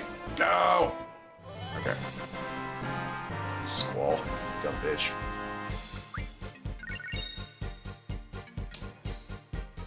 But yeah, like, the junction system is interesting, but it's weird in this game because it, like, essentially... Cool idea, bad execution. Yeah, because it basically just encourages you to stockpile a fuck ton of magic and then... Find the good one and just fucking draw. Yeah, and then never use it, because if you use it, it makes you weaker. Makes you weaker, yeah. So it's like, it's kind of odd. You really don't find yourself actually using magic very often. Let's try this again. Alright, GF, maybe Bahamut would work better, let's see. Hey, one of these guys, hopefully he's got a strong affinity for it. He'll summon fast. Biorand, let's try that. Girlfriend force. Girlfriend. Yeah, here we go. Bob, it's faster. The idea is when you're like summoning these guys, that HP there is the HP of the thing you're summoning, so they can die. So if they like take too much damage while you're trying to summon them, they'll die. But if the more you use a GF, a Guardian Force, your affinity gets better, and you summon them faster. So here we go. Oh yeah, I remember this. Oh yeah. But then wait. Oh, there's the X. Gotta wait for it to go away. If you hit it while the X is on the screen, you lose it. Sucks that you have to focus on all this mashing stuff, and like the cutscene's so cool. I know, right? After a while, like, you see it so many times, it's just like whatever. Like seriously, this is what I mean. Like, this is what I did most of the game. So I just like I was seeing these more than I was like anything else because I was like, why would I use magic? It makes me weaker. Why would I use physical attacks? It's significantly weaker than just doing this. Dead. Was Diablos the best summon in the game? You get Diablos pretty early. I think the best summon is I think it's just Ultima actually. He's like Eden. Eden. That's right. That's what it was called. You have to beat Ultima or draw from Ultima to get it. Yeah. Eden breaks the limit cap. It's this one. Yeah, and it's weird. It's a fucking weirdo. But yeah, like these are all your GFs. Yep, these are all your GF. GF Force. This is that one Pokemon. This always looked like that one Pokemon to me. It was like Arbok or something. He's like the same color palette and everything. He's like a big snake. And there's Cerberus. There's Alexander. The Doom Train. Bahamut, Cactor, Tonberry. Doom Train comes back from like FF6? I think that's what this is supposed to be. That's what I mean. Is that like it's like a reference? I'm not sure. I think so. He didn't all 6 a long time. You know what I'll give FF8 mad credit for? This game had an incredible demo. Holy shit, dude. Fuck yeah, it did. Like the island siege is fucking amazing. It's so cool. And then like the big battle with the robot in the end. I'm like, this is the funny thing is I remember about that demo too was that demo like it adjusted things, like it gave you summons that you normally wouldn't have at that point. It did a bunch of other stuff, but actually one thing it did have was the music it played in the Siege was actually different than what it is in the base game. And the base game, music, that song is so fucking good. It's like dun dun dun dun dun dun dun dun dun dun dun dun, and that's in the final game. So. And it wasn't in the demo. I remember. So like I played the demo a bunch before it like came out, and when I actually got I played the game. And I got it up. I'm like, what the fuck is this? Holy shit! It's the music of this game is amazing. The music of this game is like you probably disagree with this, Max, but I even like the music of this game more than OG FF7. Me too. OG FF7 music sucks. Yeah, it's a piece of shit. I love FF7. I love its music. I think look at this butt face. Yeah, look at butt face. Holy shit, this guy's face is an asshole. Yeah, what an asshole. Alright, I'll summon this guy. Shit. Oh, come here, bitch. Come here. He turns him into a ball. You know what? I liked it more. I liked FF8 and FF7 more on the PlayStation 1 because they were serious. Yeah. They were serious games without any weird jokes. Like every single thing was a cool, serious moment. It's a big ball. Which you took very seriously. Dude, someone watched fucking Space Jam or something and put that in there. I don't even remember what this summon looks like because you get him so late in the game. I barely ever used him. Because at this point, you're like... Get your licks in, asshole. The big thing's coming. Fucking get ready. Get ready, Nick. Yeah, get him in. At this point, actually, summons kind of become useless. Because Eden's good because he breaks the damage cap. But you're also just better putting Aura on Squall and having him use it so it can... It's like a bunch. Because it's just... You put Aura on him, and his Lionheart makes him do so much fucking damage. So you just spam your limit break. Oh my god. For the love of God, don't kill him. Or just straight attack. This game is very weirdly balanced. Dude, he's so fast. Anyway, he's so mad at Squall. Specifically Squall. He's so mad at him. Because he's in the front row. I don't know. He's dead. All right, there we go. Whatever. Here comes Eternal Breath. This is actually one of the games that got me good at button mashing. Oh fuck! I fucked it up. What in the hell? Rehold. God damn it! Fucked it up again.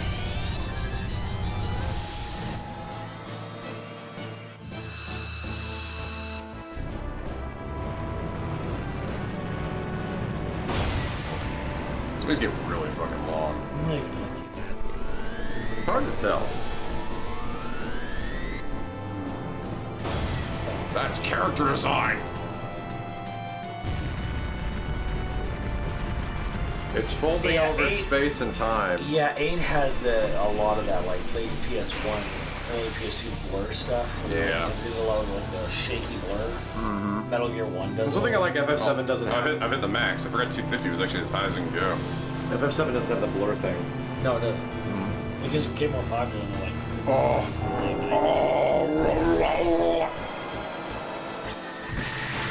This is why they added this mechanic, by the way, the boost mechanic. Is like, look how long you're sitting here waiting. You cannot skip this. Yeah, they give you an interaction. They're like we gotta engage you somehow, because like you're gonna be seeing these a lot.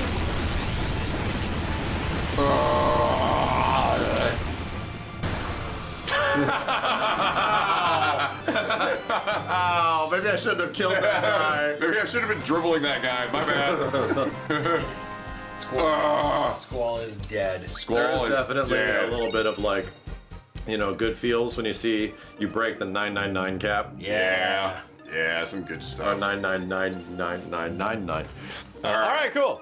Cool. Let's stick in the Switch for Simmons. All right. Yeah. You have it on Switch too, right? Yeah, I got everything else. Do it. Go ahead. Peek at Legend. Legend is great. I mean, I still love Legend again. It's not a perfect game. The final act of it really kind of falls off a bit, and it does arguably give you one of the funniest final cutscenes ever. It's like the dub for it is so bad, you will die laughing. Oh, yeah, the final cutscene? Yeah, we should actually. You want to watch it? It's really funny. I might want to bring it up before we end the stream. Yeah, it's really funny. Yeah, I play Legend Guy. I love that game. It's really fun. Might just have to use your the Joy-Cons.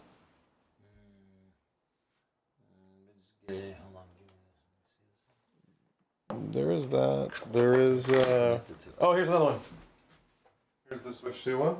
No, that's Switch 1. It'll work. There you go. There's one. Legaia 2. I don't look. Legaia 2 is definitely not nearly as good. Ooh. Cables. Definitely not nearly as good. It was also. They shouldn't have kept it in English. Okay. It's way better than they're yelling in Japanese. Here, take it.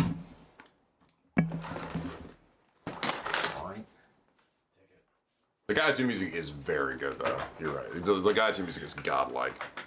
Legend of Legaia? Legend of Legaia on the PS1 is great, but the Legaia 2, they had a sequel on the PS2 that was not nearly as good. The thing I remember about that game is that they switched the like in the original game, you'd be fighting with like your kung fu and karate, and everyone would be yelling out in Japanese, and it'd be like fucking bad. You're like, I don't know what he's saying. It was fucking cool as shit. And then in Legaia 2, they made it all English, and it doesn't sound nearly as good. He's like, I'll show you, Dying Seeker, blah, blah. And I'm just like, oh no. Doesn't hit as hard. But the music for the second game is great. Flying flame fist, fuckers! We're playing Xenoshits. We're playing Xenosaga 3. Der Willy Zermacht. Der Willy Zermacht.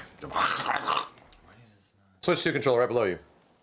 Yeah, but Legend of Baboon. Maybe it's not charged. Maybe it's a Switch controller that actually died. Yeah, the English of the original is way better. Tornado Flame!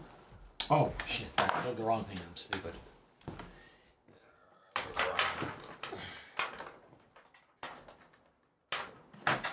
Der Wills der Macht so rangen wurde. Die Wills der Macht. Da hilft in Husten haben. I hate the fact that I even know what those ones are. It's the Wheels are marked. Jesuits von both good and beyond good and evil, German for that, and then Thus Spoke Zarathustra. Thus spoke. They're all not Freud,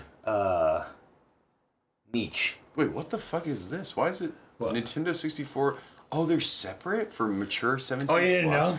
No, I didn't. I didn't know. That's where the Perfect Darkins is and stuff? Yeah. So in here, you got I didn't actually realize that. Mature 17. yeah. There's not much in here. Yeah. But you got Turok 1 and 2, Shadow Man, Perfect Dark, and The Future is Forsaken. The Future is Forsaken. The Future is Forsaken. The rawest, most hardcore of N64 games. Right. Oh. But yeah, that exists. That's a thing that exists. But yeah, I don't know where should we go. Yeah, I was like, yeah. All right, he's not even here. But how do we get him? Yeah, I don't know, man. I don't know. How do we get him to play? You know, I've thought to myself, if I was ever like, well, if I ever found out I was gonna die, I was just like, well, I'm gonna die tomorrow. I'm gonna leave a final video of my will. I was gonna leave in that will. I'd be like, Max, there's one thing you have to do for me, all right, before I go, all right, or actually after I'm dead, all right. You have to play 13 Sentinels Aegis Rim, all right. I'm fucking dead. You can't say no, all right, you dumb bitch. You just gotta play it, okay? Trust me. Trust me. How we get him to play 13 Sentinels? The funny thing is, actually, I legit actually do think he would be into it and enjoy it. Yeah, well, it would be like me. There's like the initial like hump. Yeah. You gotta get over. Yeah, you gotta what like. it is. You gotta realize that you just. And then you get Iori's section. It's like, don't worry, it's gonna be over soon. I promise. Okay. Yeah. And there's like a few moments, but like otherwise, I actually think you would really like it. How? It's because it's just literally 80s sci-fi. The game. Yeah. It's got so much of the things that he loves in that game. So I'm telling Simmons that if I we're like, how are we gonna get you to play 13 Sentinels Aegis Rim? I've always had a thought, like, if I were to just like die tomorrow and had to like leave like a video of my will or something, and it's like, all right, listen, if you're watching this, you know I'm already fucking dead. But anyway, Max, there's one thing I need to ask you to do since I'm dead. You need to play 13 Sentinels Aegis Rim. You can't say no because I'm dead. you gotta try it. I'm saying this for your good because I think you'll actually love it. Anyway, I'm gonna go back to being dead. Play that game. I'll be watching from the afterlife. Enjoy. That's the vanillaware game. Right? It is. It's like it's probably the most common game I've seen from people who are like, I wish I could erase my memories of this game and re-experience it again for the first time. It's one of those games that's like everybody who plays it is gonna experience it in a different way. And the only reason I think that you would love it is because it has some of the things that you love the most in like sci-fi and like horror Back to the Future shit and stuff like that. It's always it's got like almost everything from your childhood in there. Like in terms of like you're like, oh, you see but it's not just like an homage. It's not just like, oh, this is like lazy. They repurpose it in a way that's genuinely like, and it fucks with you, right? Like you're like, oh, I know what this is. I've seen this. Wait, what? And it just like you peel back a layer and it gets crazier and crazier.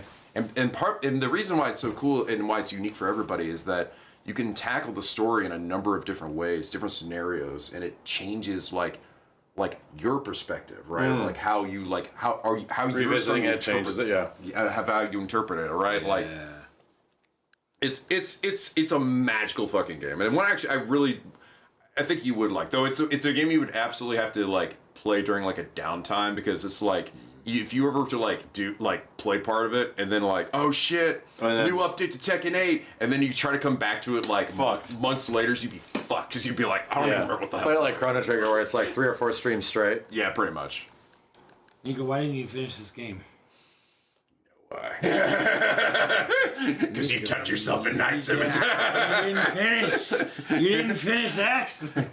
Nobody finished X except me. Like fucking game. Because it's a beautiful tech demo of a game that has the most... I mean, like, I'll just like show flying around for a second. I mean, by the way, this game was a Wii U game, Chad. Yeah, this is a Wii U game.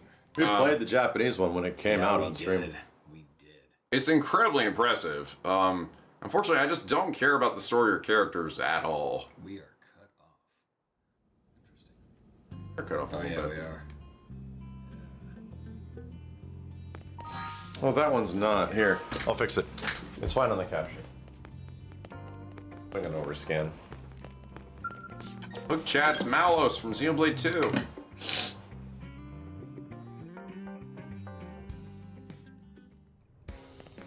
Yeah, I put the... Burp, burp, burp, burp, burp, burp.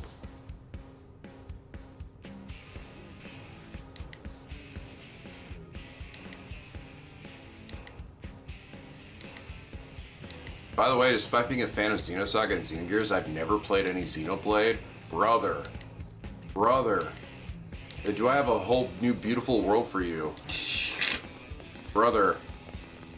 You might, if you survive those games, then you've come out the other side, and you can now embrace some peak. Yeah, that's good.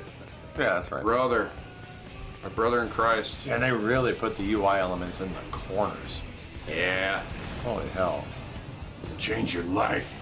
You've already gotten through the worst of it, man. Why not see what the good stuff is? Have a taste of the sweet life. Yeah. Look at this insane world, by the way, Chad. Does it when you exit the mech from big mode, does it scale out immediately? Or does it take a second? No, wow, it zooms right in. Yeah, it's kind of crazy. These guys are good at this shit. These guys are wizards. But this is why Nintendo. This is a Switch game, right? Wii U. No, I mean like this We're on one we're Switch seeing. now, yeah. It's a Switch game, yeah. It's amazing. Functionally, it was the same as the Wii U.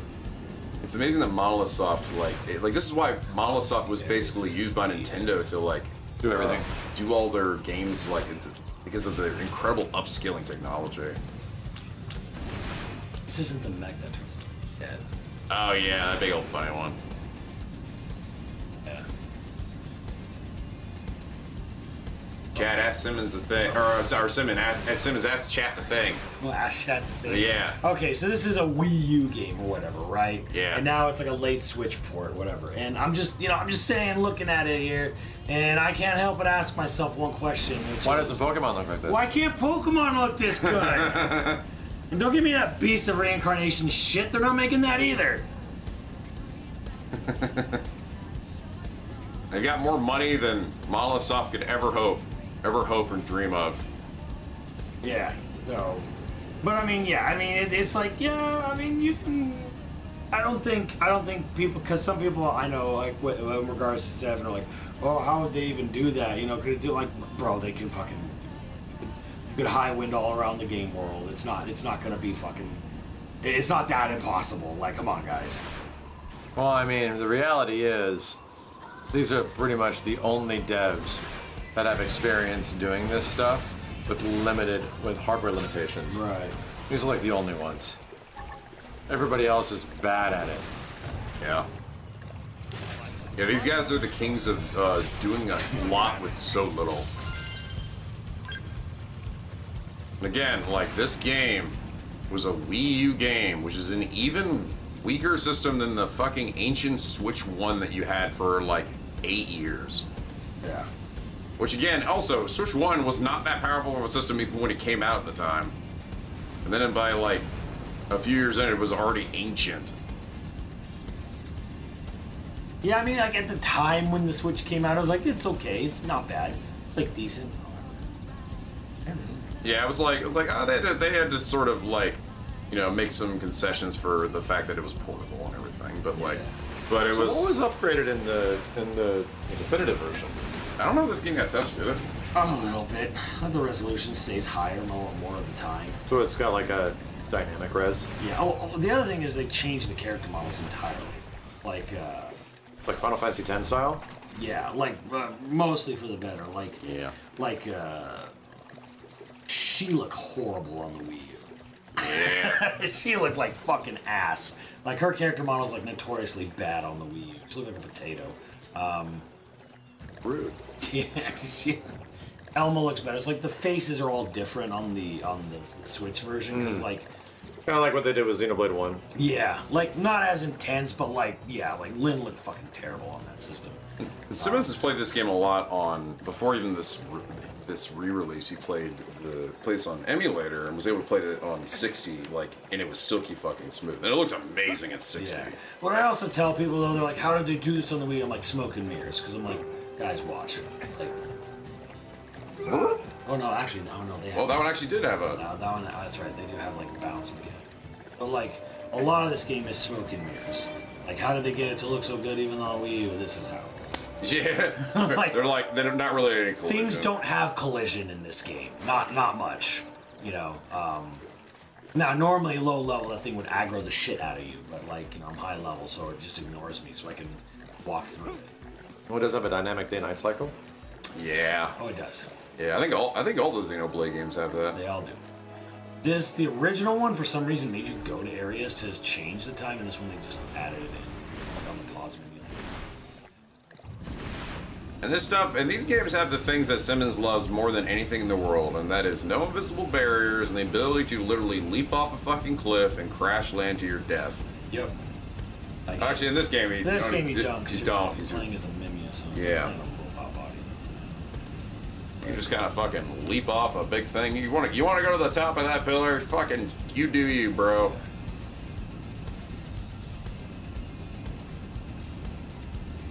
That is literally Simmons' most favorite thing ever. It irks me when games are just kind of like, no, go down the trail. Like, why do I have to go down the trail? Because Kratos doesn't want to get his feet wet. Yeah, Kratos.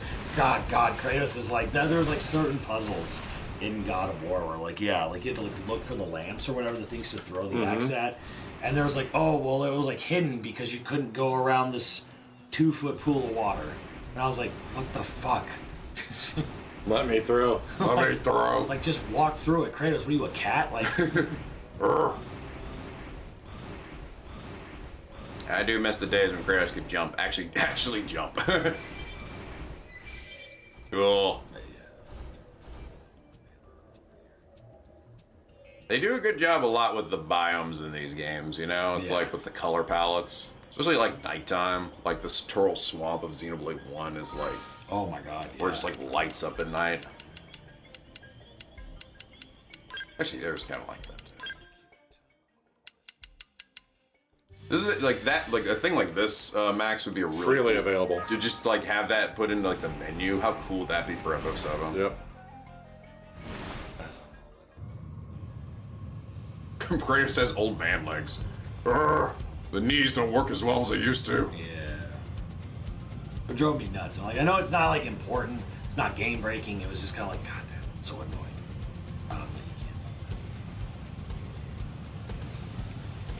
Dude, yeah, I read the Monster Hunter Wilds update. They're literally patching it. The weird frame rate thing in town. If you're close to certain NPCs in the game, it runs DLC check that drops your frames 40% in Monster Hunter. They're fixing a DLC check. Yeah. Wow. They're fixing it. It's a part of the next update. It is an unintended glitch. Just like the person that found it said it was, and they're like, we're fixing it. Yeah, I imagine it was. I mean, do you think that was revealed to them? They didn't know about it, or do you think they always knew about it? No, they didn't know about this shit. Yeah. They would have just done it. Yeah, it's kind of some person found it. Because the fix for it was actually pretty simple. It was. Chat, is the DLC fix already out? Yeah, someone was saying at the start of the stream, I was like, it's fixed, it's fixed, it's fixed. I'm like, oh, okay. Is the game actually performing better? It's out? Alright. I don't have that big of a performance issue in Wilds, so I need to know somebody from lower end. Is it legit better? It feels good now? Fuck you, that's insane. Yeah. Because Capcom had more access to the engine to see exactly what was going on, so they probably fixed it way better than even the dude could. It's so much better. Wow. Oh my god, dude. And they're doing all this insane optimization behind the scenes. See, okay, so here's the thing. This is the best case scenario. That's not even the optimization patch. There's 3 big optimization patches that are happening where they're really figuring out we need to make the game run better, right? So imagine that this DLC thing was actually the problem. Also imagine the DLC thing fixes the issue, and now you optimize the fuck out of the game. Yeah. Now it's going to run really good potentially. So imagine the next waves of updates that they have planned. There's going to be even more optimization to the game to make it actually run good. Yeah, this is the second part of the patches. So we get but we still get a third one. It's the best case scenario. Yeah, we still get a third one, Chad. There's still one more. Oh, third optimization going? Consoles maybe run better? I mean, maybe. I don't know. The consoles were never really the big issue. Yeah, because I don't think they're doing that. They're not doing the crazy DRM check like on the console, you know. Not all the time. Not like that. It just wouldn't be that way.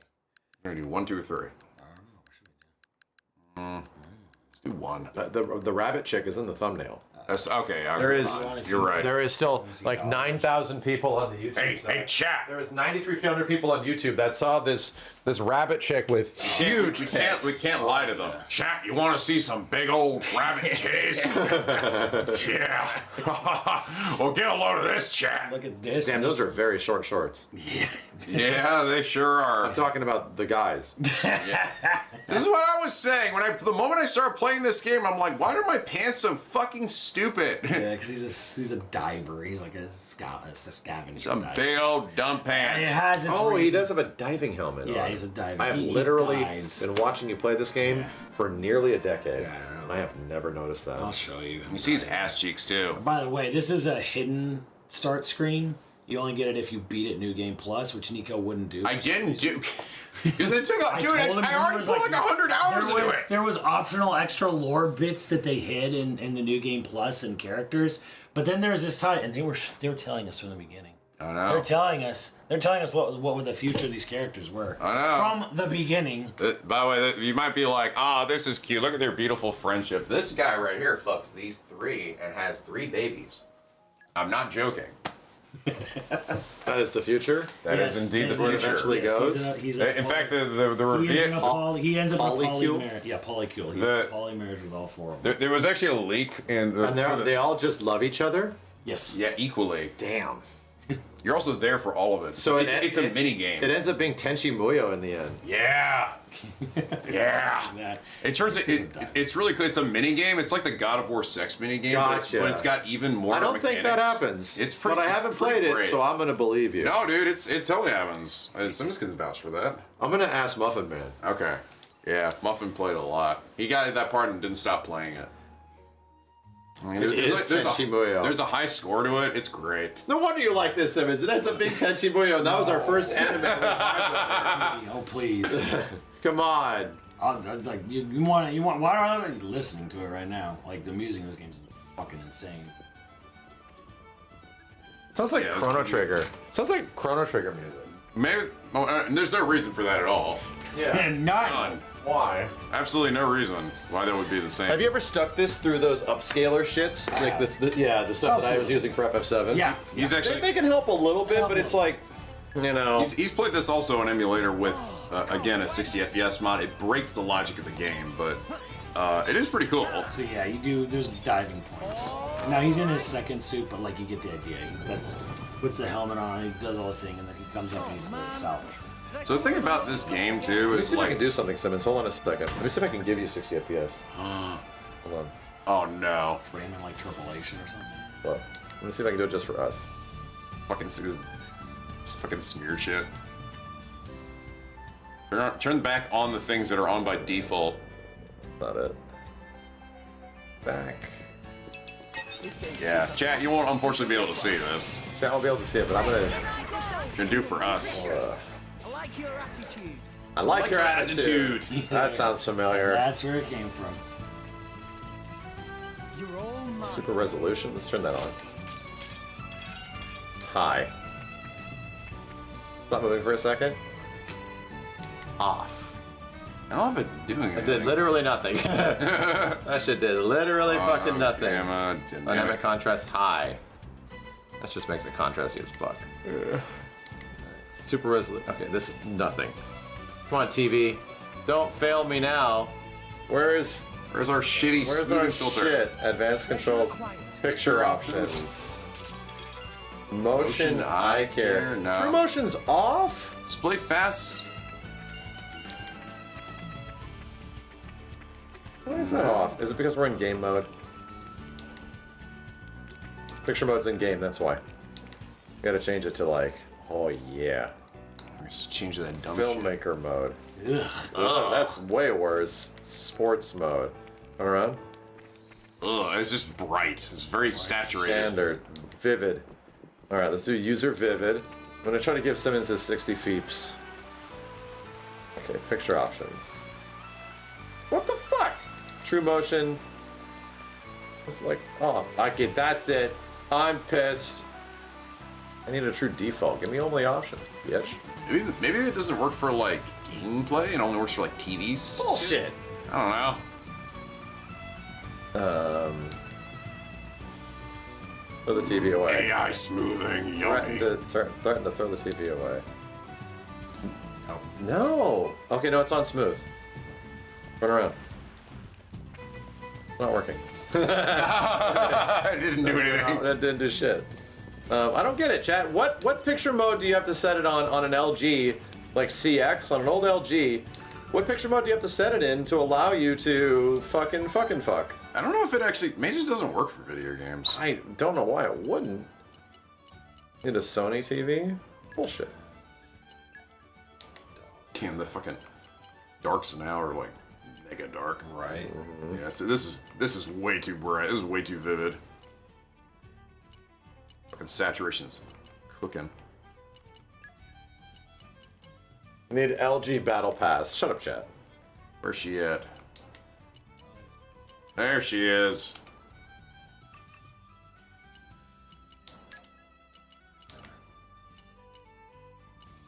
You need to change the color. Yeah, no. To turn on like True Motion, the interpolation, right? Oh yeah. Looking forward to Yeah, it's called motion flow, right? The problem is it's all blacked out. Dude, what? The tits could be bigger, okay? They don't. Could they though, Max? I literally think. Oh, I'm blocking it. I can't see. Wait, let's you gotta see this. Yeah, go back to standard. This shit is. There we go. Fuck oh, this shit, dude. that looks better. Tired of it. All right. Oh yeah. Nah, that's pretty insane. Oh yeah. No, actually. No, they could be bigger. No, man, no. Get Come ready. on. No, it's actually believe it or not, it's actually bigger in the model. In game. Yeah, no, I've seen this character in the game, and it's like, that's insane. That is back Tetsuya Nomura, that's insane. Yeah, Tetsuya Nomura. This is your character, right? I'm gonna be like Sakurai. That's what, dude. Simmons. If they make a new Smash, they're gonna add this character to Smash. Oh, yeah. She's gonna be smashable. Damn, look at her walking. Look at that walk. That's insane, dude. She's gonna crush you with That's fucking crazy. She'll be a trophy in Super Smash. That's all I'm gonna say. That's fucking crazy that this is a Nintendo game. Oh yeah. That's fucking insane, dude. Believe it or not, this is actually drawn by a lady. I get it. Yeah. It's definitely rendered by a man. Oh, yeah. That's insane. Yeah. All right. Well, we gave the chat the thumbnail bait. There you go. Holy shit. Now that is the sort of like the duality of man with me in this game, because like I genuinely like this character I'm playing as. I love this character design. I think it's one of the coolest fucking character designs for her. Like, I think her character design is fucking awesome. And then, like... So it's like Milia. Milia Rage? Yeah. Just not yellow.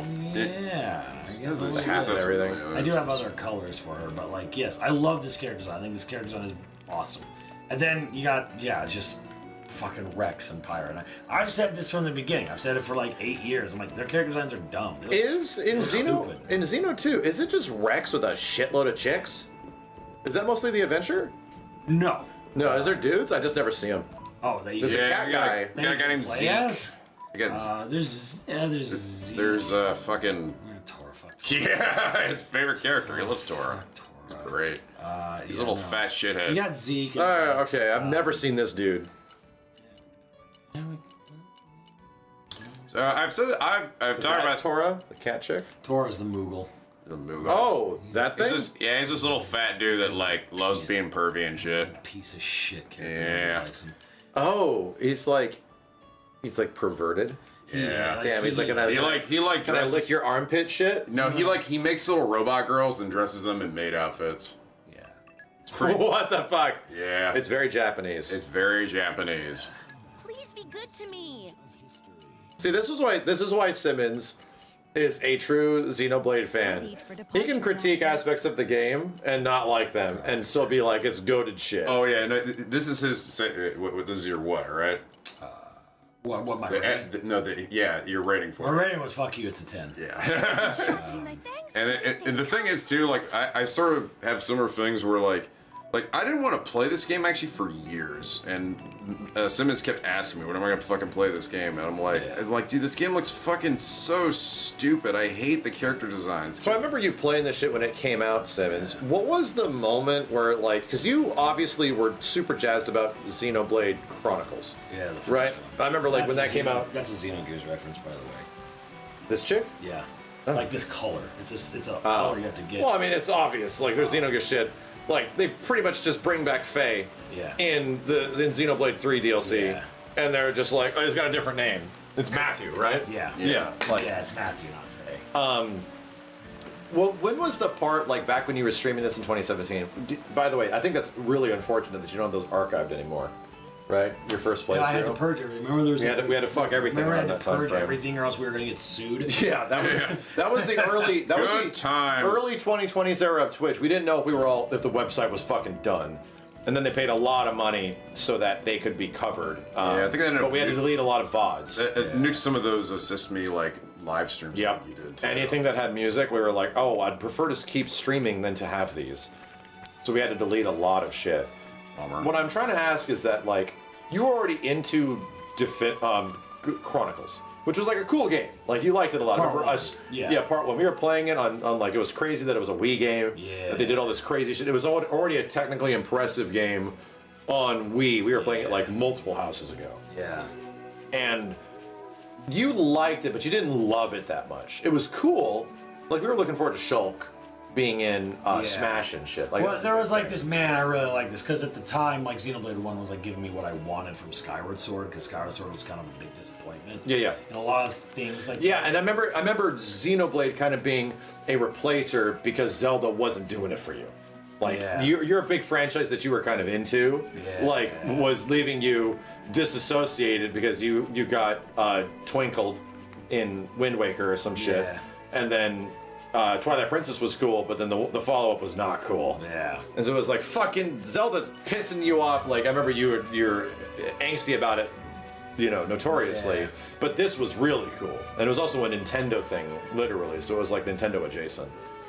Yeah, and I wasn't really a big fan of Gears and Saga ever at any point. Like, they existed, but I didn't buy them. Let's go then. Tora hungry and coming for them. So there was like, even by the time Xenoblade 2 comes out, you were looking forward to it. I was, but like I was super off-put by the designs. Yes. Because there was that E3, that Marvel Infinite was there, and this was there, and there was Did you get to play it at that E3? No, it wasn't playable. It was just at a showcase. Okay. And I was like, oh man, I don't know. What are these character designs? I even went back and pulled up my impressions trailer from early 2017 where I was kind of like down on it. Yep. Because I'm like, what I'm trying to get at is like, when does it eventually all go crazy? Because this game ends up selling a fuckload. Yeah. But it ends up doing super well on the Switch. It grabs Sakurai by the dick and balls and never lets go. He has to put his characters into Smash and shit. Like, everybody eventually... It jerked off Sakurai just right. Eventually, like, everybody super gets into Xenoblade 2. Yeah. And I'm like, at what point, like, was that? Was it just literally through the process of playing the game, it's just like, oh, it's fucking great? Or was it a build-up that this is going to be really good? A lot of people say the game has a slow build-up, and the only thing I would say is that, like, it has a slow build-up in the sense that the game doesn't start with, like, a major, massive, like, earth-shattering, like your whole village doesn't get annihilated. Yeah, the opening act isn't like FF7, FF8 powerful. Yeah, like, and he said he did that on purpose because all his games have always started with, like, someone's village getting blown up. Yeah. So he was like, all right, I'll do a one where we don't blow up a village at the beginning of the game. So some people are like, feel that the slow start is a little bit there, but like then it eventually it earns it. I feel the game actually has a pretty good opening. And I think the middle, like, chapter 4, with the Moogle chapter, if anything, that was like the slower point right there. I was hoping this guy's going to do something. You know who also really likes these? Boom. Oh, he's fucking the dude from Monster Hunter. Yep. He's, I hate that I'm forgetting the name. Because I have a headache right now. God damn it. Chat will let me know. Kogalala. No. Yeah, Chocobo. Rajan. Yeah, and that's like the funny thing where it's like the realization that, oh, this shit's actually great, then all the good word of mouth, because this game had like no fucking marketing. Like it just came out. they did like a little direct before it came out, but like, yeah, like, and I was like into it because of the music. I was like, all right, well, the music will be really good in this game. What? I must have some years that I don't have in life. Because this has multiple difficulties and difficulty sliders. Ah, okay, so it's got mega accessibility. Yeah. Yeah, it's like it came in I think it was included in the DLC stuff, right? Yeah, the DLC gave the sliders. So how long did it take you, Nico, to realize it was kind of goated when you were playing this one? Because you didn't initially jump into it either. Simmons had to convince you. Yeah, Simmons was like begging me. He's like, just play this fucking game, you'll love it. I'm like, this game looks so. It's the way everybody had to introduce anybody to it. I'm like, I really. So my thoughts on this game after beating it is that this game is bad in all of the weird ways, and it's amazing in all of the right ways. So like. The badness is that the character designs are all over the place. They basically had no cohesive thought and just gave a bunch of artists like I just noticed that in the menus. do whatever the fuck they wanted. The voice direction for characters is also all over the place. Rex has some hilarious moments where like he's like hollering and screaming, and it sounds like. Is there like dual language in this? There is. The Japanese dub is fine, I think. Okay. It's just, but the English dub is. The problem with it was the voice direction was fucked up. Like I think they didn't really give him enough scenes. I swear to God, they didn't give him any. They didn't have any game they could look at. I think. And I swear to God, it almost seemed like everything was done in the first take. I think they even described it. Yeah, but they had no time. It is. They said they got one, maybe two. Yeah. So you talked to the dude. I did. At our FF16 event that I hosted, and like one of the dudes that was an FF16 character was also Morag or David Malice. Thank you. Actually, and funny enough, he's actually one of the best parts of this game. Yeah, and he talked about how much he loved this game, and he was really into it and shit. So what actually ends up like, so that shit is funny. Like, yeah, like there'll be moments where you're like, what the fuck? Where Rex is like, ah, and it's like you're like, oh, it's like it's so bad, but. And there's also weird, like, the UI. Another weird thing. UI in this game is fucking awful. These menus lag. They're really delayed? They're really delayed every time you pause and go through it. There's weird things like in order to unlock certain skills, like, you'll have hit a threshold on something, but in order to actually unlock, like, and get the skills to work, you have to go into the menu and look at it. Do this like really stupid thing. Go in this there, go to this, and then now you see this menu, and now it unlocks, but it wouldn't have unlocked it, so you came in this menu. You have to do that every time. Oh, interesting. Yeah, that was the thing that also that griped me in. Oh Jesus, what game did I just play that had that? In Kazan. In Kazan, like at first, it was like I did all these side quests, but it would not give me the points for the fucking side quests unless I went into the menu and went like okay, and then it unlocked it all. I was like, what the fuck? What? Yeah. I'm trying to think of like because I'm trying to think of like when it was like, oh, this game's the shit. And for me, it was honestly pretty early on, where like because you have this pretty cool cutscene at the beginning where it's like sets the plot in motion, but then it was like when you get to here. And a lot of it has to do, because I know, like we talk about character designs all over the place. That's known. The world design, though.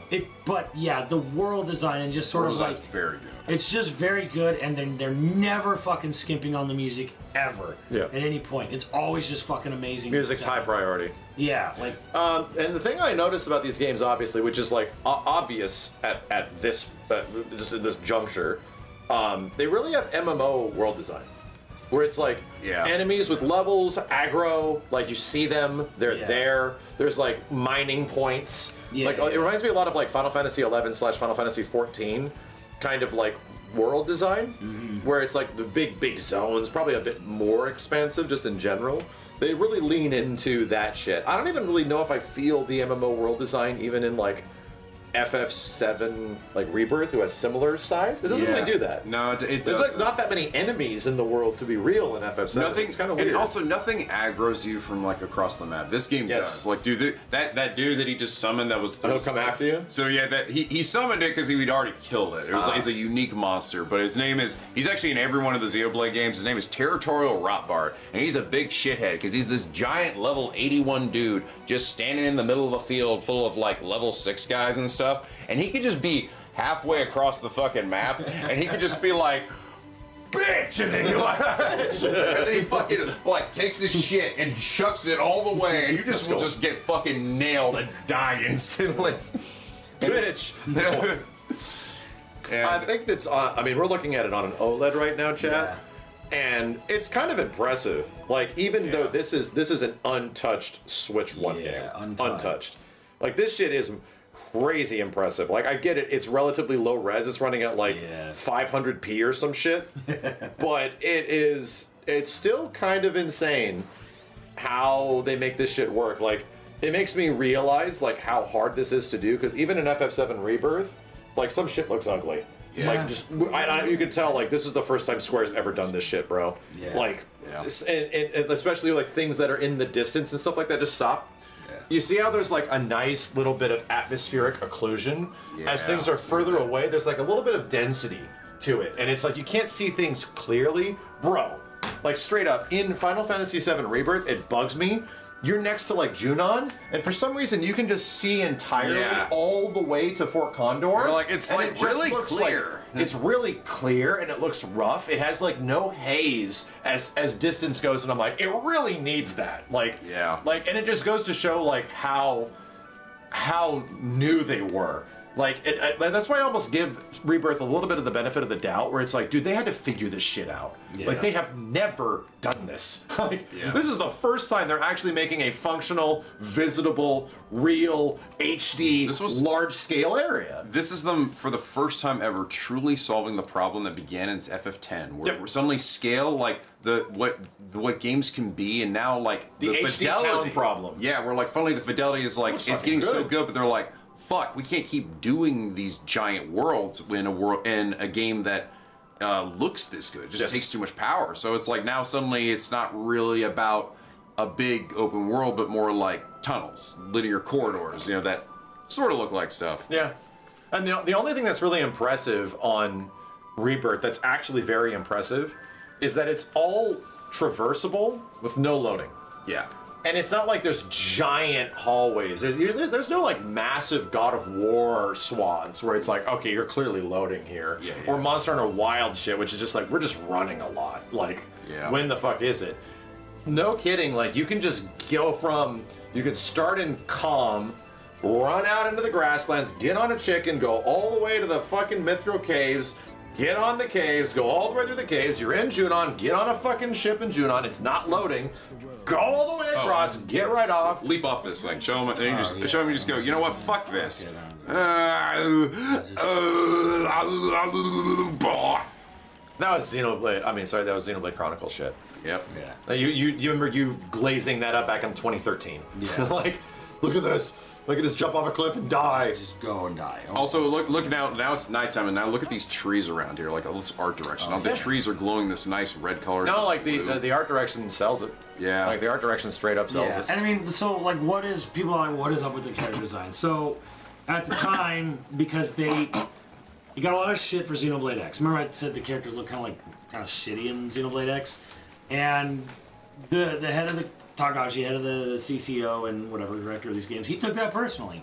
So he was like, all right, for the next game, we're going to focus on animation.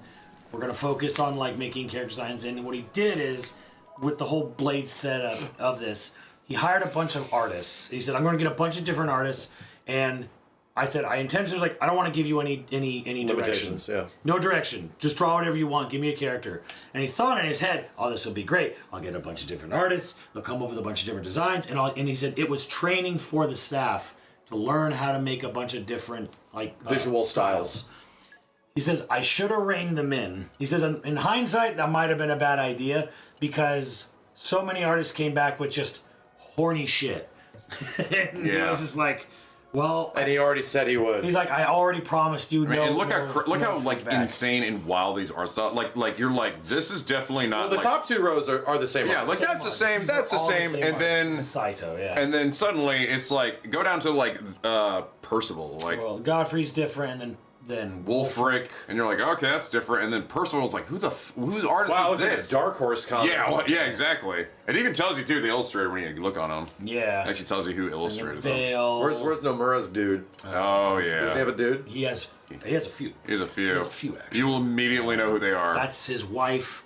Sorry, Saga. But yeah, you got all these different people. Yeah, I see it. One of these was like Variable Geo or something. I forget who. But see if Max doesn't immediately recognizes which one's Same. Nomura. Oh, dude, it'll be easy. Same artist as the big titty bunny. Yeah, that's the other. She also drew a little girl with a big polar bear. I always think of him like the Coca-Cola polar bear. Yeah. This fucking. Okay. Like I can just imagine this is the Biden Kaidos artist. That I makes can sense. I guess I just imagine being like, fuck. Like getting the damn. designs back. Yeah. This is an old one. Damn, that just looks like the Oh My Goddess artist. It's Yeah, not. it does, It's right? not, but it is an old school ass artist. Yeah, it's very 80s. From the 80s. This is one of my favorite character designs. I think she looks Yeah, cool. she's pretty cool. I don't know, it's neat. She was actually the first one I got. Bro, dude, like this will be a blast from the past, and worth admitting now. One of Simmons' favorite animes wasn't mine. Was Oh My Goddess. Early Yeah, on, I get it. and Wait, very early on, I drew because we were young. I drew Simmons for his birthday, and Oh My Goddess fan art. Hey man, the art was good. This was back in an era, dude, where there was like, I'm just gonna say it. This was back in an era where it was like, wow. This is definitely a little bit like purity, where like this was like before an internet criticism era that existed, where it's like, yeah, I'll draw my friends. I used to draw my friends fan art of their favorite characters for their birthdays and shit, and they were like, cool. Do you still have it? No. Are you fucking lying to me? It was just got it character. somewhere. It wasn't anything like. No, it wasn't anything like funky or sexual. Yeah. No, it was just like a legit, just a fan art. FF6 artist. Wow. Yeah, and it's literally the suit. It's just like it was earnest. That's what I mean. It was like this was like the era of things just being like earnest. Yeah. Where it's like, and people would be like, "Thank you, you drew something for me, fucking Isn't this cool." the Psy Games guy? I thought it was this is one of the artists from FF6. They definitely have worked with Square before. Yeah. But I'm like, this is like they work with at Psy Games now or something. I think. Yeah. And then I don't think it's Tic Tacs. Might be. I think it is the Grand Blue artist. Familiar. The Grand Blue artist is the Tic Tac artist. Oh, there's the numeric artist. Face sees it immediately. Wow. Both of them. What are you talking about? How'd you know? I can just tell immediately. No one next to it as well. No way. Yeah, no shit. And then go down. I'll let that one too. Like clearly. No way. You could have. No fucking shit. Impossible. Nomura as hell. Oh man, I don't. You can't now because they don't have. That's Shulk. Yes. Yeah, dude. This is Shulk drawn by Gears artist. Yeah. Oh. He actually looks. That's cool. He looks. This is probably the best his art style has ever been. Actually, like reflected in like 3D. Yeah. When they actually the 3D models actually look pretty good.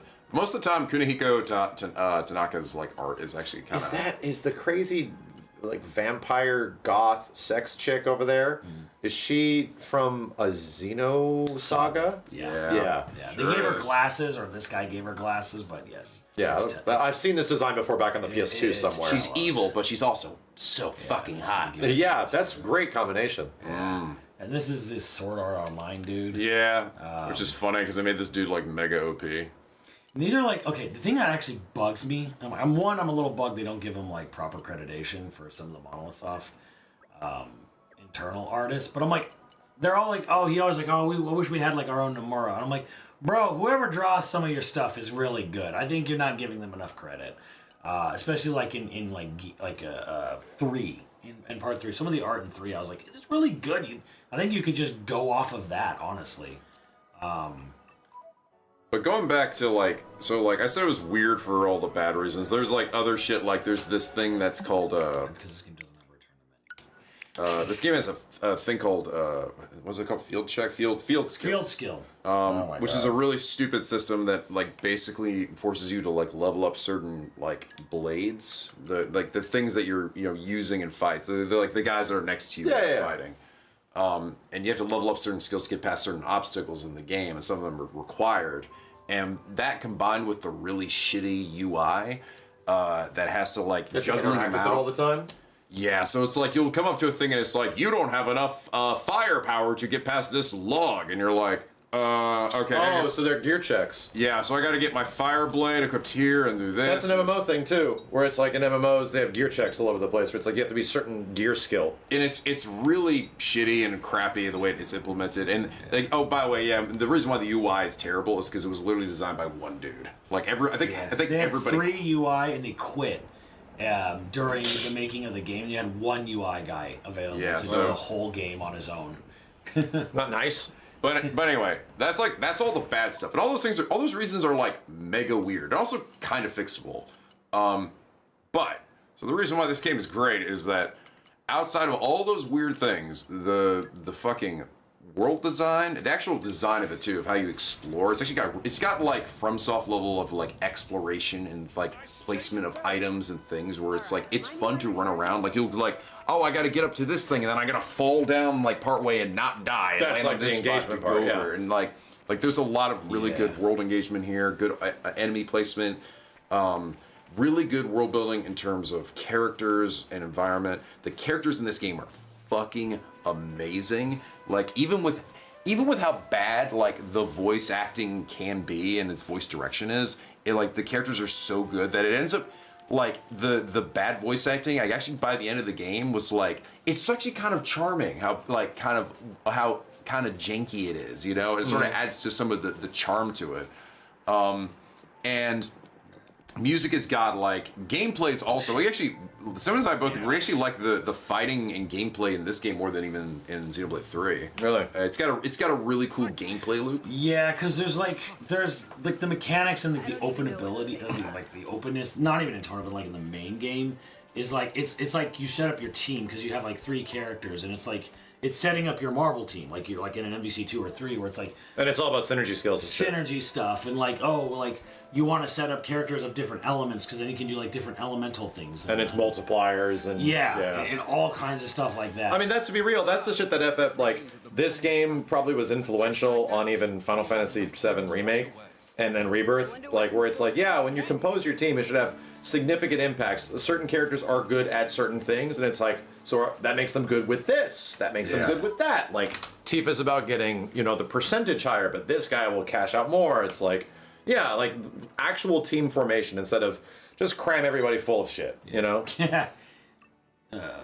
Was it Nomura may have drawn one of these characters on here? No shit. May or may not have actually. Yeah, you're right. It is the one on the right. Yeah, clearly. He drew the background. Yeah, he may or may not have had something to do So with it. here's what I think is really impressive about this game that I'm noticing on this version. Not even the future, the next game that comes after, which is 3. Yeah. I do not notice the LOD transition and the pop-in. I have to really pay attention. Oh, it'll happen. It happens. No, I'm literally watching it pop in like it's a Dreamcast game right now because I'm really paying attention. Yeah. But to be real, there's never a moment where the tree is going from a high fidelity to the low fidelity and the lower fidelity. I'm not really noticing the difference. And that's just them being good at this shit. That's the number one big problem with large zones in these games is that the objects in the distance just look like shit until they don't. And you're like, oh, okay. I don't really see that. I'm not really seeing the moment where it goes from looking like complete shit. Look at the town, for example. Yeah. And it looks fine. It looks like it's just far away, which is the way it should until you get closer and it kind of renders in a bit more. Yeah. Yeah. That's fucking hard to do. That is just something that there's not going to be a lot of technical prowess for that without access to the hardware. It already happened and I didn't even notice it. Yeah. At some point, the higher quality model of all of this shit popped in, and now it's just there.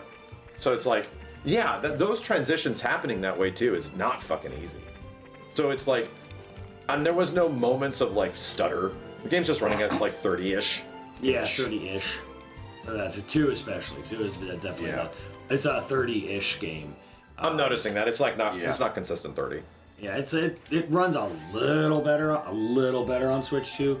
Resolution stays a little higher more often. But like, yeah, it's a good looking game, you know, for being almost 8 years old on this one. And I'd imagine on handheld this looks great. No.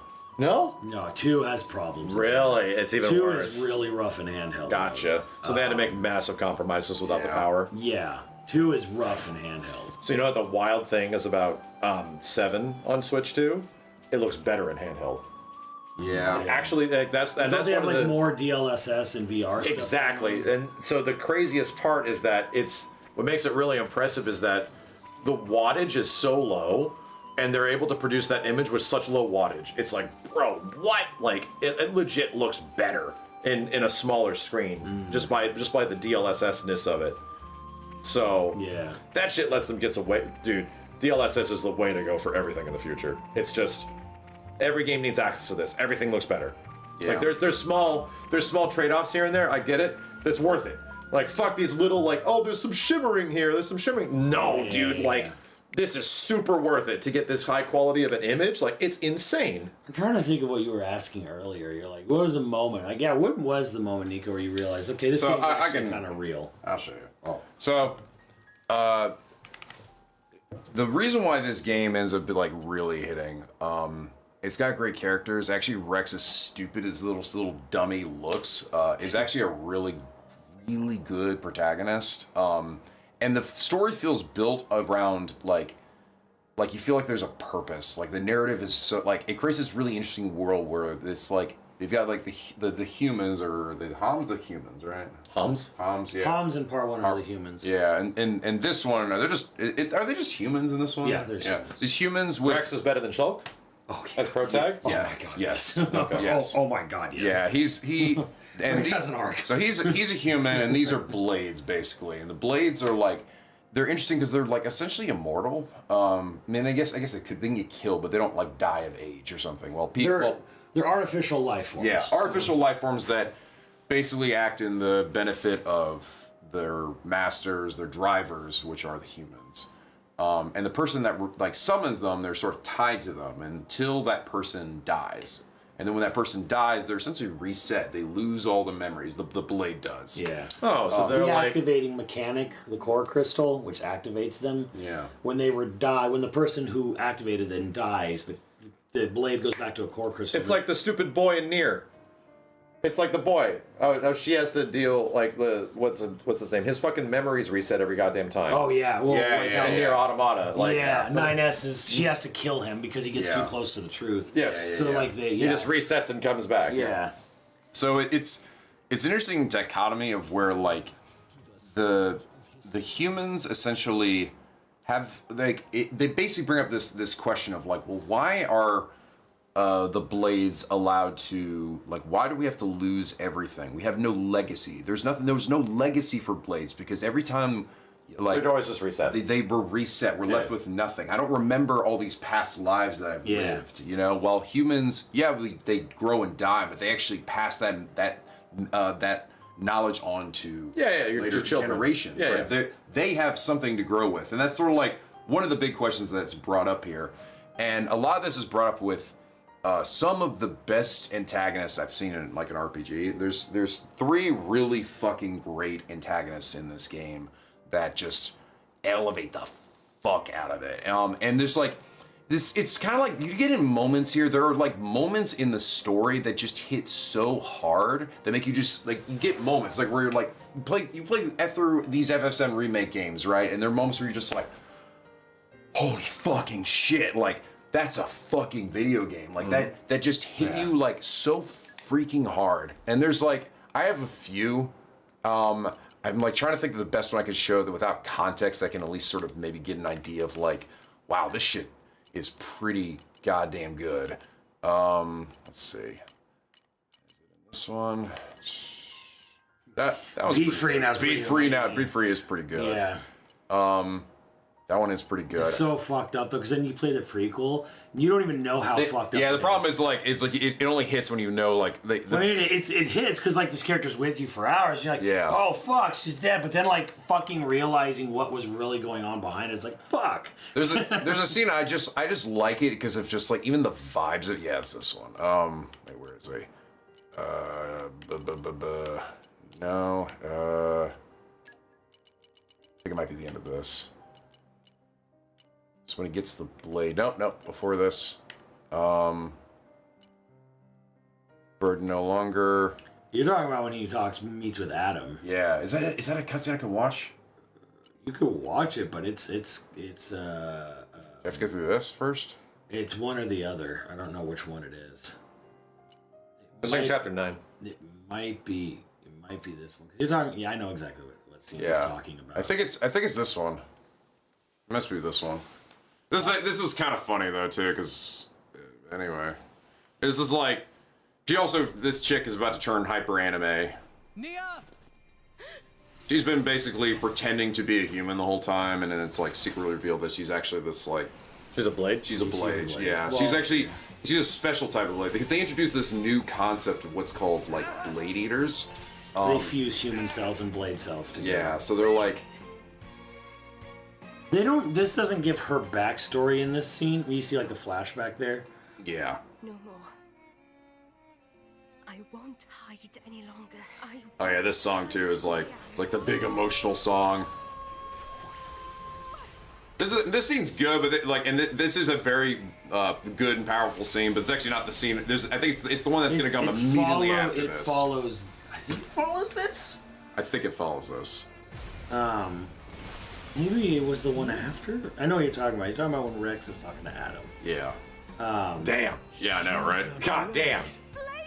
Here's the funny. You know what the weirdest part of this game is? They give this big scientific breakdown at the end of the game, how scientifically this works.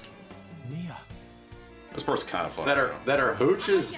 Yeah, dude. That like why their costumes look that way? Yeah. Scientifically? This part's kind of funny. It's like A blade. he's like, "Oh my God, you're a blade. What the fuck?" And then she's. This is why Rex ends up being a pretty good protagonist. It's like this dumb shit. Like, watch this. I'm no longer afraid.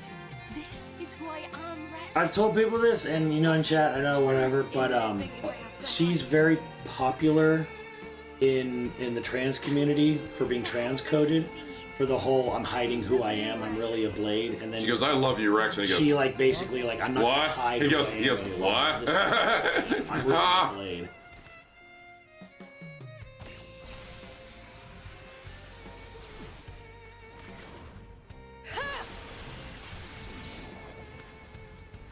What? Also, good choreography for a lot of these cutscenes. Come on then! Who wants a piece? Yeah, there's the guy who does all the cutscene and choreography stuff. He's like super underrated, honestly, because some of the stuff. It was a response to X because people were like, oh, the cutscene's really boring in X. He's like, all right. Yeah, they don't move around very much. I took that personally. So I'm like, he's like, well, that's the thing is that like every follow-up game is like a direct answer, you know? Yeah. Like fighting games are the same shit. Like Tekken 8's the best example. It's like a direct answer to the fact that the previous game was defensive. Developers take it to heart. We're like, we didn't intend it to be that way, and people called us out on it, so we got to fix it.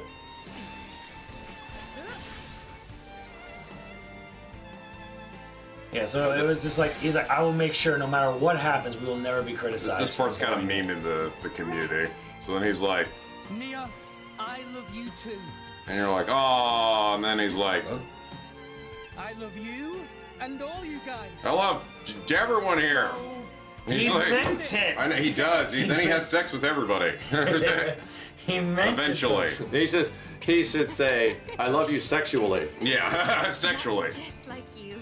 It's He needs to really lay it out. I love you, and I'm physically attracted to you, and I'm romantically interested.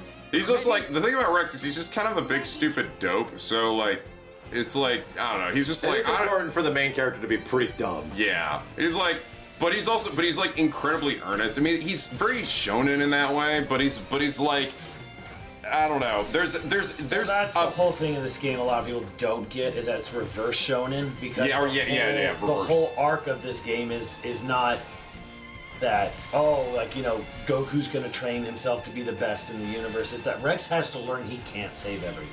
Yeah.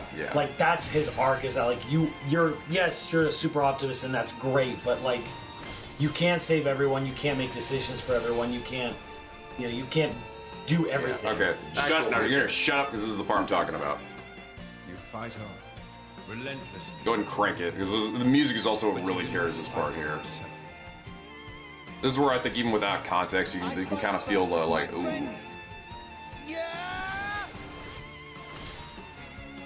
I have been waiting for so long, for one such as you.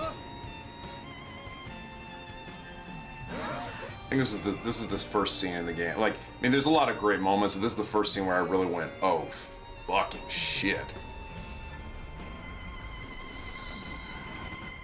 This part right here. This is the scene I was trying to get. Don't end, I swear to God. Okay, good.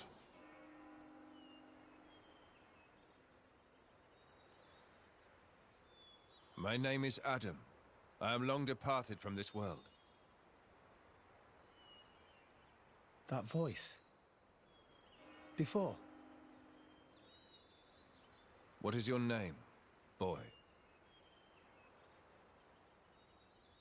Rex.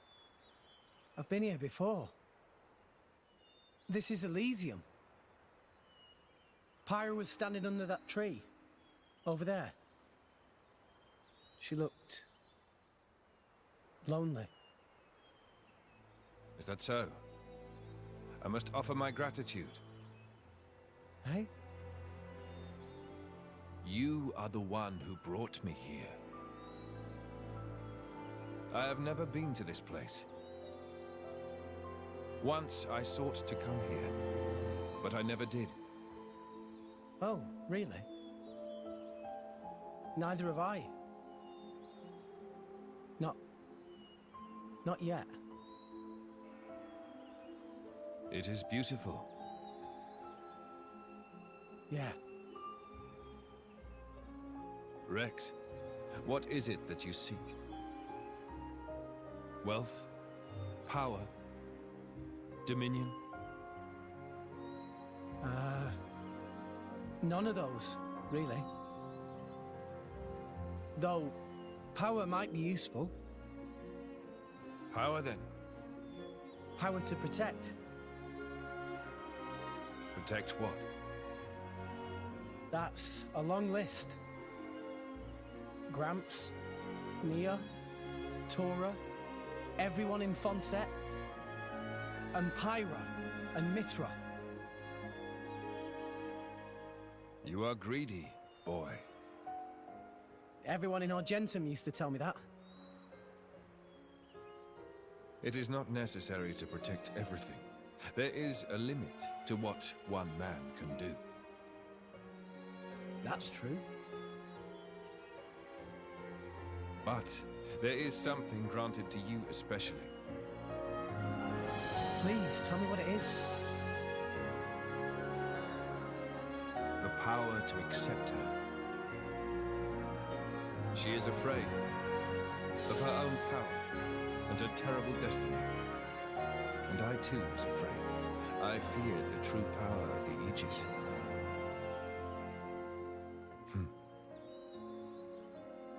Your will to fight comes from your will to protect.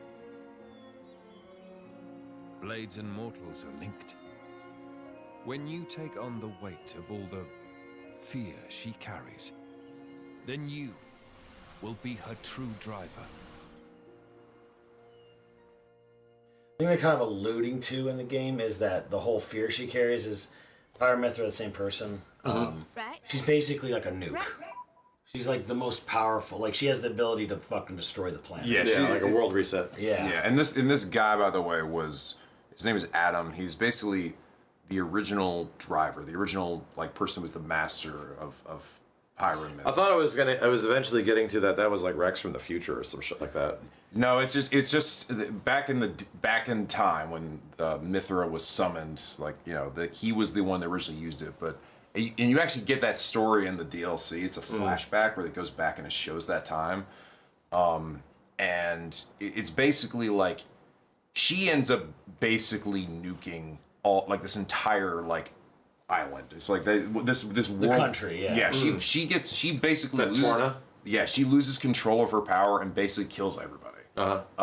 And Adam can't do anything about it. He doesn't end up trusting her enough. He basically isn't strong enough to control that power, and he doesn't know what to do with it. So he gets this moment here. It's why Rex ends up being the perfect one. He's the main driver. Yeah, this is why with him in this moment here, he's basically acknowledging that like maybe you can do what I failed to do. Like maybe you can actually be the one to, because you actually understand her more than I ever did. You know? Yeah. You can actually be because it's the same. Like she hasn't changed. Like it's still the same. Well, like everything just gets reset. Her PTSD, because she doesn't lose her memories, and that's actually a core component of her character's. Like, so she's like, you know, sometimes I wish I could. Yeah, it's like I carry a lot of regret, kind of thing. The funny thing is, so like originally she was just Mithra, the blonde one, right? Right. And she ends up basically when she realizes what she did, because she realizes she literally killed everyone, including this. There's like this child that she ends up becoming very fond friends of, and she like tries to like approach him and like this other kid who like watched her murder. She just watched her murder him or something. Is like holding him away from her, and she fucking just loses it. She basically creates another part of herself, Pyra. Basically that doesn't remember anything, and she hides herself away. It's basically the PTSD of it. Like I create another version of me that just like exists separately. Everything that everyone wanted me to be. Yeah. So she's basically like, she sounds familiar. Oh yeah. Yeah. I'm not saying it, but it sounds yeah. So I love this moment. I love that like the moment the music kicks in too, where this like it's like the past of him just like acknowledging like maybe you, because like you basically come to this place to get like a secret sword. That's the idea. So you're getting this like powerful sword, this weapon that can be used to help defeat Malos and everything. And like he comes here and he fights this bunch of phantoms that represent Adam, the old driver. And it's like him just like basically acknowledging like you actually might be the one who can do what I was unable to do. Yeah, because he was always like afraid of her in a way. So Yeah. it's like He was always maybe scared if you of can her. accept who she is, you can actually like, you know, it won't come to And he's this. been permeating throughout like the whole game and stuff like that. Like Never better.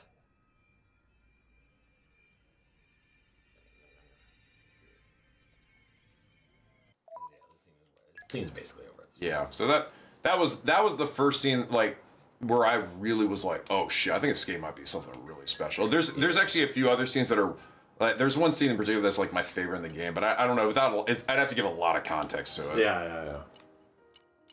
But did you get the feelings? Did you sort of get that like? Yeah, right? it's. I mean, it's obviously tough. Of like, where is this going without a direct context? Because it's like, oh, this is a thing that has been building up throughout a lot of the game. Right. And it eventually is a final reveal, a realization that like, you know, you're the one that's more capable. Pretty much, yeah. So it's like a lot of it is the music. The music does so much. Like it just even the moments you can just be like. Enjoy like there was a good I think it's here too where there's like this conversation. It's a short one where he's talking to this mercenary leader, and like it's such a really good point in just storytelling or whatever that I think doesn't get pointed out a lot. Like a lot of games do the whole like, you know, Empire versus Rebel, good versus bad, whatever. Bandam? Cheers, love. Give me a beer. Beer? This guy ends up being sort of like Rex's like kind of mentor. Don't suit you? So, do you fight in wars too, Van Damme? Sort of helps guide him a You bit. got a problem with mercenaries? Are you trying to get us to join up? Ha! Shrimps like you, we're not that desperate. Relax. And father figure, yeah. Good to know. Rex, So, you know, obviously he has to die. you're a salvager, ain't you? Yeah. You must have fished out your share of military supplies, right? You fine with that? Nah, I don't want to get involved with it. It's all the same. Compasses, valves for ether stoves. Armies need all these things. That bread you're eating, it's made from Ruska flour, supplied by the Ardanian government. This world's full of war. Don't matter if you're a soldier or not.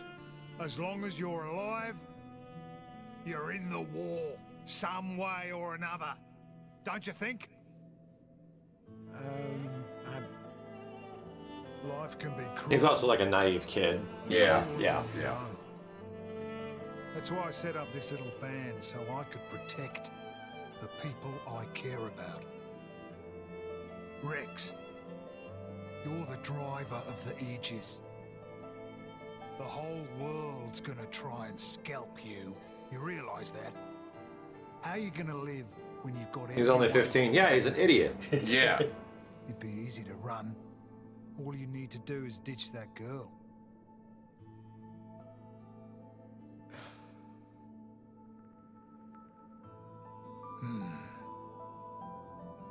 Come on. Gotta get ready. What? Where are we going? Just follow me, kid.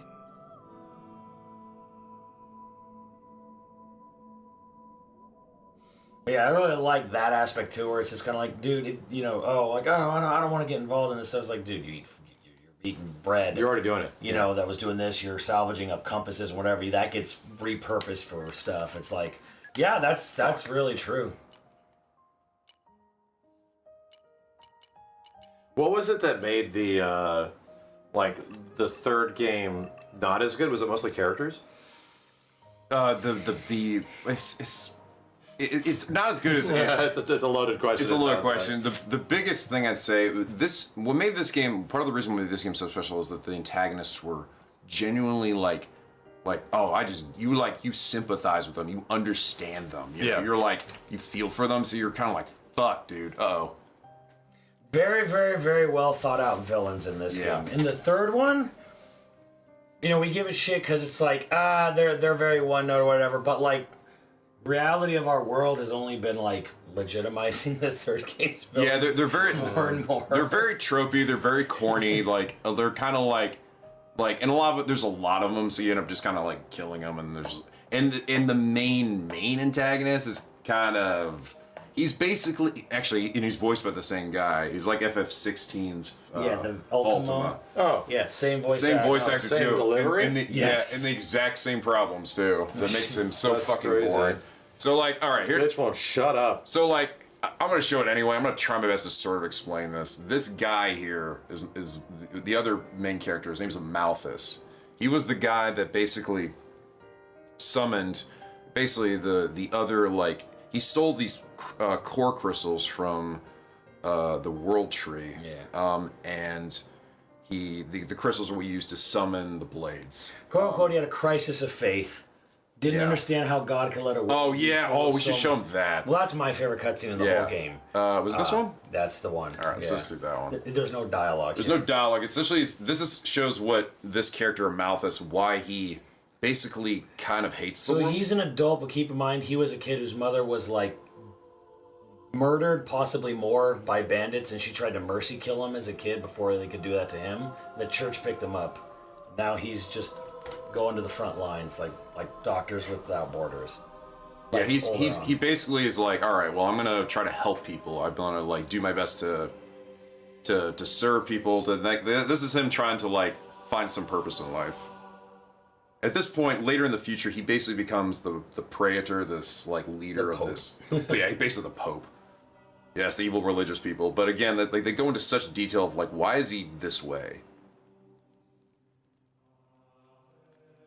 Yeah, it's voiceless, but it's all music.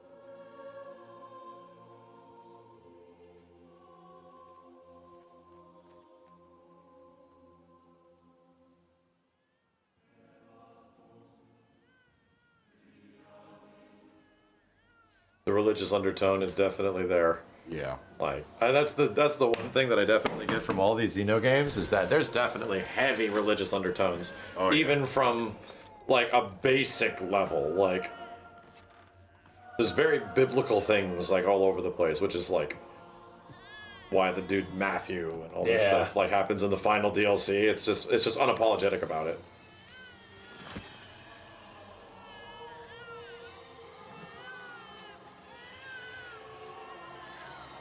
That was the dude he just brought back to life. That was the dude he saved.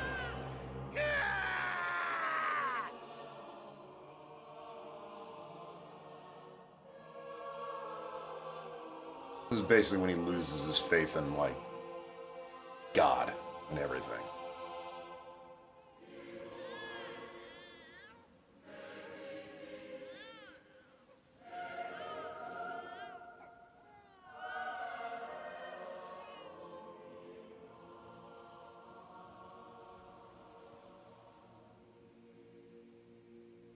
Oh, Architect. Is this the world that you intended? I think the only thing that prevented me from making the connection that was the dude he saved, I don't think I would have picked up on that, was the limited graphic fidelity. Yeah, it was the bandage, basically. Yeah, I think I didn't realize it immediately because it was the bandage that you're supposed to bring him. That's heavy. Yeah, that's pretty fucking heavy. So he's about to knife a baby after he already killed the parents, and he's like, "I just fucking saved you." He basically, I think he kills the child because he like essentially is like, "I don't want you to grow up in this world." He's like, "This world is not worth growing up in." He's just like, "Fuck this."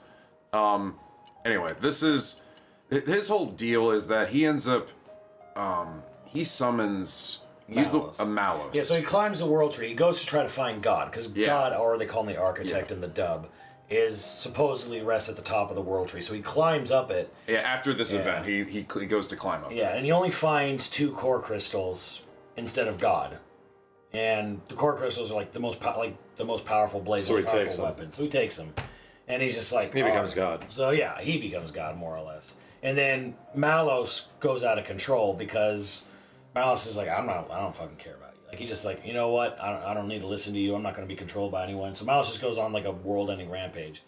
So he needs someone else to kill Malos. So since he awakened Malos, he can't do it himself. So he has Adam. He hires Adam to awaken Mithra, And who's the original driver first. So this is like in the past. So like the 2 each is the 2 equals, so she can take him out and undo his mistake or whatever. And but the interesting thing about him is like the revelation of like, why does Mouse want to kill everybody? Like, he's just like, I was about to ask, like, so he has is there a third crystal or something? Does he have the power of the other one? There's a third one, but that's another different story. But essentially the idea is that why does Mouse want to kill everybody and everything? It's like, he's just like, they're sort of like basing that way. He's just like, I have this desire to do that. Is that unconsciously the blades essentially take on aspects of the people that summon them, and they're like dogs. Yeah. A Malthus essentially, in summoning him, basically sort of secretly wants to destroy the world. He wants the world to die. Yeah. Malus just hates humanity. So he hates the world. He actually says that in a cutscene.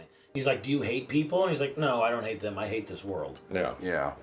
And he essentially, in his he becomes basically the head of the church. Who also is in control of all the core crystals that are turned into blades. And over time, he's essentially doing this thing where he like purifies the quote unquote purifies the core crystals. But in doing so, essentially, what is it exactly? He's cleansing, but he's factory resetting them. Yeah. So the idea, and he's explained this scientifically somehow, is the core crystals eventually accumulate enough data, and then they're like human knowledge. Yeah, human knowledge. And what they do is they go and they hibernate for a while, and they become titans. They start growing. They regrow. They're the big titans. things. Okay. The big things that people live on. And his thing is he usurps by assassinating the Pope in front of him. Takes his place, and he has Indol, the country of Indol, which is like the Vatican. He becomes in control of the distribution of core crystals to all the different countries and armies. Like small ones. Yeah. So as he collects them, he cleanses them, he factory resets them, so that they the core crystals will never turn into Titans. They will never become land. And then when all the old Titans currently living die off, that's just going to be it for the world. Yeah. So it's like it's meant to expire. Yeah. Because he doesn't want it to continue. He doesn't like it. He wants it basically all to end. And it's like, but it's like this weird like, but he also doesn't want Malus to destroy everything. It's like he's basically doing, like, I almost feel like it's partially like a Malthus is like not even like fully like aware of understanding what he's doing. It's like if somebody was like dying of cancer, and it's like, dude, instead of me going through all that, just off me now. Yeah, exactly. That's what Malus is doing, is the off me now aspect. Yeah, like let's just do this. I'll kill everything. Get to the shortcut. And Malthus is like, no, I want this place to slowly die. Yeah. And a lot of it is just like the world doesn't make sense, so I'm going to force it to make sense. And as the other countries die off, like I'll have control of the remaining ones. So he's very much just like, okay, if God's not real, I'm going to make him real. I'm going to be God. I will decide. I will met out judgment. You know, since no one is, because the eventual reality is that all God is in all of these games is effectively a civilization, a mega advanced civilization that was from a long time ago or some shit like that. Kind of. I mean, that's the big spoiler for this game. It's a dude.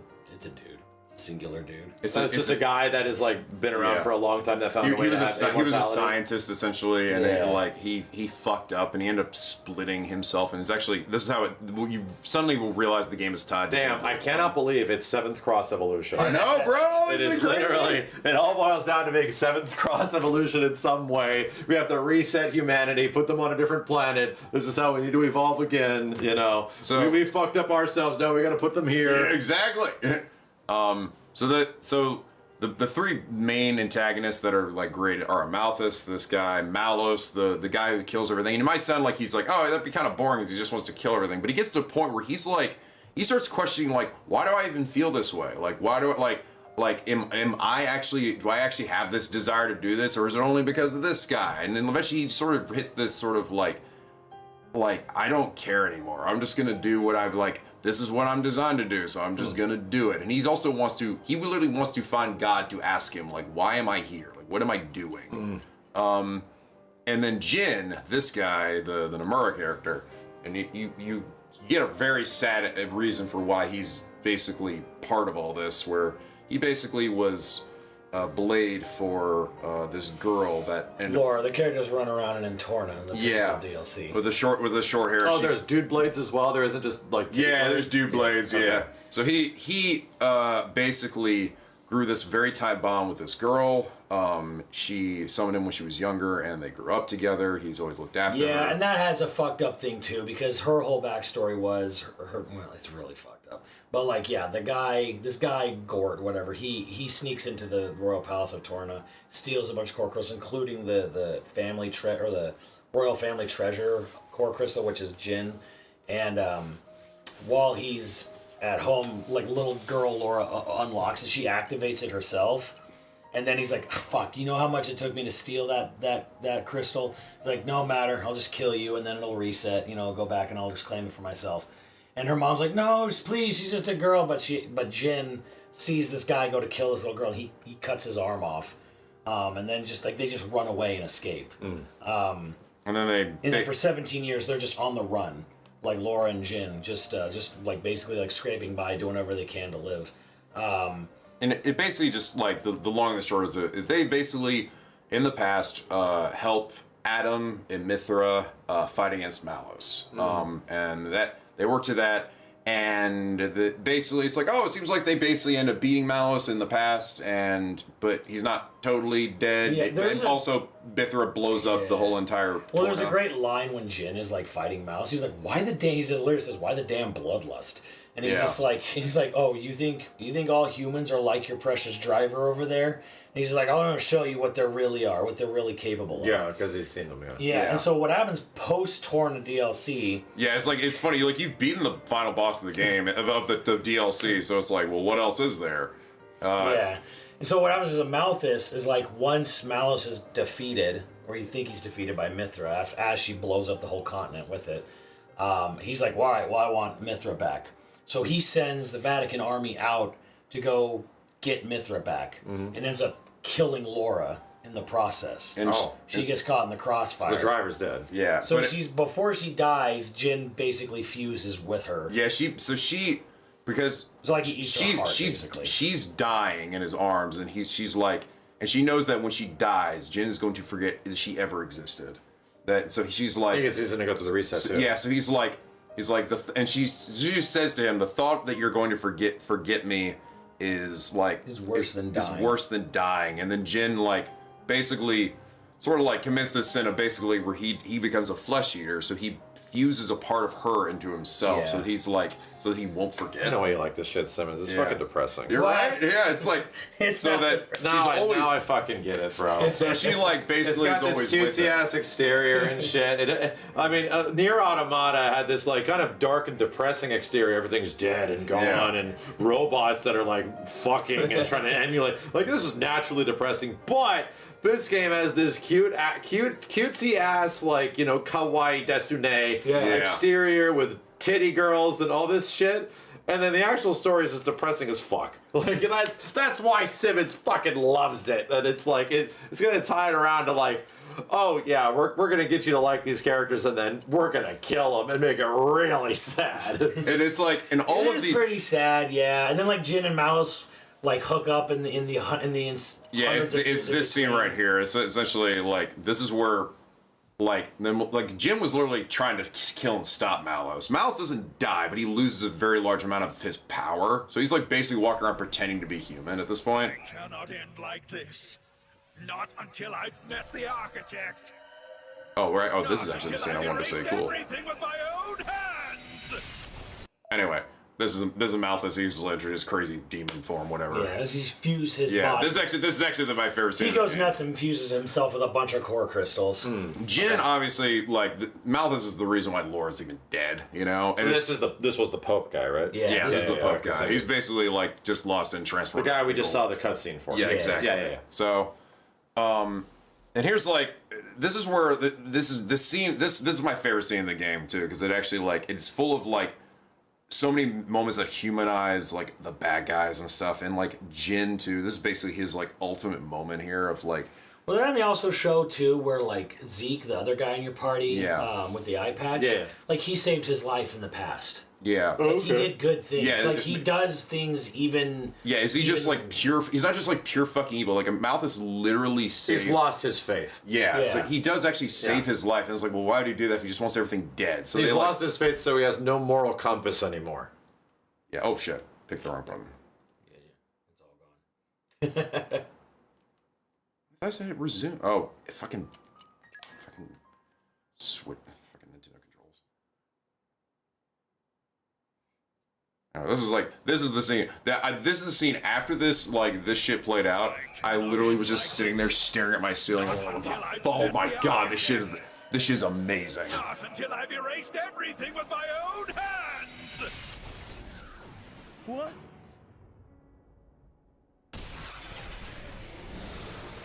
Yeah, even at the end of the DLC, like they literally show a kid dying.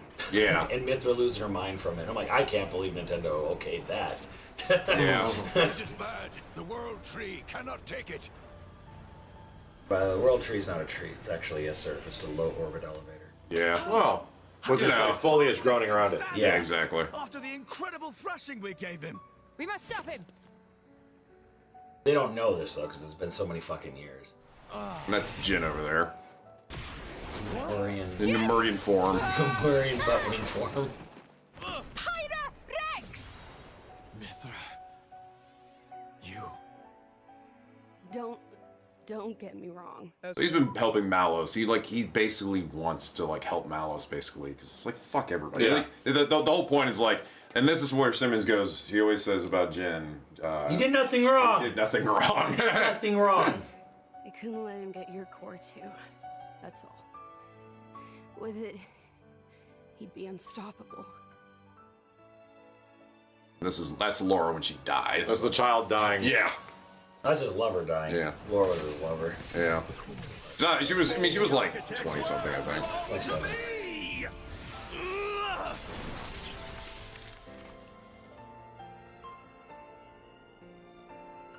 Nia, take care of them both.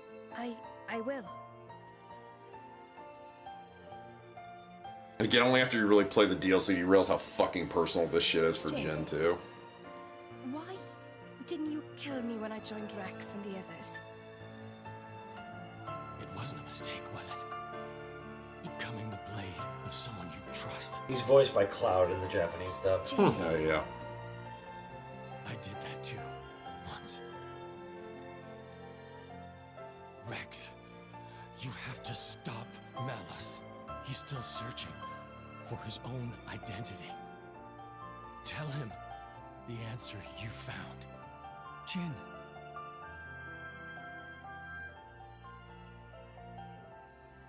I actually like this line. You should have died with. You should have died with Torna.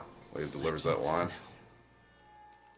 Our duty has been handed down. And the reason he retains, because he's a blade, right? Yeah. Yeah. The reason he retains the memory of that is because the heart thing? Yeah. Okay, I get it. Yeah. I get it.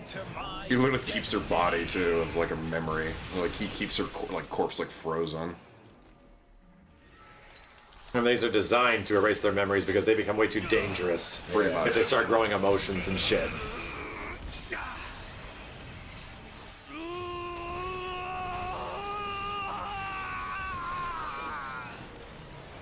Architect, I should have been your chosen one. The architect being God, basically. I did. Yeah, he sort of has this weird fucked up feeling like this is what the God wanted, right? And this is Zeke being like, remembering like, you saved me though, and then like this conversation that he had with him. Bandits? Probably. After all, Pandoria looks pretty damn human for a blade. She'd be worth a lot to some people. They sell them. Line up the cords with pretty pictures of the blade inside.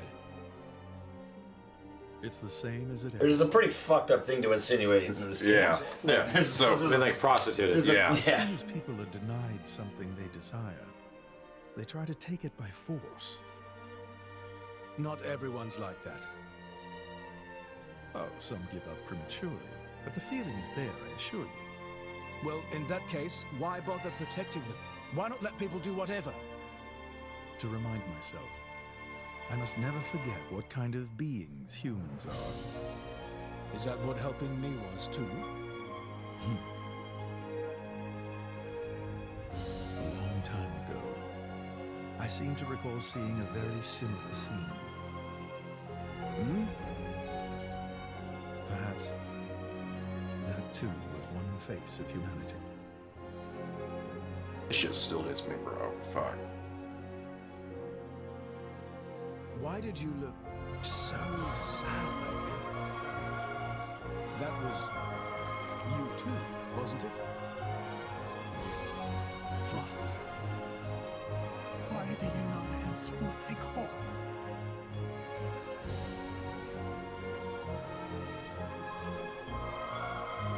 Yeah, like the whole like, maybe like, you know, him having this like moment of self-reflection, maybe humanity wasn't all fucked up. Yeah. That's not explained ever. No, I mean, I mean, it's just literally. It's him before he dies. Like, Yeah, he looks his up. brain is gonna see shit. And sees his mom.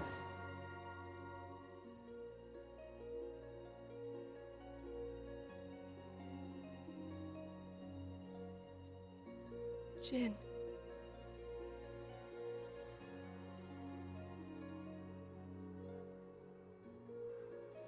What I'm getting out of this, because they are also very thematically similar, this just seems like a better Xenogears. Yes. Yes. Like, Oh, this yes. I've very been saying that thematically similar. for 8 years. I'm like, it's his third draft of Gears, but it's just got pacing now in editing. What a splendid soul you were, Jin. Jin. Shit, this shit still gets me really good, dude. And then it ends with this shit. This is where I was like, I'm fucking done, dude. Shit fucked me up, man. This scene right here. This is basically flashes back to the moment Jin met Malus. This was after Malus was beaten, and then he comes back, and now Jin has lost Laura, and he's basically just like, he's just like sitting out here alone. He's like no idea what to do anymore. what a stench.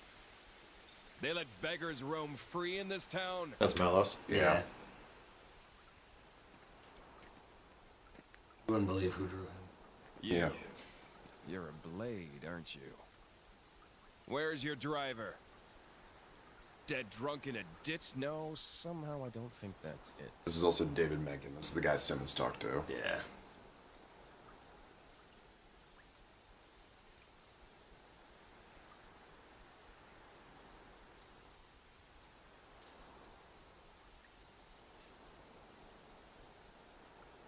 The name's Malos. I'm the same as you. Malos was his driver? Malos was the blade of a Malthus. Yeah. And they formed this bond of like, you know, technically June helped, you know, basically destroy part of him, but like they joined sides. Yeah, the whole like he's basically like he got through to him. It was almost like. And then that's where you see the name of the chapter. Chat Rain. Yeah, I'm the same as you. Like, you know, they're both. Dude, Max, after I played this before, I'm like literally just like fucking eyes are just like tearing the fuck up, and I just sit back and I'm just like, oh, fuck. Yeah. And then, like, you know, from a more like technical standpoint, like with 3, like I'll show you, like, you probably have. I've shown you the intro where like they just do the cutscene to zoom in, and it's like it just goes straight into gameplay. I don't know if I've seen that. Like, kind of like Lost Odyssey did that too. Oh, yeah. I remember that being impressive in that game when I played the demo. Yeah. And the best one, in your opinion, is 3 DLC. How expansive is that? How long is it? Is it like 20-something hours? 25. Yeah. So it's a full game. 25 crit path, 50, 100%. Damn, that's still big. It's amazing. Like FF7 Remake big. Yeah. Fucking main character is so fey, it's insane. Yeah. Literally, it's the ponytail. They knew what they were doing. They knew what they were doing. They couldn't call him Faye, so they're just like, we'll just go to the next biggest biblical reference. Yeah. He's way better though. He's like, Faye sucks. Faye's not really that great. I remember nothing about Faye other than he's just a bipolar weirdo. Okay. Yeah. Remember Bart being the interesting character. Yeah, Bart was pretty cool. Bart is basically that guy we just saw with the eye patch. Is basically he's sort of loosely based on Bart. Yeah. And he has a Bart color costume you can get. Yeah. What is it? What is it with the biblical Christianity stuff that is so? Well, again, actually, I think I realize it because Japan thinks that shit's cool. It's all over the place in Evangelion and shit. Like Takahashi just loves that shit, man. Like, there's a lot of Japanese devs. Like, Japan doesn't look at it as like a religion. They look at it as being really cool, almost like the way like Buddhism to us is looked upon as being like really cool, like that's neat and cool. To them, they look at Christianity as like there's these neat biblical characters and shit, like almost like it's like Greek mythology in a way. Yeah. Though, with that DLC, probably hit me way harder than a lot of other people because I grew up in a very modern day Christian Protestant household. I have theorized for a long time why this shit does it for you that much because Simmons really grew up around this stuff and its themes and all these things being very heavy handed. Yeah, and in the Future of Doom DLC, it is like this major statement, like kind of condemnation of the rapture theory. I don't know if you're familiar. You probably looked heard of like the rapture, you know, or whatever. Jesus gonna come back and take us. I know we a couple of them were supposed to happen recently. They did. Right. And the rapture, as it's told, is not even like an old concept. It was invented in the like 1800s and then became popular in the early 1900s. And then Future Redeemed is like this big thing about like. The idea of it on its face is fucked up. Because like a lot of people die. Yeah, well, the idea is that like God's gonna come back, take his chosen ones, and then everyone else is gonna suffer and die on the planet as it gets destroyed. And then Future Redeemed has this has this very strong message that's a really selfish religious philosophy. Damn. Philosophical. Oh, shit. Oh my god. Jesus Christ, $50 from Chai Guy. Max getting a Xenoblade Crash Course we're eating. It's RPG night. That's like what it's for. There's a point. Go ahead. But yeah, like it makes a statement like that's a really selfish idea philosophically. Like God's gonna take his chosen spiteful ones. as shit. Yeah, and then you know just leave everyone Like, and it's like, oh, the whole people you're fighting against. By the way, that's Kenya on the globe you saw there. Oh yeah. Which is where the Zohar in all 3 games was found. To tie it directly to Earth. Yeah. Yeah. Xenoblade 2 is Earth, by the way. Spoiler. Yeah, like it was basically saying like the whole thing of in this game in 3 with the Mobius, where it's like, oh, the chosen few get to like live a life of luxury and everyone else basically suffers and dies. All like you it's obviously a scam. It just says the line. You create a world like that, it's going to end up just like this in ruins, exactly the same. And I was like, I can't believe I'm hearing a fucking full-on condemnation of like the rapture, like modern evangelical Christianity coming out of this thing. Like, but like, unless you were like grew up in a church that was like obsessed with the rapture, God's coming. We're gonna rejoin Him. And is to try to be one of those chosen ones. Yeah. Yeah, that's the whole point. Is to like gain access. 2 colossal martial nations locked in war. Kevez and Agnes. The whole like reality like blowing up parts reminds me of Death Stranding, like the Nexus. Yeah. They're very, very similar. Certainly. And this game's entire thing is like life bred for war. Yeah. Type of thing. So they don't really get to experience life. They're meant to die. Yeah. Live to fight, fight to fight to live, fight to live, live to die, or something. Or, live to fight. Yeah. Fighting in order to live, living in order to fight. Yeah. Oh, it's the it's a morality behind a clone war.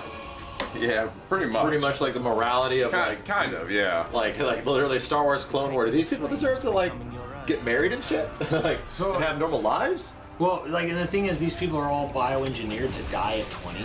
Yeah. So they're like literally like genetically modified to only fight and then fulfill out your destiny. That's it. Leaves only a husk.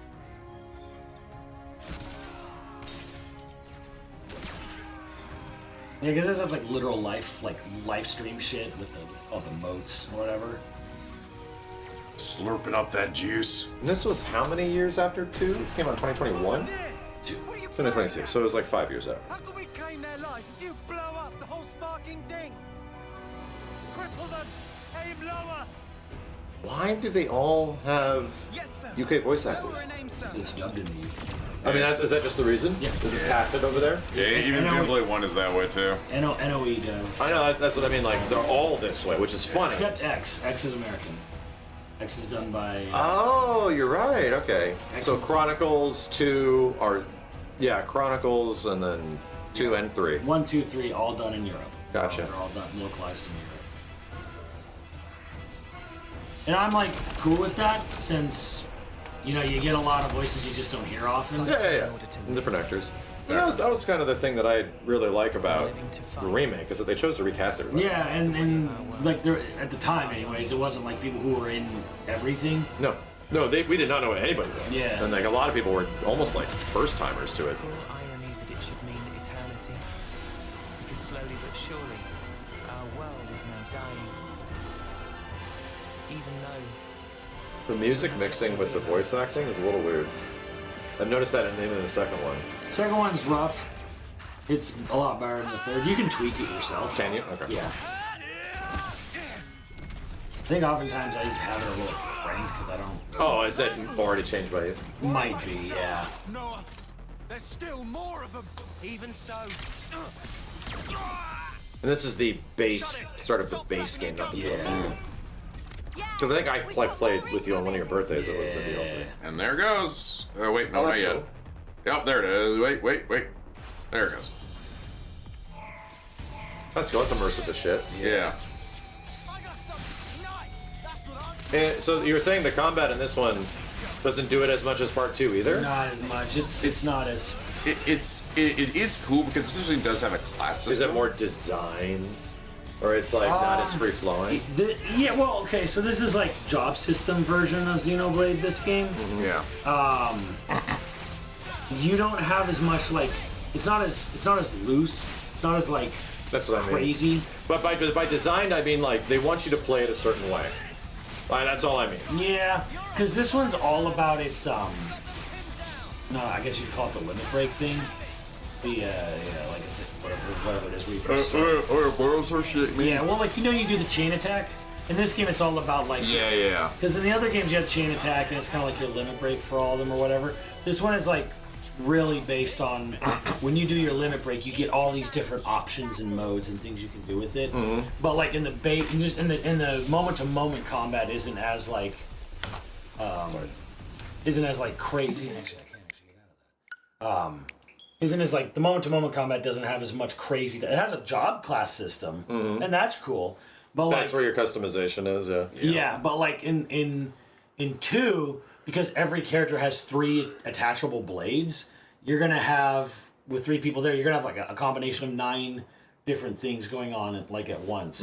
Where in this game it's 7. You get a 7th. Yeah, and this game is a really satisfying build up. Where essentially putting these like the second game lets you put these like orbs, these elemental orbs, and you're essentially like putting them on the field, and you're building up more of them and more of them and more of them, and then you unleash it in this big fat ass attack. And based on how many orbs you have there, it just fucking boom, fucking explodes, does 1 billion fucking damage, and it's just like that's a big build up. Yeah, it's like it's very satisfying. The catharsis of 2 of like you do like a fire spell, an ice spell, a wind spell, an electric spell. So you put all these elemental orbs on the field. And then it's what's her name from fucking Expedition 33.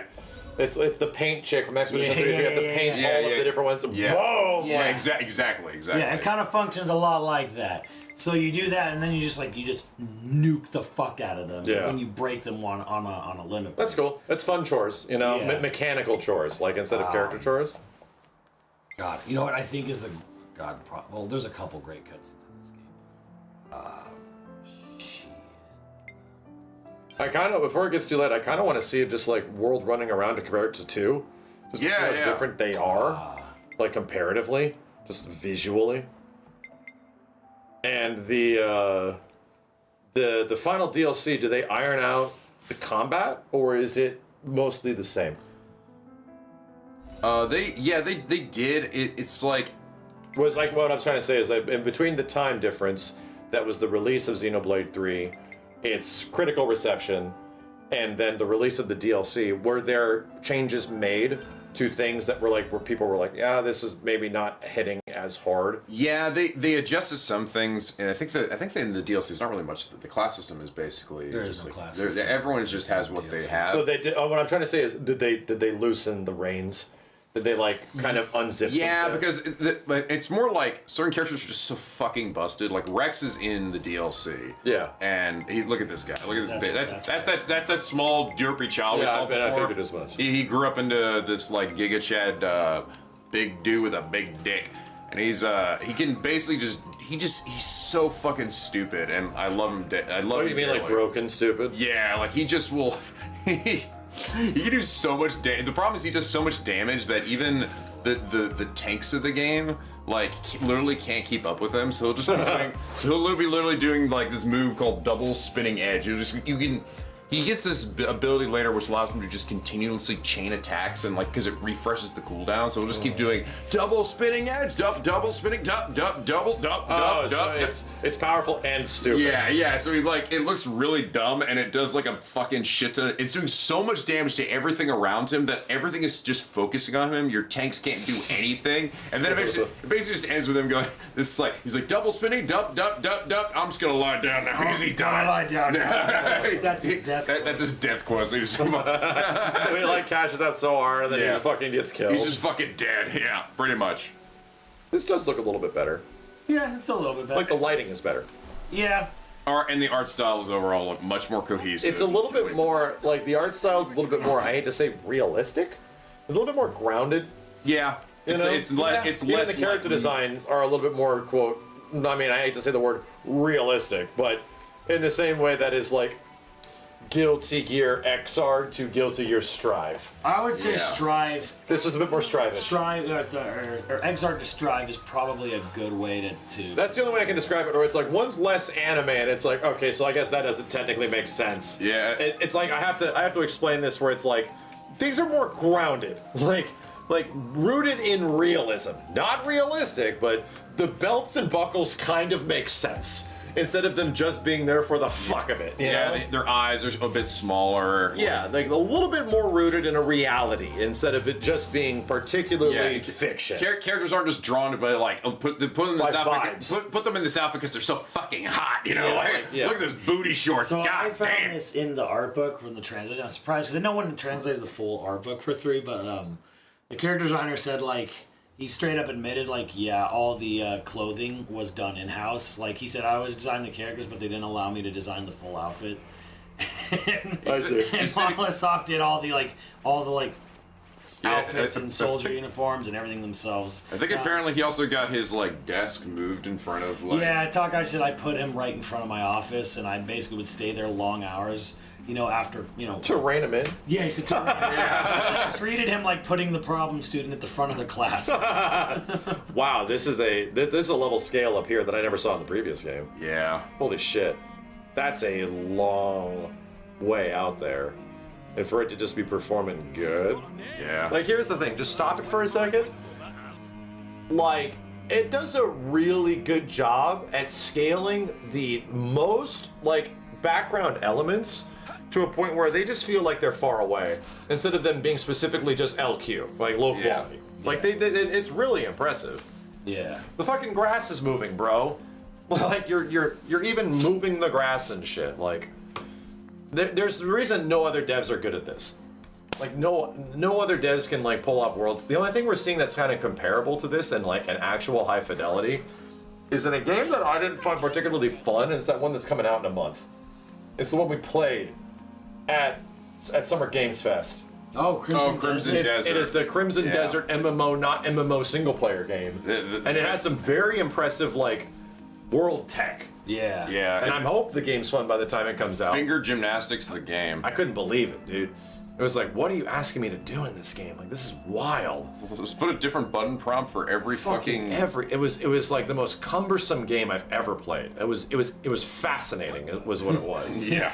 Like I can't really like talk shit about it. It was like, I thought it was interesting. Was I having fun? No. I was not having fun, but I could not believe how they came to these conclusions. Like, it was something else. It also ran surprisingly well for like... It really did. It ran pretty good. And like, there was so much shit happening on the screen. That like, it was hard to see what was happening. Yeah, like there was like 100 fucking dudes out here all fighting each other in unique different ways, right? Like the fucking AI is just colliding with itself, and then you have like fucking bombs coming down, blowing up everything around you. And then all of your attacks do massive hit sparks all over the place, and it was like...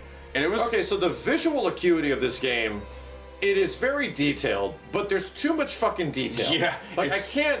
It's like in Tekken 8 when you have an extremely detailed background, an extremely detailed character, and extremely detailed effects all cranked to the max. It's like when you're fighting Clive in Tekken 8. Yes. Yeah, and you have effects to the top. Where it's like, okay, yeah, it's very detailed, but I can't see dick, Captain. Like, two Clives fighting each other. Blah, blah, blah.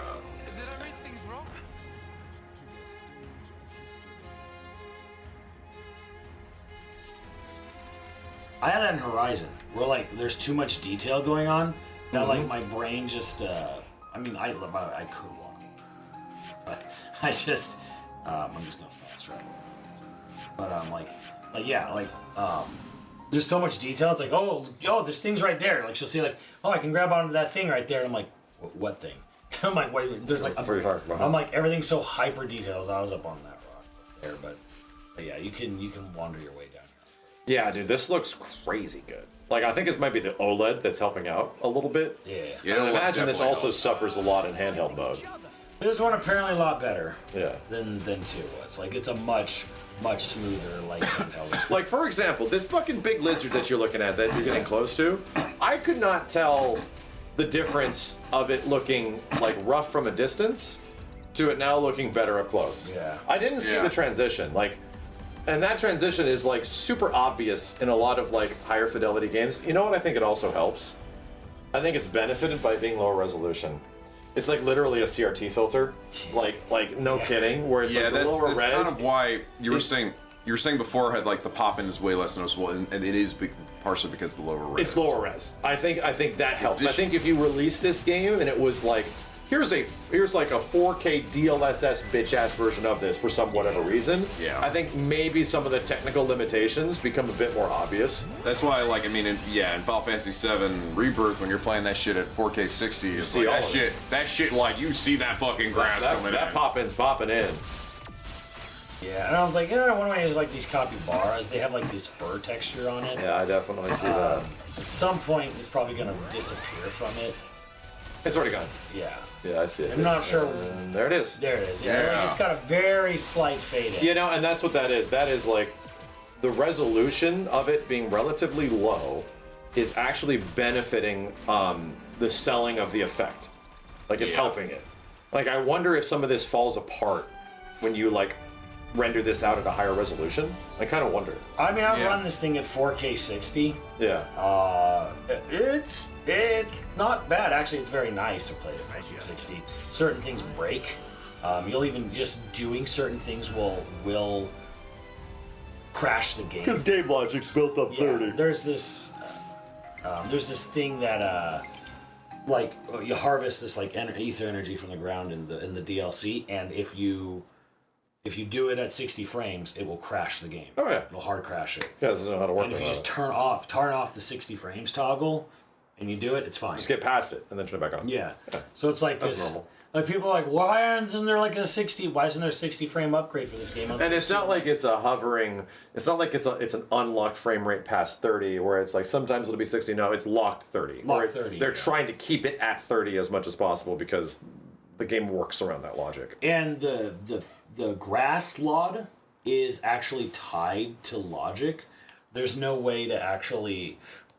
They thought, the people like on emulation, like, oh, can we push it out further? No, the way it's tied in, it's like you need to rework the game. Yeah, it's hard coded to be from like the point of your character to like where they're moving, in and out. So what the fuck did they actually do with Definitive Edition of like X and the previous one in Chronicles?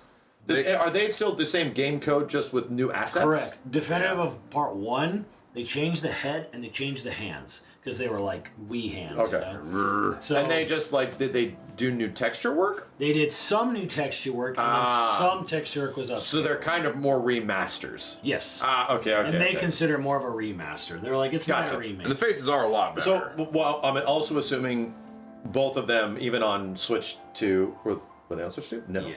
None of them are on Switch 2. Okay, so they still run at 30. Yes. Yeah. They don't change. Correct. It. Yeah. Everything runs at 30. This is always great. I mean, this is like Omega level spoilers. Okay. But you always see this pop up on Twitter every so often when someone playing the game for the first time gets here. And they're like, what the fuck? Santa Clarita.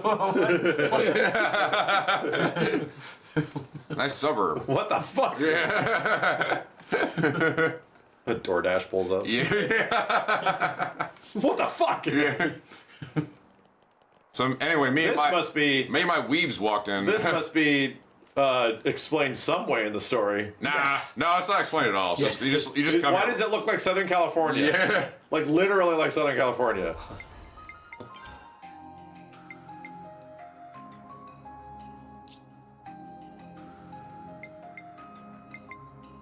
What the fuck?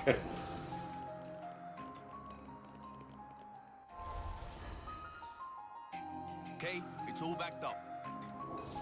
That's a cool ass interface. It's neat, right? Cool ass menu. What the fuck? Yeah, look at that. Look at that big old city right over there. L.A. Yeah, man. Pretty.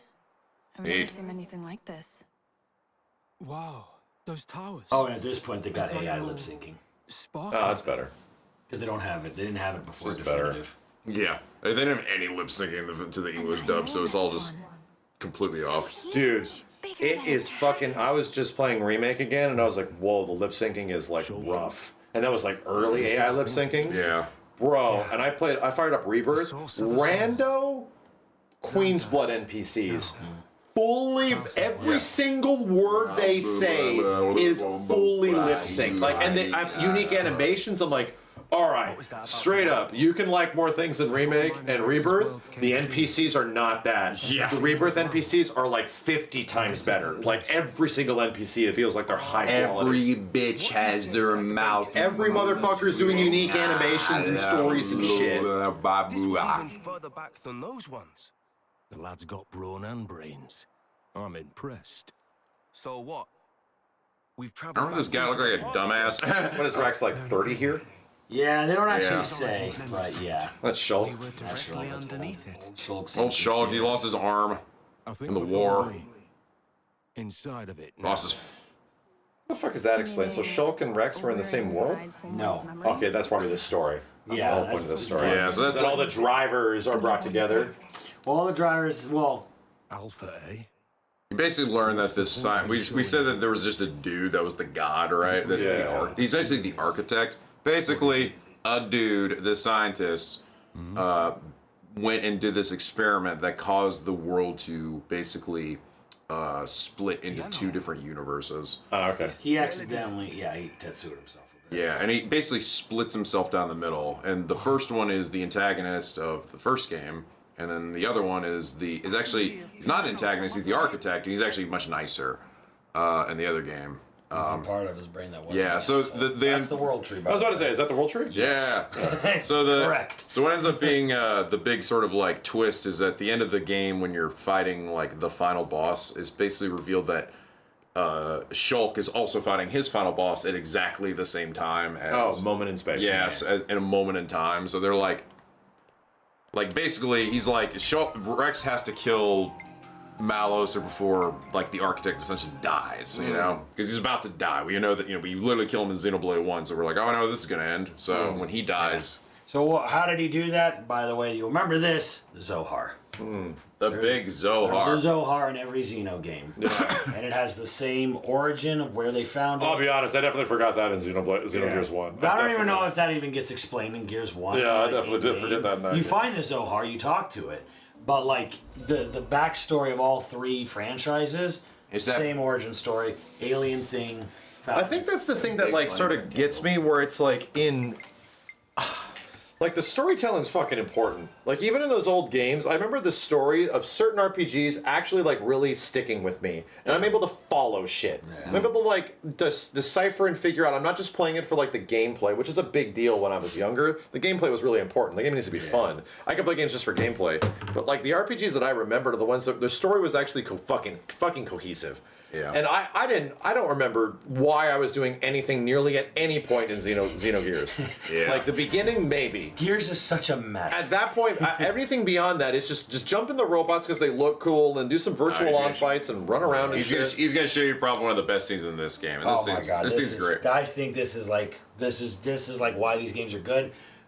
As I said, characters live, they die when they're 20. Yeah. The girl, Mio, Nia's daughter. Look, you got little cat ears. She's 19 and she's like 19 and 10 1 year away months. from death. She's Or 2 months from 2 months from death. Yeah. She's terminal. Yeah. That's the plot line. And then they found out the only other thing is like, they're going to this castle to try to stop this doomsday weapon that they just discovered.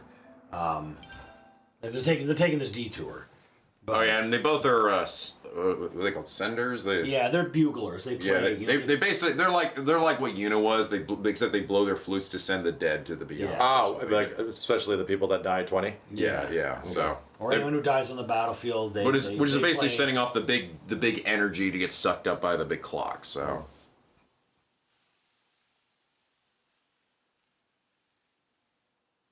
Yeah, and that's why I was like, when I was like playing this game, like, man, might want to be a trigger warning for people who like have to deal with or have dealt with terminal illness before. And head out at first light.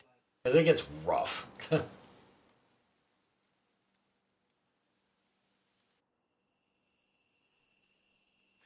There's all these like weird little unique animations in some of these cutscenes, which is like super impressive. Yeah, I like when the Nopon over here is spotting Senna.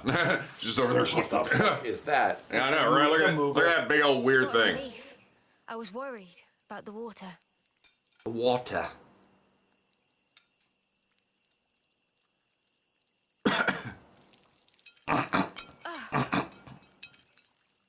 You all right? Yeah, my hand slipped. Better wash this again.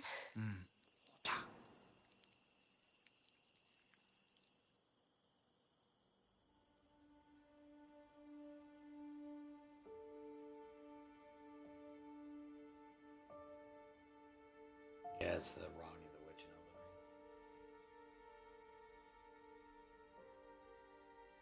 Elden Ring. Am I losing feeling?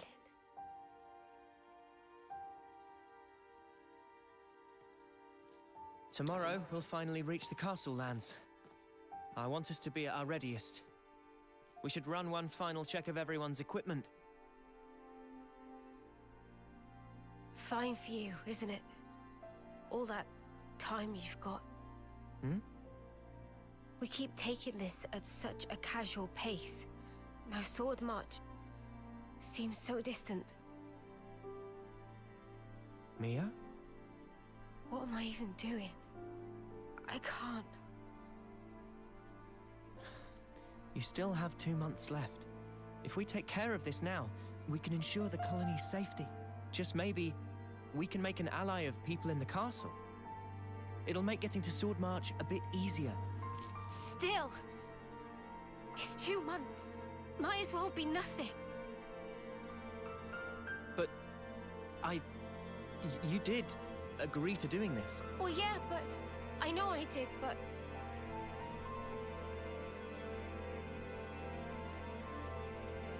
Look, I know... it was a snap decision. I understand why you're upset. Let's just... take it easy tonight. Take a moment to breathe. Why wouldn't I be upset? Take what easy? We rest today, and tomorrow, before I know it, it'll be time. And then I'll be... I mean, I get that, but we...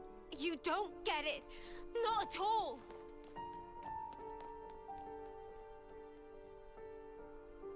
What the spark?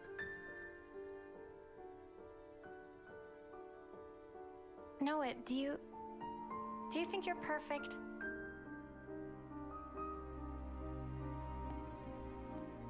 Huh? How could I be perfect? I'm just a regular guy. Right? Even Mimi has her faults. We're only human. The truth is, she's terrified. She needs someone to tell her that everything will be all right. I mean, you. Never seen her like this. Poor Mimi. She actually tells you stuff. I have seen her thoughts, you know? No. I'm not talking about any of that. She just needed to vent. She did? I'm actually kind of jealous. Huh? You're an off-seer, Noah. I thought you were sharper than this. What's that supposed to... You better give her a good apology later, you hear? Got it? Promise me that. Sure.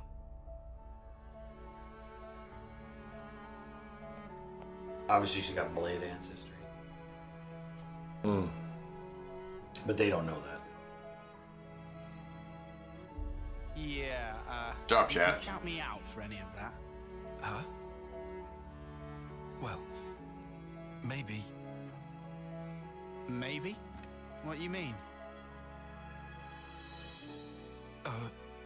Forget it. In any case, it has no bearing on our objective. Too right. We'll get all this done. The next stop, the city. Right. For Mio's sake.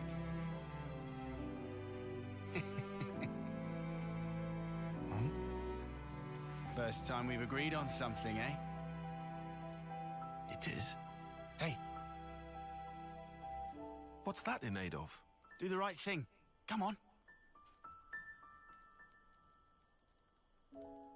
What? Sorry, but I refuse to debase myself like this.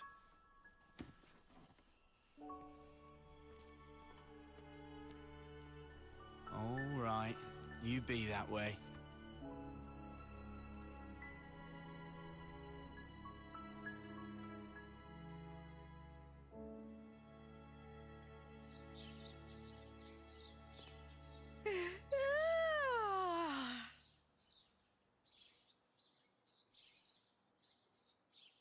You ever done those? Oh, they're fucking impossible with long legs. Yeah, that's really hard. Long legs are really hard. They're so difficult. Not easy when you're fat either. No more snooze. Sun already hang high in sky. I love that. I love that little furry guy, Riku. He's the deepest voice. I think the localizers did that just because they thought it was hilarious. Yep. It's not like that in Japanese. Yeah. Him a deep ass voice.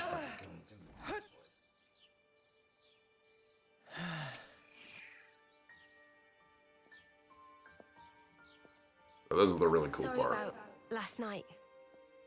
I was just feeling the pressure. I should be sorry. I didn't realize.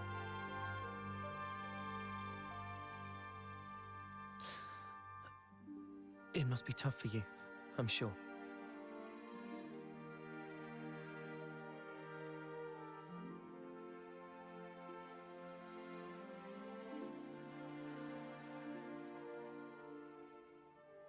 This belonged to a friend.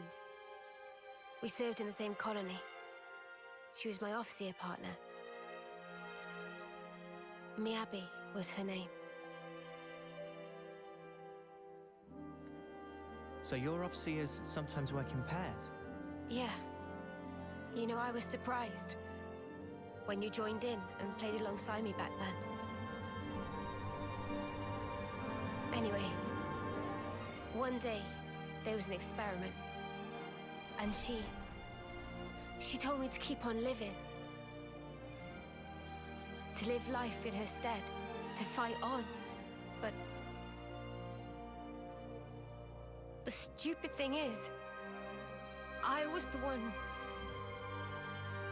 who was older than she was.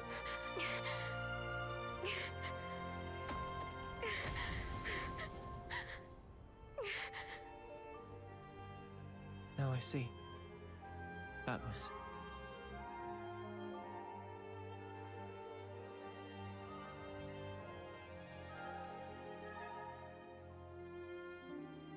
Say, wanna exchange flutes? What? But isn't that... I guess it's a little too icky. No.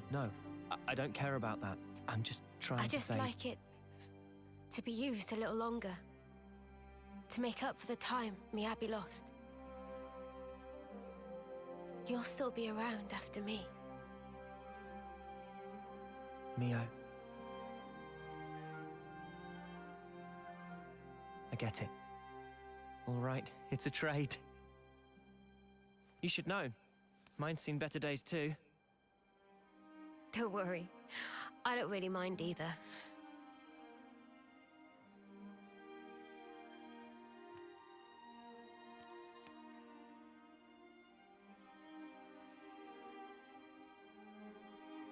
Thank you for the chat.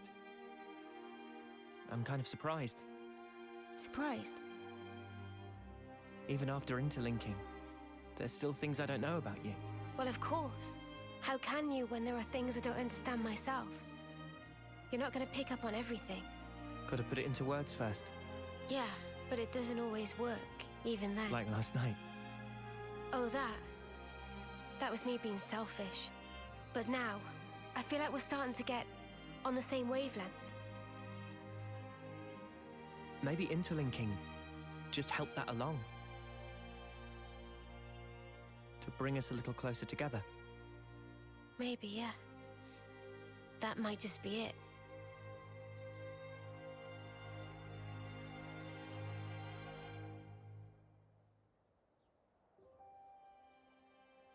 It's a nice scene. It's a good scene. Yeah, it's good dialogue too. It's like and also the main character has a minor arc, you know? Yeah. Just in that moment. Yeah. Yeah, just and he. I don't know how much of an arc he has overall. I think I also think the presentation of this one from a very surface level is a lot less like overtly juvenile. Both games have heavy ass themes, right? A lot of dealing with death and all that kind of stuff in both games, and the relationships and the loss and all that kind of stuff. It seems like a thing in Xeno games, like just in general. but this one definitely feels like it's trying to, it like grew up a little bit. Like it's trying to grow up a little bit, the character designs, the way the scenes are handled. Like it, and even the few that I've seen so far, it's like, yeah, like this, I see in many ways how the company actually got better at their visual storytelling. Yeah. It's just the visuals, like everything across. I like the way this game looks more, like personally. Yeah, it's most way of us more do. consistent. It is, yeah. And there's little movements in characters' faces and things. That's what I mean. Just like facial animation-wise, it's all much more natural. I was kind of thinking, it's like, man, like, well, what if they actually had like some kind of like delivery and facial capture to work from in these scenes? It would be really, if it got like actual big budget. What these games all feel like is that they don't actually have big budget.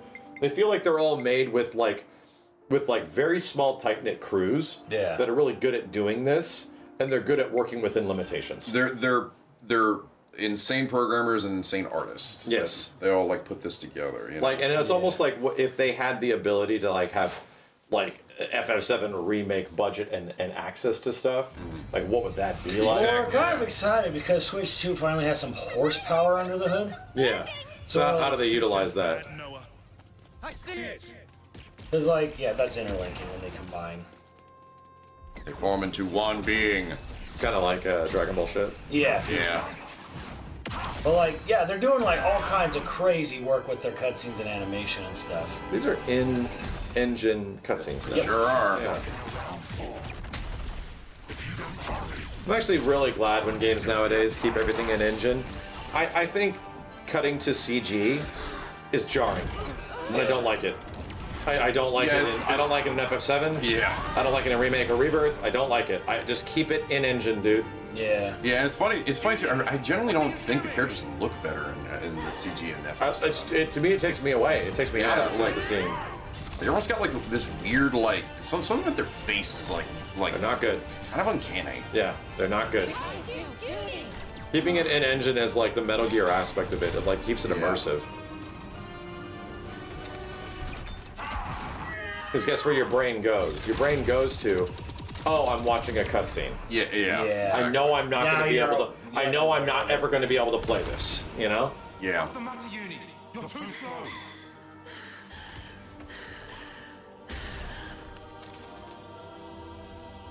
I think it also helps too that they go with like we've met before, like simpler like character like anime character design, so you don't have to do like super in-depth like wrinkles or facial features. Yeah. You get your point across without having to put too much polygons or effects on something. Yeah. Let me lead. I'll handle this. Go, Mondo. You're not getting me. Ha! Sure on that. What? Fine. Scatter. We won? No. What?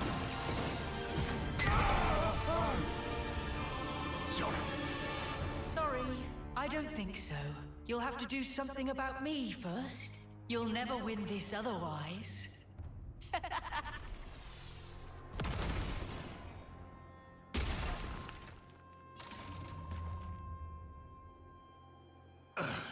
Well then, we'll just have to take out this. Mimi, you gotta keep them busy. I'll do that. And yeah, this is sort of the thing about this game where it's like why it's like I don't like it quite as much, especially in terms of like story stuff. Even though there's a lot of the characters are great and there's a lot of good story moments. It's just like you come off the heels of Xenoblade 2 where the bad guys are so compelling and interesting, and these ones are just like they're just kind of evil and shitty and like Yeah, they're the 1%, and they literally just do proxy wars for amusement and to like farm their own life. Because it entertains them. Because it amuses me. It amuses me, and it's very like okay, and like I mean, it's fun to have a bad guy just be evil and just kick their ass, but like that's what I mean. Like I personally like their motivation is that they're bored.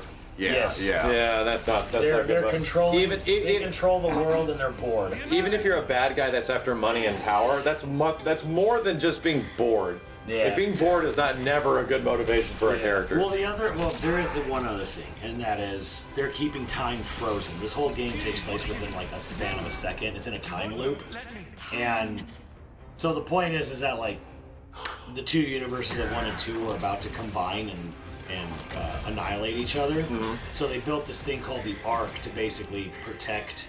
They were gonna like put everything like in like big hard drives, whatever, like record all the data of both planets and build this Ark to like sustain the annihilation event. Anyways, the problem is that when they digitized, if you will, everyone's conscious, they basically, the anxiety of all the different humans who, had their consciousnesses digitally backed up, grew anxious. And were like, okay, but what if this doesn't work? So they basically use the machine to like keep time compressed and frozen for eternity because they're not sure. At the fear of failure. Yeah, they're not sure if the universe will survive. Yeah. And they become the quote-unquote Mobius or whatever. And then these guys basically keep themselves amused. They do this whole thing where like they just create a proxy war between two factions of the and it also, I think, the power it produces is also what's keeping them frozen, I believe, right? Yeah, like they're basically harvesting them. Like, yeah, they basically produce life so that they can then kill it, take their energy, and then continue this lock in time, right? Yeah. So the whole point is just like, and then they talk about like, he's like, well, in my world, anyone can become a winner given enough time. Like every so often, they'll bring someone in to their exclusive club to become, part of Mobius, as they call it. So it's very much the powerful, the rich and powerful, quote unquote, the upper echelon, and like basically dominating the weak and the meager, right? It's typical like Elysium story. Yeah. And the whole reason behind it is they're afraid of the future. They're afraid of progression. Like the theme, the what it's really talking about is that if we progress, we can kill ourselves. But progression is bad. Moving forward, and that's what this is bad. And that's what makes this game is very good. It's got great themes and stuff, and I think the main cast and the characters that you meet there, generally your allies, are all great. But that I personally, I love really solid villains. I love villains that make me go, fuck, he's kind of right, like. That's why I'm actually loving the direction they're doing with Sephiroth here, because it's not just like Sephiroth, even in the original, like, yeah, he was just a big, cool, evil dude, but like who loved his alien mommy. I love that they're now trying to actually give him depth, and they're doing a good job of it, because you're sort of like, normally that does not go well. Yeah, normally that is like not like if they I know if they I was do that like expansion, it's bad. Yeah, I was like, oh man, I'll humanize this bitch, but they're doing it in a way that you're kind of like. You're like, oh, that's actually really interesting. Too much to the point where it's like Sephiroth's the main character of the remake series. He just is. Yeah. The story's about him. Like he is. The story is about actually making him into a character. Yes. He's got a personality. He's got motivations. He's not just listening to dear old mommy alien. Is all of that at the front of the story yet? Not yet. Yeah. But it's definitely alluded towards. Have you ever met him? And that's why I'm actually like on board with it, because I'm like, I think the idea of like wanting to like, oh yeah, like death is bad. It's sort of like you sort of like, yeah, I understand that. People at some point have all been like, yeah, well, death kind of sucks, right? Like, so it's like you sort of can sympathize with his idea, and the idea that the planet itself is essentially. Before Ever Crisis came out, we were like heavily theorizing that Sephiroth is going to be a sympathetic bad guy. I don't mean that he's going to become a good guy. Like he's not going to make the turn. But he's going to be like Thanos, where he's going to say some shit that kind of makes sense. Where it's like, you're not entirely wrong. And they're going to Thanos Sephiroth. And that's the best kind of bad guy, in my opinion. That's the best kind of bad guy is the one that you go, like, he's kind of right. Yeah. Like, it's not that you totally, I mean, he's crazy, and, it's like, yeah, I'm going to nuke half the universe. And it's like, yeah, that's fucking crazy. But you sort of get it. Yeah. And that's what... nobody in this game is anywhere near as captivating as Xenoblade 2. Because like what is that whole thing that Subtext explained in his video that was so good, which is like the thing that Remake is doing very good is thesis and antithesis, right? Yeah, thesis, exactly. antithesis. Like You have these two different polar sides that are against each other. Like, we have an ideology, our ideology, and they collide. And they're constantly colliding, and these themes are constantly colliding throughout the game. And yeah, like, clearly, Aerith is the thesis, the planet is good, the process of life is natural. And Sephiroth is the complete antithesis, like, the planet sucks, and dying is bad. Like, oh yeah, these are things where I understand both. Where and now it's like, how do you prove it? What do you prove it with? Like, and who's the person that is stuck in between? Is our projected main character? It's Cloud. He has no fucking clue. Like he is our big dumb big dumb main protag is so stupid and so manipulated that he's, and it's like, and he thinks he's so fucking cool. Aerith is out here doing her best to help out Cloud in every possible way she can, and this guy is too dumb to get any help. He's too stupid.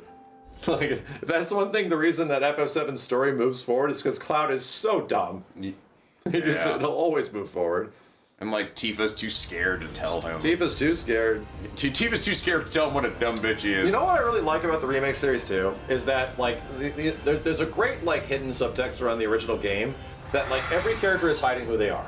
Like, everyone is worried about who they are is not good enough, and they want to portray themselves as being something better. The OG game did that pretty well. Like, Yuffie's the only one that kind of doesn't do it as much, but she's literally, like, hiding who she is because she's losing her culture. Like, her culture is being effectively whitewashed by Shinra, you know? And that's now, like, under the guise of a war, right? But in FF7 Remake, they really lean into it. Like, they really do. Like, Aerith is a normal person that's hiding the fact that she's also... Yeah, I mean, obviously, Red 13, the big one. Red 13 is just Cloud, you know? The big obvious one. I will say... And Sephiroth's technically doing the same thing, where it's like, everyone thinks that he's this one thing, but he's actually, like, he wishes he was something else entirely, you know? Everyone sees him as this, like, this legendary hero, you know, that... And, like, it's like he... the whole time he's not this big epic hero. He's just someone who's just like he's just controlled. Barrett is this mega hard ass guy, but he's actually like a super kind father. Like, you know, he's the biggest softie of the entire group. Technically, it's like every character in the game is going through, and Kate Sith is the most obvious one. Where it's like literally some fucking 40-year-old dude who he on his computer. This is his fucking VTuber. Like the ultimate VTuber. They have to do that at some point in the next game where somebody walks in on him acting that way, and like they have to break the illusion at some point. Ew, Cloud, what you doing there? They're like, dude, what are you doing? Sank walks in. The fuck are you doing, you weirdo? Actually, they've shown the character, but they actually haven't shown him control. Never. It's never been shown. Yeah. Like, it's always been alluded to that he's just doing weird shit behind the scenes. He should make it, he's got like a bunch of levers and shit. He's like, yeah. It's like Wizard of Oz. Yeah. Anyway, let's call it an RPG night. Alright. We did this for a while. Thanks, Nico, for coming back. Yeah, there you go. You gotta get up early again, so I'm sorry for keeping you up late. That's alright. I'm sorry. I have to go return to the basement with Kenny. I know, right? We gotta go lock him up. Alright, Chad, let's call it that. I'll be back. And we'll get to the normal streaming schedule and stuff. I will say, I want to ask you though, I guess at the end, do you feel you sort of understand why these games, like, do you sort of get like the even with the limited perspective, yeah, I get it a bit. Like, I could even, with very, like, and the problem is there's, like, so much shit to play and do. You know, I could see myself, like, playing one of these at some point, but at the same point, it's also, like, the biggest thing that keeps me away from JRPGs and what has done it historically for a lot of them ever since I was a teenager was the time investment. I stopped playing JRPGs when I got a job and had to go to school all the time. That was it, dude. Yeah. And I just like... You can really shorten it if you put it on easy. I can only do it these days because this is my job like, now. and to be real, it's like certain games, like when it gets to be like length ends up being an intimidator. When it comes to it, and in some of these you get into it not knowing how much it's gonna be, and yeah, I can't say like even playing Rebirth again, it's an intimidator of all this shit that I have to do. Like there's just so much shit. Oh yeah. So I think finding that balance in a lot of these like experiences is tough, where it's just like the choice paralysis of do I do this or not, you know, is a tough thing. It's challenging because I feel it, man. It's like sometimes it's like a nice and smooth 20 to 25 hour experience. Like Expedition 33 was like the perfect fucking length. It was perfect. Right. It wasn't like super long. It wasn't. I felt like it was just long enough where it's like I didn't really forget about all the themes and stuff that were just happening not that long ago to make it feel like we're missing out on some of that shit right now, man. I wish I was going to come back in some way. So, yeah, and it felt like a nice, appropriate journey at the same point. Yeah. I think games. I think if there's one thing I don't like about the modern game aspect of gamification, is that full price games feel like they have to justify their full price, not by being good games, but just by being long and just by being big. And I'm like, I don't agree with it. Like, I think you can have like the best of both worlds. I think you can have something that feels just appropriately big and long, like a sweet like 80-hour experience, but have like 50 to 40 hours of main. It's funny because I think a lot of ways, and the reason why games are so long is that some developers they make games without the thought of the 100%ers out there. They're just like, yeah, all right, I'm playing this and I'm putting this stuff in here. There'll be a main story. If you main story, it's maybe like 30 hours with some side stuff. You may can add a few more, but not like thinking, oh no, but what about the crazy bitches who try to do everything, right? Then you're probably looking at like 120 hours. It's fucking long. Yeah. And to be real, I really felt it when I played Chrono Trigger, where it's like, dude, there was never an opportunity for this game to be bad.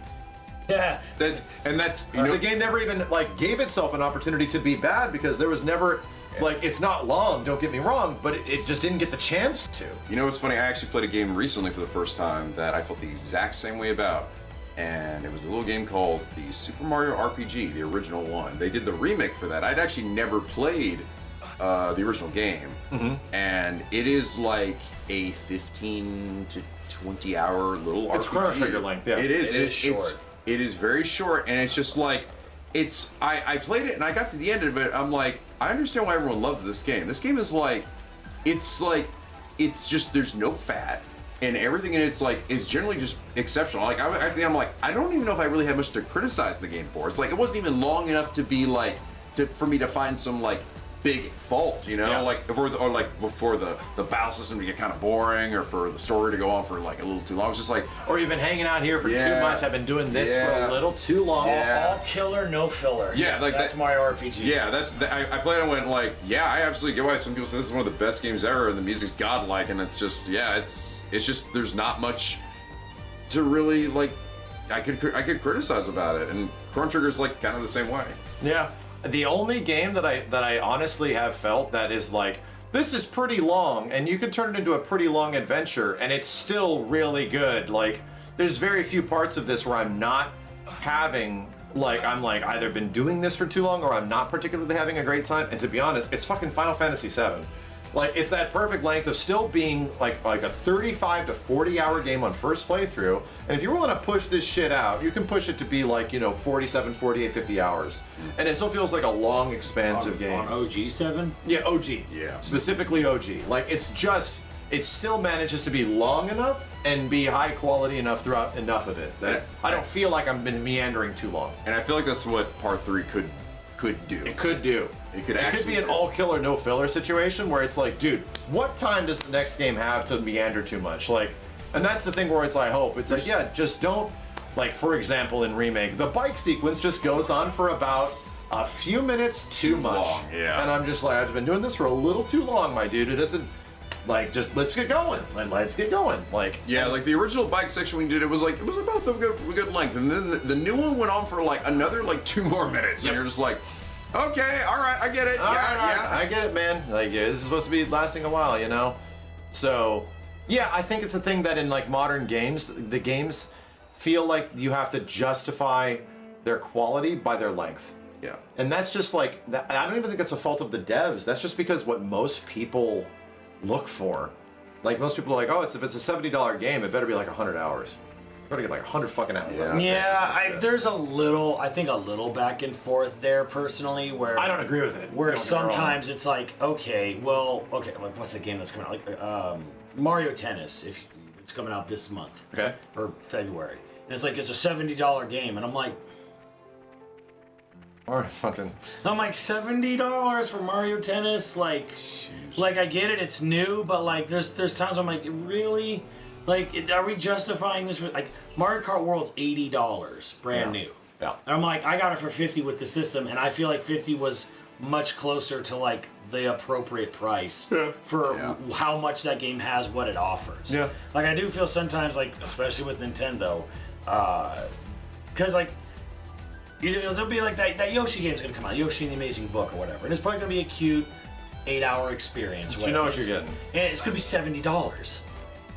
And it's gonna be like, okay, but why is that 70? And the next game, Monster will probably be $70, and it'll be. Nintendo is never, ever releasing any game, no, regardless of how quality or length or whatever. They're never releasing a game again that's not that expensive. Right. It's always going to be full price. I'm like, guys, like, Mario. come on. How much was Mario RPG when it came out? $60. Oh, so it was full price. It was full price. Switch one price. Yeah, it was $60, and I mean, real fucking good quality game. It should come out at 40 though. It honestly should. You could easily make that argument. You can make that argument. It should come out at 40. To be real, I think we are actively witnessing that happening with games like Expedition 33 and no shit, FF7 Remake being cheaper. Yeah. Being like big expensive games that are very good, and guess what? They don't destroy your wallet. Like, and you know you're getting into something that a lot of people like. What is Remake, 40 or something? It's 40 for all the DLC as well. Yeah, I'm like, okay, that's fair. It's not a new game. Guess what also should be that price when it comes out? Rebirth. When Rebirth hits the Switch later this year, yeah, that shit should also be 40. Straight up. Yeah. Well, I mean, that's good too because, you know, it's not a brand new game or whatever. It is. But like, it'll be a multiple-year-old game. I do feel like a little bit of like the sting where it's like, bro, if it doesn't have a fucking huge campaign mode or something, and it's kind of like bare bones, $70 for Tokon's gonna be a huge ask in my mind. Tokon specifically? Well, just thinking about it, okay, like DNF Duel, like I think that was a little bit It was less. 50. It was like 50. And most people still felt like they were getting ripped off. Yeah, there's not much here in the game, but like at least it was 50. But like, if Tokon comes out and it doesn't have a huge campaign or something, it's gonna be like, man. Sometimes I do feel like we need to. You know what I think would be fucking smart as shit. I'll be real. What? If Part 3 comes out and it's all three systems at the same time, PlayStation, Xbox, and PC cost the same. Switch is cheaper. They should fucking do it. Just make the Switch like $10 cheaper. You could, well, yeah. If it all came out at the same time. If they came out at the same time. Like, I would honestly, like, argue for the sake of just, like, boosting sales. Who cares what system you play it on? This one you make it a little bit less? Yeah, sure. But at the same point, it's like, you're getting a little bit of a compromised experience. Like, I don't think that's bad. I think that is being competitive. I do, but I don't think they're going to do it. It's not going to happen. I think their argument would be that, but it's portable. Yeah, I know. The value justification is that this is a different experience. Is that you can play it portably, so that makes it worth the, like, you know, like that. Even though yes, it is less in that way, but the portable aspect gives us something that the other things don't have. So yeah, but we both know that. It's some bullshit. Hell yeah, that's some bullshit. It's like, dude, come on. Trust me, I'm saying that in that case, a special talk soon about FF7 and Dragon Quest. Oh no. Oh, speaking of which, who did what?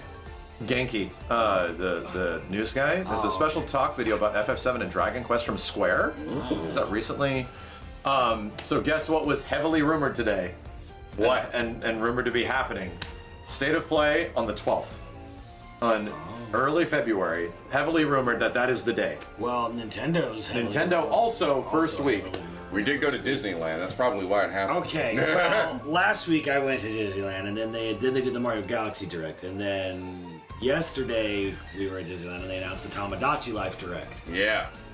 And yesterday, technically within the last 24 hours, a Nintendo Switch Direct has been not come out, but like it's happening. Okay, yeah, I'm just saying. You have to go to Disneyland more. So if I go to Disneyland again, it's fucking happening. The full Direct will get announced, right? It's always fucking happening. Yeah. Whenever something's at Disneyland, it happened when I was with him. We had to stream from fucking Disneyland because the Nintendo Direct was happening. Not much happened in that Direct from what I remember. The first time it happened was 23, I think. I was in, you know where the Red Rose Tavern is in Fantasyland? Yeah. It used to be a Pinocchio thing. Yeah. I was in line, and I see my notifications blow up on my phone, and it was stealth 40k, and he was like, he's like, hey, they just released the trailer for fucking this game. Yeah. And he's like, just I'm letting you know before everyone else spoils anything for you. And it was like he was good looking out for me. And the ending of that trailer still to this day blows my mind. The last line of that trailer is, Matthew, always in Fantasyland. Always. I was in Fantasyland. That's when the curse was laid. I don't think it's the devs. I think it's just God. Yeah. I think if you curse was cast in that moment. If you need a sign of a higher power, that's just it. Like, from that moment forth. So I was like, shit. Well, I guess so. And then from that moment forth, they've been tracking me, and I thought I was safe when I was in Tokyo Disneyland. I was like, I'm here. Nothing's announced. Fuck you guys. But I was at Tokyo Disneyland for 2 days.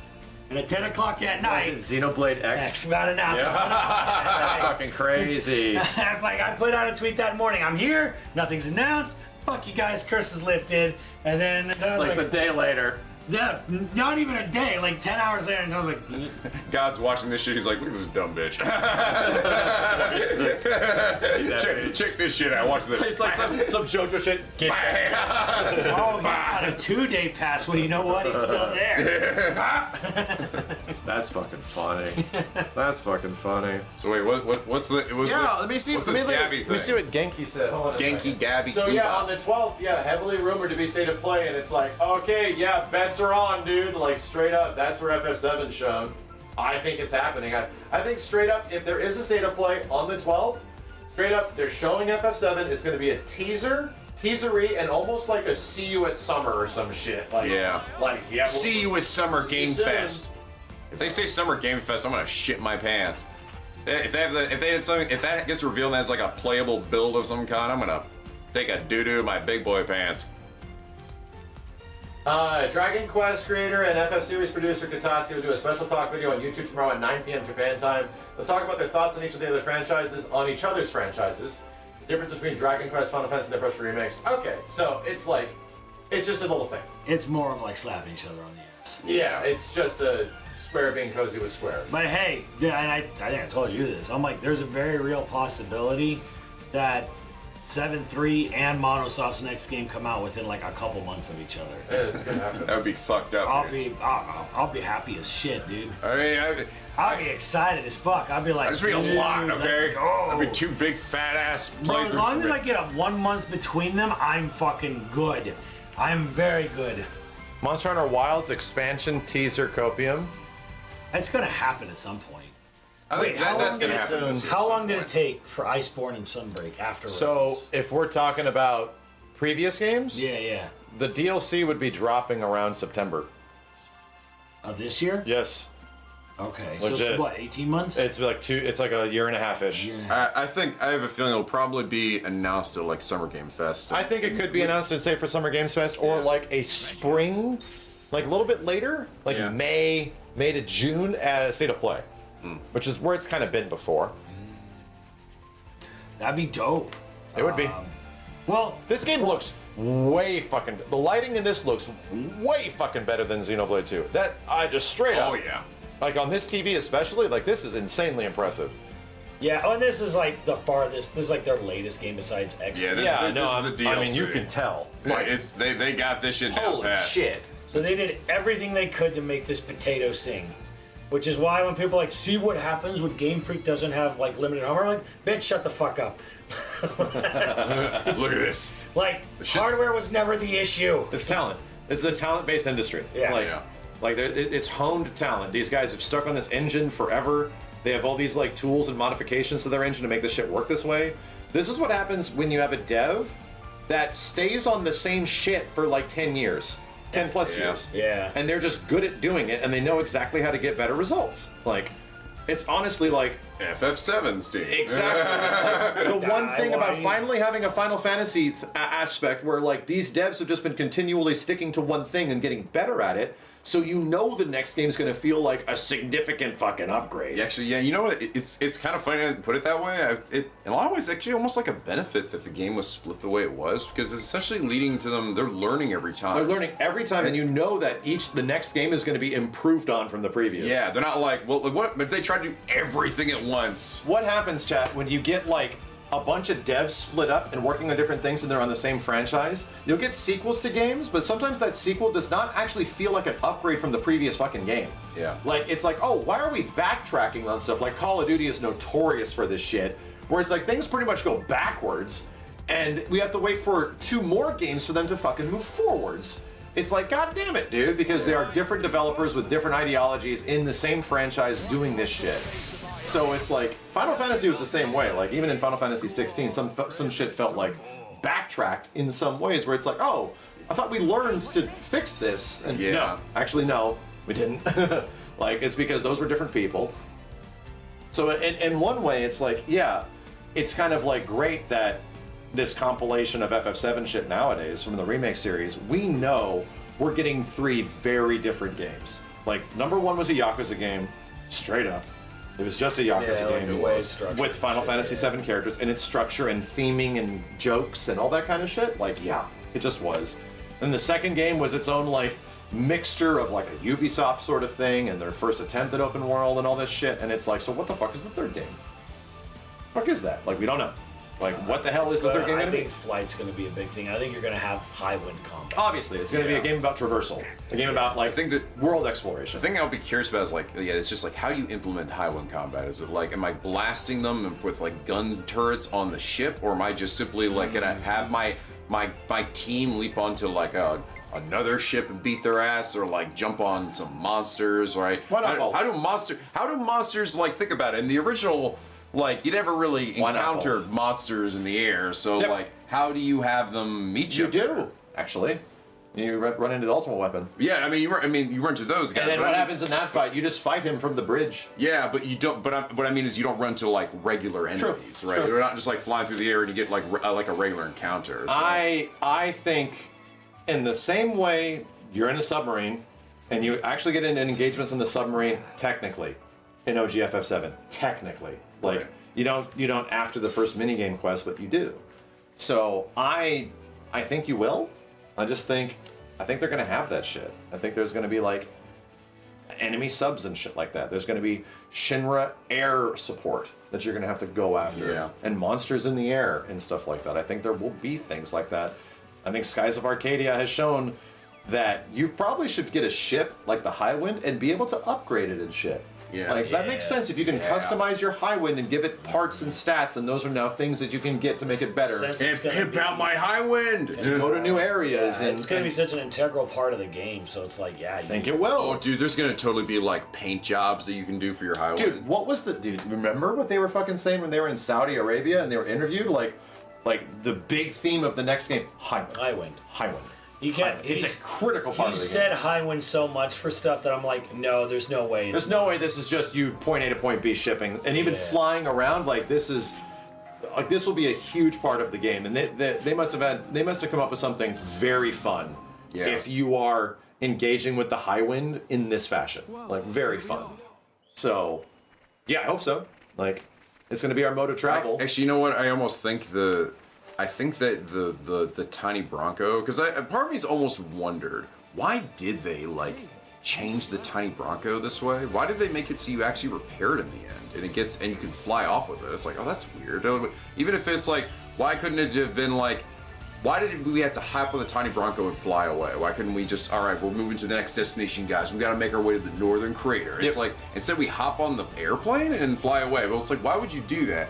We want flight to be, even from the start of the very beginning, to be a big, like, so maybe you're going to get something that is essentially a mini proto Highwind that's going to have way less abilities, way less to do, but it will essentially give you a taste of essentially what is... You need to feel the progression. Air combat. Because we know what happens to the Highwind in the FF7 story. Yeah, you start off with the Highwind, and it also gets upgraded with jets and shit, which is what it needs to break the barrier in the end. It's like, oh, okay. So yeah, there's a clear, like, beginning, middle, and end to even air travel, so that's going to be a big fucking part of the game.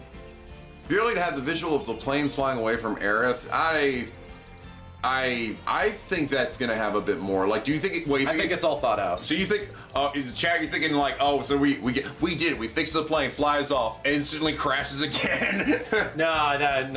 Well, that was it's been 5 seconds. You're It's gonna time to fly break around down. and meander a bit. Like there'll be a bit of an introduction to shit. It's your tutorial to flight mechanics. Exactly. Until you get to a point where it's like, oh, we actually can't get past this. We need to go do something because of weather or something. Like it's not like the flight. Like you got to think, chat. It's not like they can't be like. It gives me a thing, and I can just fly anywhere, and I'm a god. Or Not no, it's gonna have something like, oh yeah, like there's weather and things that. Remember when you're flying around in the tiny Bronco in part 2, and you're like, oh, fog's getting too heavy. Yeah, there's gonna be like literal fog of war. Like there's gonna be natural elements that prevent you from progressing. Like, and even FF7 is the same way. Like the tiny Bronco can't just go over everything; it goes over small things. Like.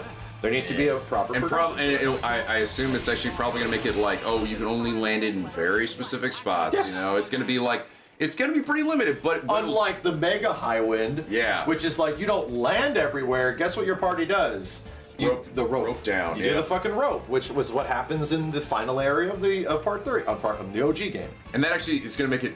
That's actually that concept. I bet makes it so much fucking easier for these guys because now they're not like having to think about. Oh, fuck me! How do I like land this weird ginormous thing on this terrain and crap? You know, it's just like, oh, I can just drop a rope and then we can like in a safe area. Because in the same way, you can't just drop the Highwind anywhere. It needs to drop in specific zones. In certain pockets of land that can basically it's any spot that has grass. Yeah, it's also the same reason why you need a gold chocobo. It makes those things even more important. You know, Knights of the Round, and I guarantee you, you're going to need a gold chocobo to get Knights of the Round. Yeah, I just hope it's side. It doesn't need to be main quest. It should be a story thing. It should actually have a story. That's all I want with it. I also hope he's voiced by Ben Starr. Yeah. The lead knight needs to be voiced by Ben Starr. Hello there, Cloud. It's me, Ben Starr. So, you're out here trying to breed me. Yeah. The gold chocobo. Yeah. That's right. good. You want my power, Cloud? Yes. Are you talking to me? Yeah. Yes. No, I'm not talking to you. must be This very is all in surprised. your wacky, crazy little Sephiroth-filled brain. He's like super aware. You're slowly losing your stupid mind. Look at your friends staring at you, concerned. They think you're crazy. You are crazy. They don't trust you, Cloud. You should kill them, Cloud. Kill them now, Cloud. Ride me. Yeah. Now. Get up, get off your laurels, put your cross right up against my back and ride me like you've never ridden anyone before. Good night, everybody.